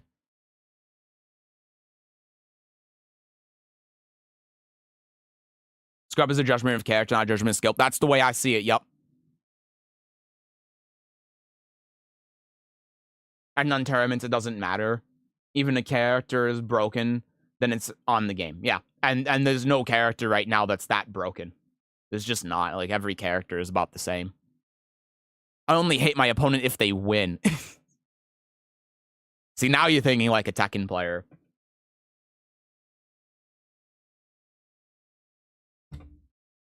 But yeah, you know, it's like, why do pro players get a free pass to talk like low tier god, be a complete insufferable ass because they're good? You know, like, I'm just gonna name drop Fighting GM because we all already know how I feel about that guy after what happened. But that guy's a cunt. But he gets a pass for it because he's a good player. He's perceived as being a good player. That's just not okay. Why is he allowed to go around and bully people, like go in the quick match, play against people, make entire videos on them, calling them shit, calling them a scrub, calling them carried, all of this other bullshit? Because he's good. Because, like, if low tier god did that, there would be like a 30-minute compilation video making fun of him for saying that shit. Why is it okay for him to do that? Why is it okay for him to bully people? Why is it okay for him to harass people that are just trying to, like, play the game online in quick match? It's not okay, and he shouldn't be getting a free pass. And I think it reflects on just how shit the Tekken community is that a lot of people think that's okay. And not only that, people will still speak positively of him when he's an ass. He's insufferable and he only brings negativity to the entire game and community. Why is it okay? It's not. I have a history of him. I notice he whines when he starts losing. I played against him in quick match. He was playing really poorly. He was just mashing all the time. And I called this out when I was playing against him. His connection was also dog shit as well. We got to final round in the set when we were playing in quick match. And when I was going to kill him with forward 4-2, his game froze. And it caused my forward 4-2 to become a forward 2. And then he won. And then he posted a video when he was playing against me saying that like I was like a fraud. And I, like, was just mashing and had no defense. And he just, like, cherry-picked all of these clips from our game when I basically beat him in the set. He's just a salty ass. And he just bullies people and harasses people and makes fun of them. In a similar way as low-tier God. And it's like... What? Why is that okay for him to do? Why does he get a pass to do all of that? He shouldn't.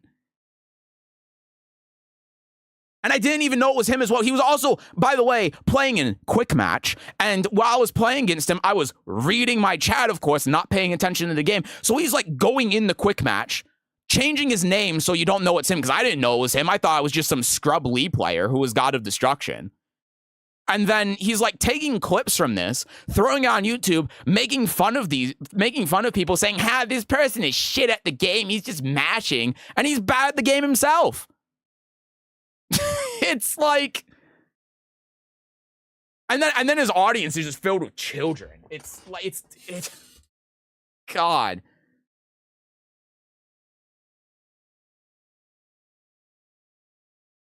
It's terrible. Hi Chris. Hey man, I'm not trying to be rude, but would you try your game on stream? With all due respect, no, I won't. If you send me a business email, by the way, and I just never responded to it, I apologize profusely. I haven't looked at that in months because I've just been so busy. I've been forgetting about it. I really do apologize if you sent like an email or something. I just never responded to it.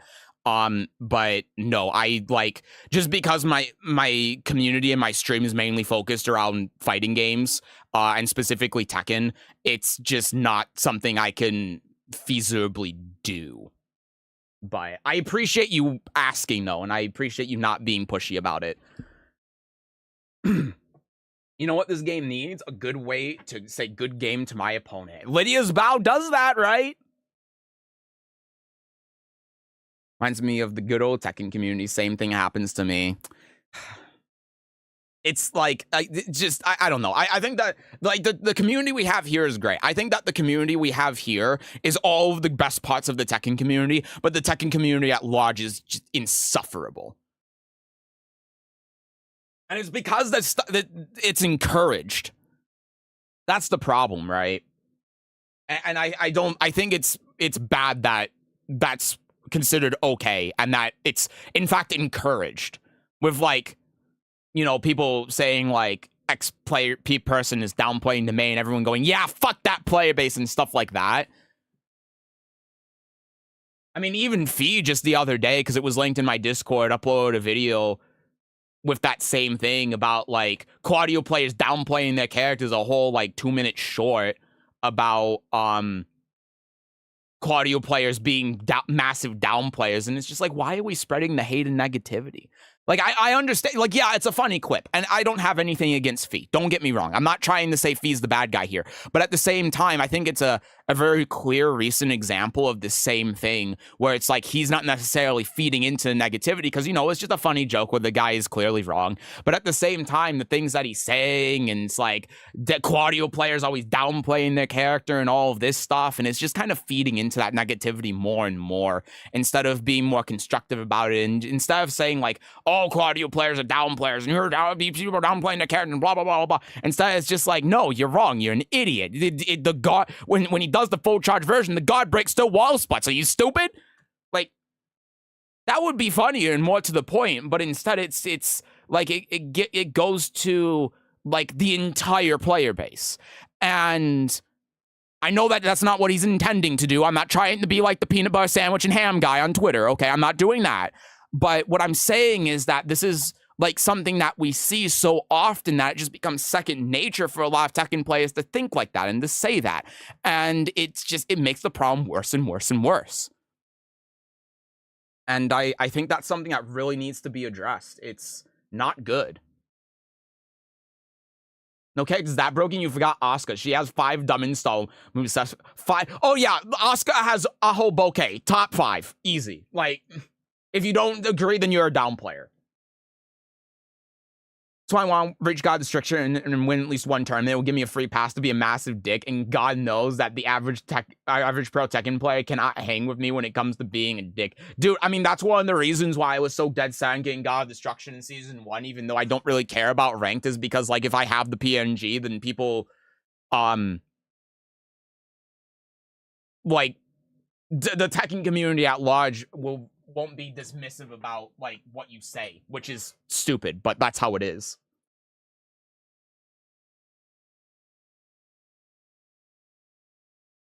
Almost like when people complain about Eddie and stuff like forward 3, but characters have the same thing, and many of Eddie's moves stop working if you sidestep left, even though that's his strong side. Yup. It's just ignorance. FGC is naturally toxic, also true. Imagine the bad future when everyone does Lidia's bow instead of key charge after being an opponent. Yeah, right? They just turn the key charge input into like a respect GG button. That'd be nice. Meanwhile, Lidia players are asking for nerfs. Cough, cough. I think Lydia's in a good spot. I don't think she needs buffs or nerfs. I agree, our community is good stuff. It is. It's exemplary. I'm like a couple more hate DMs or comments away from letting my actual rotten to the core personality shine. Oh, dear God. Oh, man. We got a true Miguel player in here. Everyone look out. Feel like you need to post that peanut butter ham sandwich thing on your second channel or something. Oh, don't worry. This whole, like, stream has so many bits in it that I need to upload to the second channel. Oh, this is going to fuel my channel for a week. A 4-hour just chatting stream where we're talking about all of these different topics. This is, yeah, no, don't worry. This is gonna fuel the channel for a couple of days. Peanut butter ham sounds proteiny. I for a sec, I don't know why, but I read that as bologna, and that was a pretty good joke I came up with myself, I'll be honest.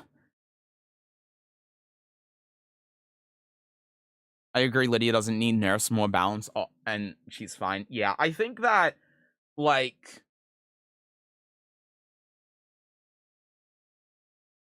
I definitely think that there's one thing in there that maybe should be changed, right? Like, I think that, I don't know. Horse 3 is the one that immediately comes to mind. I think that Horse 3 needs some changes. Because even though I think that Horse 3 is just kind of doing the same thing that, like, back 1, after Stance Cancel was doing in Season 1, it's not really doing anything new. I understand the frustration. Like, dealing with Horse 3 as it is so annoying. I think that maybe what Horse 3 should do is it should only give you the plus 14. Man, it's tough. Because on one hand, you know, here's what it should do. Here's what I've come up with this change. Here's the nerf I think Lidia should have. I think that Horse 3 should give you the plus 14, but put the opponent in crouch. So Political Storm does not come guaranteed after. That's what I think. I would like that change. Yeah. If they do that, I'd be happy. Because Horse 2 already serves the purpose of being like the mid-heat engager if they duck, right? So if they make it so that Horse 3 gives you plus 14, you get down forward 1-2 guaranteed with the plus frames, but you could also still link in the forward 4-2, because I think that's the coolest thing about the Horse 3 change, and that's why I like it so much, is that you can do the forward 4-2 link for full combo. More high execution and being incentivized. As long as you're still able to do that, I think that'd be nice. And so giving it plus 14, but crouching, I'd like that. I think that would be a really good change. But that's like the only nerf I can think of that I think would be good. Especially after the Wolf 4 change. I mean, maybe the Okeon Wolf 4 at 3 stacks maybe could be nerfed, but I don't know. Because then at that point, then the 2-stack version's better. It's bouncing Lydia is weird. Give Lidia Kazuya's eye laser. I'm being serious, man. If you want to lose the last bit of respect you might have for the Tekken community, just check out the comments on my Steam profile. Oh, no. I've seen enough comments on enough Steam profiles. Also, hi, Sock. It's good to see you. Hello, hello. Think they're going to do anything with the crazy camera switches since the July patch drop? Nope. Because that same issue started happening more frequently when Season 2 happened, and now it's just happening even more frequently. I don't think that anything's going to change. Hope you're doing well, dude. Thank you. I hope you're doing well, too. Post that nerf to X so Murray can see it and realize it. You guys like that change? You guys like Horse 3 being plus 14, but putting the opponent in crouch so you don't get Political Storm? I like it. I think it's a little bit awkward giving you down forward 1-2 guaranteed afterwards. It's weird, but I think that change would be sick. It would be all of the things that I like about Horse 3, because I don't care about the heat engager. Like I said, I think that the whole thing with the heat engager is just the exact same thing as canceling after forward 4-2 and doing back 1. But it would remove all of the things that make the move feel bad and people don't like about it. Horse 3 change, sure, but give Lidia wings and an electric. So you just want to turn Lidia into Clive. Okay, well. Was she going to fire the laser? So she has a stand, right? The eagle is her stand. The laser shoots out of the eagle's mouth. Give her a gun, too. She should have one. She is the prime minister, after all. AK-47 might be a little too big. The AK might be a little too unwieldy. But a pistol? I don't like that change because I like doing Horse 3 in the 4-2-4 at the wall. Well, that's a good point, actually. Because then thinking about it would be just worse than how it was in Season 1, right? Because then you don't get the wall spot anymore. You know, okay. Here's my proposal. Okay? Plus 14, force crouch, make down forward 4-2 a 14 frame move. How about that? How about that? Does that work? Should fight with her bodyguard next to her.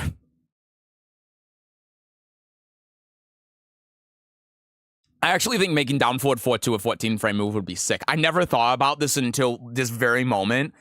But honestly, if I went back in time making the top 10 changes I'd make to Lidia, that would be one of them. We may have a deal, Mr. Streamer, sir. Yeah, I think down forward 4-2 being a 14 frame punch would actually be sick. Because there are some moves that are like minus 14, but you can't punish with Political Storm because the first hits a high. That'd be good. I watched your old reaction to Lidia and I heard you Slavic before, but I didn't know you Polo specifically. Yup. Down forward 2 in the I-14. Sure, now I don't have to power or Political Storm everything. Yeah, and like if you do down forward 4-2, it's a worse punish than Political Storm, right? And because it's a mid-high, if Lidia just throws it out, then you duck the high and you launch her, so she can only use that as a punish. And if she's not doing Political Storm, then she doesn't get Heat Engager, but then if your back's to the wall and you do something that's minus 14, boom, now she can get a wall spot with a 14 frame instead of 2-2. And it's a mid. I think that'd be cool. I actually like that change a lot. I love that change. Someone's got to tell Murray right now.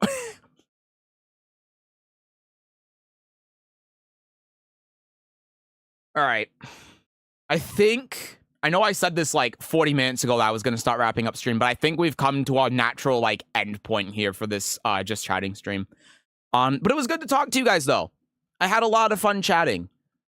Even though it was a little bit chaotic in the beginning because there was so many people that was saying so many things, I couldn't keep up with chat. I'm so sorry.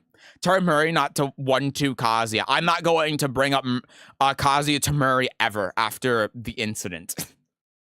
But no, I appreciate you guys stopping by. This was a nice little laid back just chatting stream, and I had a great time with it. I hope you guys had a good time too. With the second monitor content. But like I said, I just needed a break from playing Tekken because I haven't been feeling good. I've been really tired. I've been having problems, and I felt it was just best for me to not play Tekken today, but I really wanted to stream. So, you know, I'm glad this worked out today. I had a great time. The incident, I'm not repeating the incident. There's no way I'm repeating the damn incident.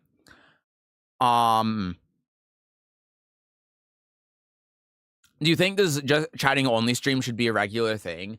It's hard to say. Thank you for the Mishima hate, because I really like doing these chatting streams, but there's obviously only so much that you can like talk about when it comes to like the game and stuff. Because there's just nothing ever happens in Tekken, and I think a lot of people do want to see gameplay from Tekken. So I don't know. I think that's just one of those things where when I want to stream, but really just like either not in the mood to play Tekken or can't play Tekken today, it's more like I can't play Tekken because I just can't focus. Then yeah, you know, I really like doing these streams. So if you guys like them, then I'll keep doing them. But you know, I'm not going to make it like a regular thing. You know.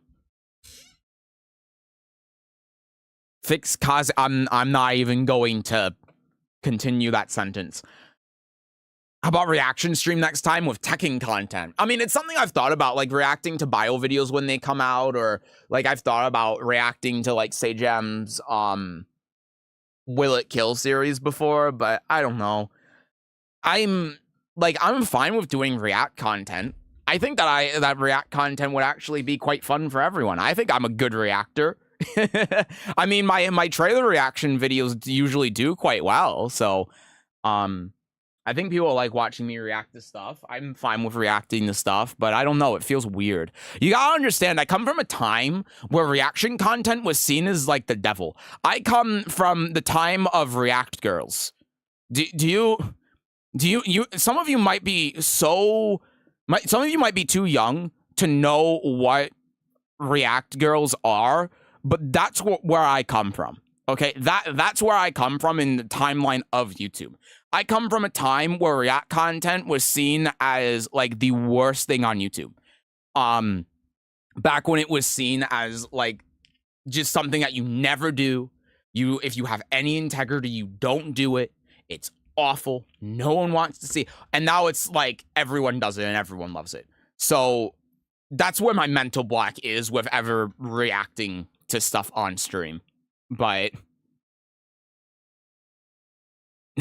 live reaction. TikTok reaction on the right corner. Subway Surf is on the top left corner.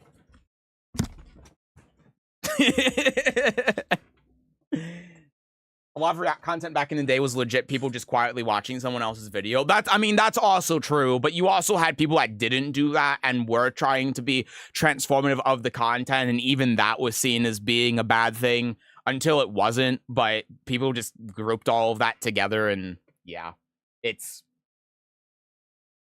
I know that I'm like a boomer and I'm talking about how the content creation sphere was 13 years ago, and I'm not even exaggerating when I say that. But, you know, that's just where the mental block comes from not wanting to, like, react to stuff. But, yeah, I don't know. Oh, yeah, the Reply Girls, yep. So, basically, Reply Girls, what it was, like, there would be a popular video from one of the top channels. So, like, Smosh would put out a video. And then you would have a Reply Girl video, which would be a video that... obviously a woman records where she's in like a bikini or something, and then she titles the video RE : and then the exact title of the video, and then the thumbnail is just this woman in a bikini, and then she for about a minute says, hi, this is a reaction to X video. So I really liked the video and I thought it was good. And I think that they should make more of the video. Bye. And that was the video. And these videos would get like tens of thousands of views. And so it became kind of a meme because it was so commonplace. Just because they racked up so many views that you would see it in the recommended like section of every single popular video. Because they structured the video in a way so that they basically copied everything from the video so it would just feed into the algorithm and they would get a ton of views because of the thumbnail. Honestly, those videos were funny. In hindsight, they kind of are. Like the entire concept behind them is hilarious. It's like the exact same thing as hot tub streamers on Twitch. But at the time it was just annoying. I still don't like react content. I like live reactions, pull from streams or whatever. Not here's a video of me reacting after the fact. I'm definitely being genuine. Yes, 100%. Yeah. I'm with you there. It depends though, right? Because sometimes if you have people that are like knowledgeable, like if you have a history video, right? And you have someone who's a historian who's knowledgeable about what's happening in that period of history, who makes a video reacting to it after watching through the video so they can provide additional context and information. That shit's cool. I like that. But yeah, it context dependent, but yes, I agree.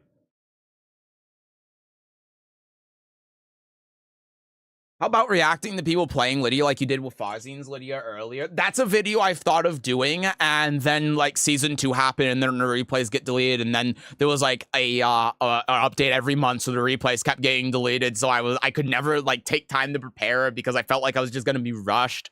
Really, the video I actually want to do, I want to take a bunch of pro players playing against Lidia and coach all of the pro players on what they're doing wrong in the matchup. That's what I want to do. Because like I talk all the time about like pro players not knowing the matchup and them being wrong about Lidia being top 5. And I think I gotta put my money where my mouth is. And I think a good way to do that is to, like with Farzine there, except the all way around, take replays of like players like me, Lowhigh, Fergus, and whoever are playing against Lidia and like coach them like what they're doing right, what they're doing wrong, and how they can improve their matchup knowledge and stuff like that, you know. And I'm not going to target. I'm not going to like make that and look at anyone who is saying that like Lydia's top 5 or whatever, you know. Like I'm not going to have this video be some call out for Super Akuma. Like Super Akuma sucks at this matchup. I've never seen him play against Lidia. I have no idea. It's not going to be anything like that. It's not going to be like me shitting on anyone or anything like that. It's just going to be a bunch of pro players playing against Lidia, and it's going to be like, here's what they're doing right, here's what they're doing wrong, so it can be constructive and try to help people with the matchup. That's the idea. That's what I've been thinking of. Great lit idea too, because people will search for videos around pros in their matches. Yeah. Makes easy clickbait as well. How does Austin Ash play against Lidia? You know? And you know, there's this other thing too that I saw recently about YouTube like changing monetization so that they're like getting rid of monetization on eligibility on videos like, you know, like how you have those YouTube channels that are like X pro player is insane with X character or whatever, and then they just upload a bunch of matches. And you know what I hate about those videos? I fucking hate how they'll take like 5 matches where the guy won, 5 completely different scattered matches, and then have a score counter and be like 1-0. And then like another, they pull another match from like 5 days afterwards, just some random one where they won, and then it's like, they won this game, they're 2-0, and I'm like, what the fuck? I hate that shit so much. It's infuriating. But I think that the future of that, and a good way to do that is to like commentate on those matches. So you just pull up a bunch of videos of I Am Musician playing online, and you commentate over it, and you're like, All right, so iMusician here did Kencho back 2-1, and it whiff punished him, and then he does this and this and this, and then he's getting to the wall, and here's the Yoki, and I think that might be the future of those kind of videos. How YouTube gonna enforce that? I don't know. I don't know. I came from when YouTube was 360p. I think I came from when it was 480 with 720. I can't remember. Around there. The main man content? Yeah, the future is the main man. He's been ahead of the curve this whole time. Children, others, women, etc. react was so horrible. Thank God the Fine Bros went under. Yeah, and they were like, did you hear that the Fine Bros actually curated like their reactions and what they talked about? So like I ended up seeing this one thing. I don't know, remember how many months ago, just like happened upon it, wasn't actively looking for it, of someone who was on, I think, Teens React for them, and the Fine Bros people like wouldn't let them say what they wanted to say about the video. Like they had an opinion of it. They had a thing that they thought, and the Fine Bros were like, no, we want you to say this thing, or we want you to talk about this thing. And so like even the reactions there weren't genuine.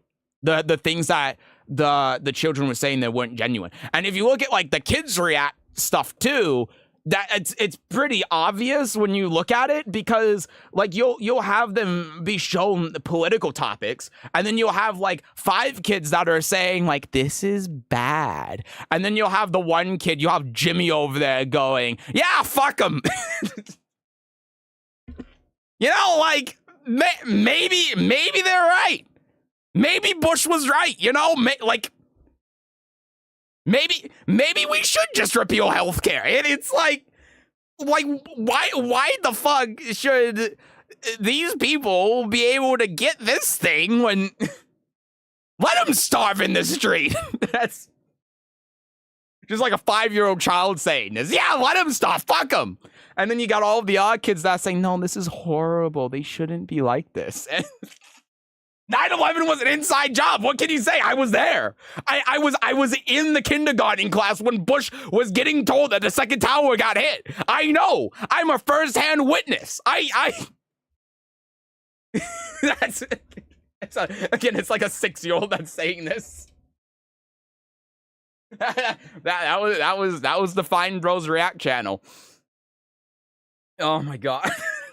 Sorry, I'm laughing at myself. 9/11 wasn't only inside job. I did it.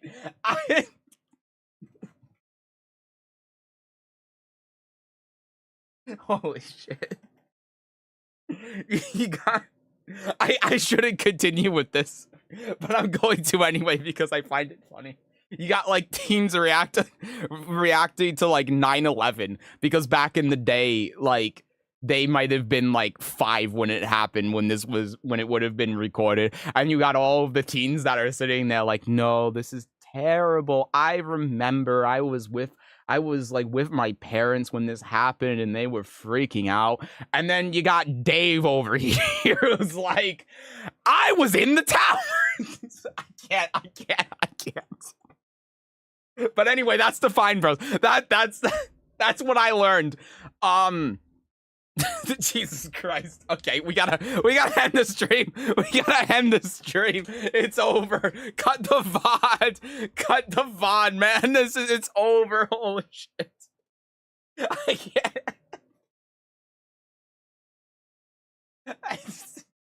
In the tower. What am I saying?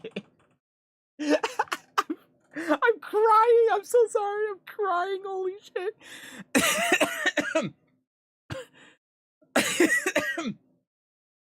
Oh, fucking hell.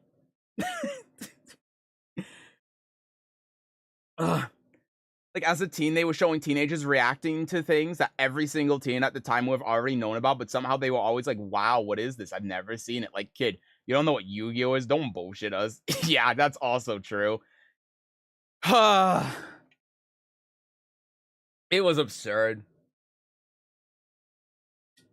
You know the worst part? I remember when I was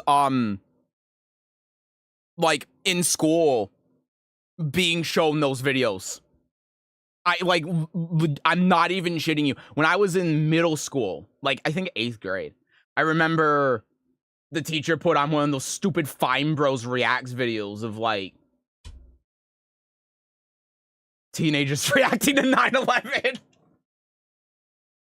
Genuinely, I think that's what it was. It's obviously been over 10 years. It's been like 15, 16 years, but yeah, like genuinely. It's not even a joke. I think that's what it was. You many times you tried to end the stream and failed, right? Yeah, I know. I just keep going. I'm the Energizer Bunny, man.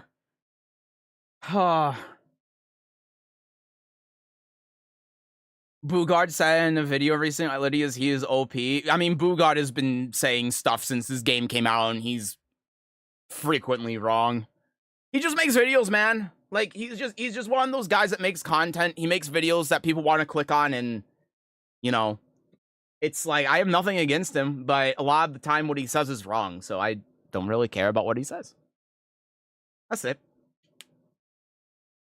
You just don't get paid enough, guys. They do so much. They're so important to our children. Yeah, they show us videos of, like, children react to the Holocaust. Stop! Says you gotta end this stream. I'm gonna get banned. Okay, I'm gonna go. That might have genuinely been a thing. Lydia's heat makes me mad, not because of Lidia, but because it's heat, and heat is bad. I think that's the right way to think about it. The way that Lidia interacts with the heat system is really interesting, engaging, and interactive. The way the heat system is designed is terrible. Okay, maybe not interactive. Interesting, and I don't want to say complex, but that's kind of what I'm getting at. Anyway, you get what I mean. I come to Sesujin for the quality takes. All right, we're ending the stream. Thank you so much for coming by, everyone, for this just chatting stream. I had a ton of fun with this. I hope you guys enjoyed watching it. That's really all I got.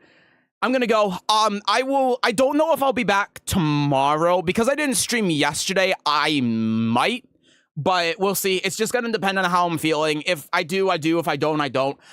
Thursday, I'm gonna be doing something a little bit different. I'm going to be doing. I'm gonna be playing Shadowverse. I started playing the game around when it was released just to try it out because I heard of the original Shadowverse. I never really tried it, and I was like, you know, it's a new card game, and the best time to get into a new card game, if you're even vaguely interested, is right when it released, and I'm addicted to it. It's so good. It's like it is the game I'm playing in my free time, and the new set comes out on Thursday, so I want to stream. Even though normally I don't stream on Thursday, I want to stream it on Thursday with the new set and everything. So, yeah. We'll probably do that on Thursday. I might also do it on Friday if I end up going to locals on Thursday, although I don't think I'm going to because I'm just not really interested in going this week. But if I do, just keep that in mind. I might flip that out. But I'm planning on doing it Thursday when it releases. So, yeah. And then Saturday, we'll do viewer games. And then we'll do the thing we tried to do on last Saturday before the great crash out happened. I said crash out, and you know exactly what went into my head right there. Oh, God, my mind is tainted. Not going to say it out loud. Not going to risk getting banned. But, yeah. We'll do that, so that'll be a whole thing, so look forward to that. I have, like, graphics and everything's up. In fact, I could actually show you. I have graphics set up for everything. I have, like, the characters here, so when you knock one out, it goes gray like that. It's sick. And then I have a timer and everything, here, that'll count down, so I got stuff set up for it. So yeah, look forward to that. There's also going to be, rewards if you beat me. The reward is you're gonna get a Discord role. So, you're going to get the Kingslayer Discord role that I just made up, and it has a little crown next to it. Obviously, it's not much, but, like, I can't really do that much, so I figure that might be a neat thing that, at least if you win, like, you get a little something out of it. So, yeah. Anyway, That's it. That's what's happening this week. So like main thing is that Wednesday or tomorrow may or may not stream. We'll just see what happens. We'll see how I'm feeling. Again, I haven't been feeling good the past couple of days. There's a whole thing about it. It's like it has to do with like my blood and my hemoglobin and iron, and it's been a fucking mess this past week. So yeah, if I'm feeling good, then I'll stream them all. If not, then I'll stream on Thursday. And yeah, that's pretty much it. So Rage Drives was so much better, and they also sucked. Honestly, true. And yeah, they were both a mistake. Thank you for the long chat, Seth. Have a good rest. I appreciate you guys coming by. It was fun. I should get like, if we do this in the future, I should have like music to play in the background or something, so that there's more than just like my voice on a second monitor. But you know, baby steps. But yeah, have a good night. Good night, Ayuda. Good night, Ice Cream. Good night, Statty. Good night, Shake Zula. Good night, JWD. Good night, Resident Evil 2. Good night, Milkers. Good night, Shalmini. Good night, Gilbot. Good night, Devil. Good night, Lissetto. Good night, everyone else that's here and looking. Have a good night. Take care, everyone. I'll see you next time. Remember the heart rate monitor? Oh, shit. You know what? If I can find my heart rate monitor, I'll try to get that for the viewer game stream. I have no idea where it is. I don't know how to set it up, but I know it's around here somewhere. If I can find that, I will get it set up. That's a great idea. All right. Anyway. I was driven for your life in the monster. In fact, dude, my heart rate went up to 180. It was crazy. All right. Good night, everyone. I'll see you next time. Love you guys. Appreciate you being here. See you next time. Bye-bye.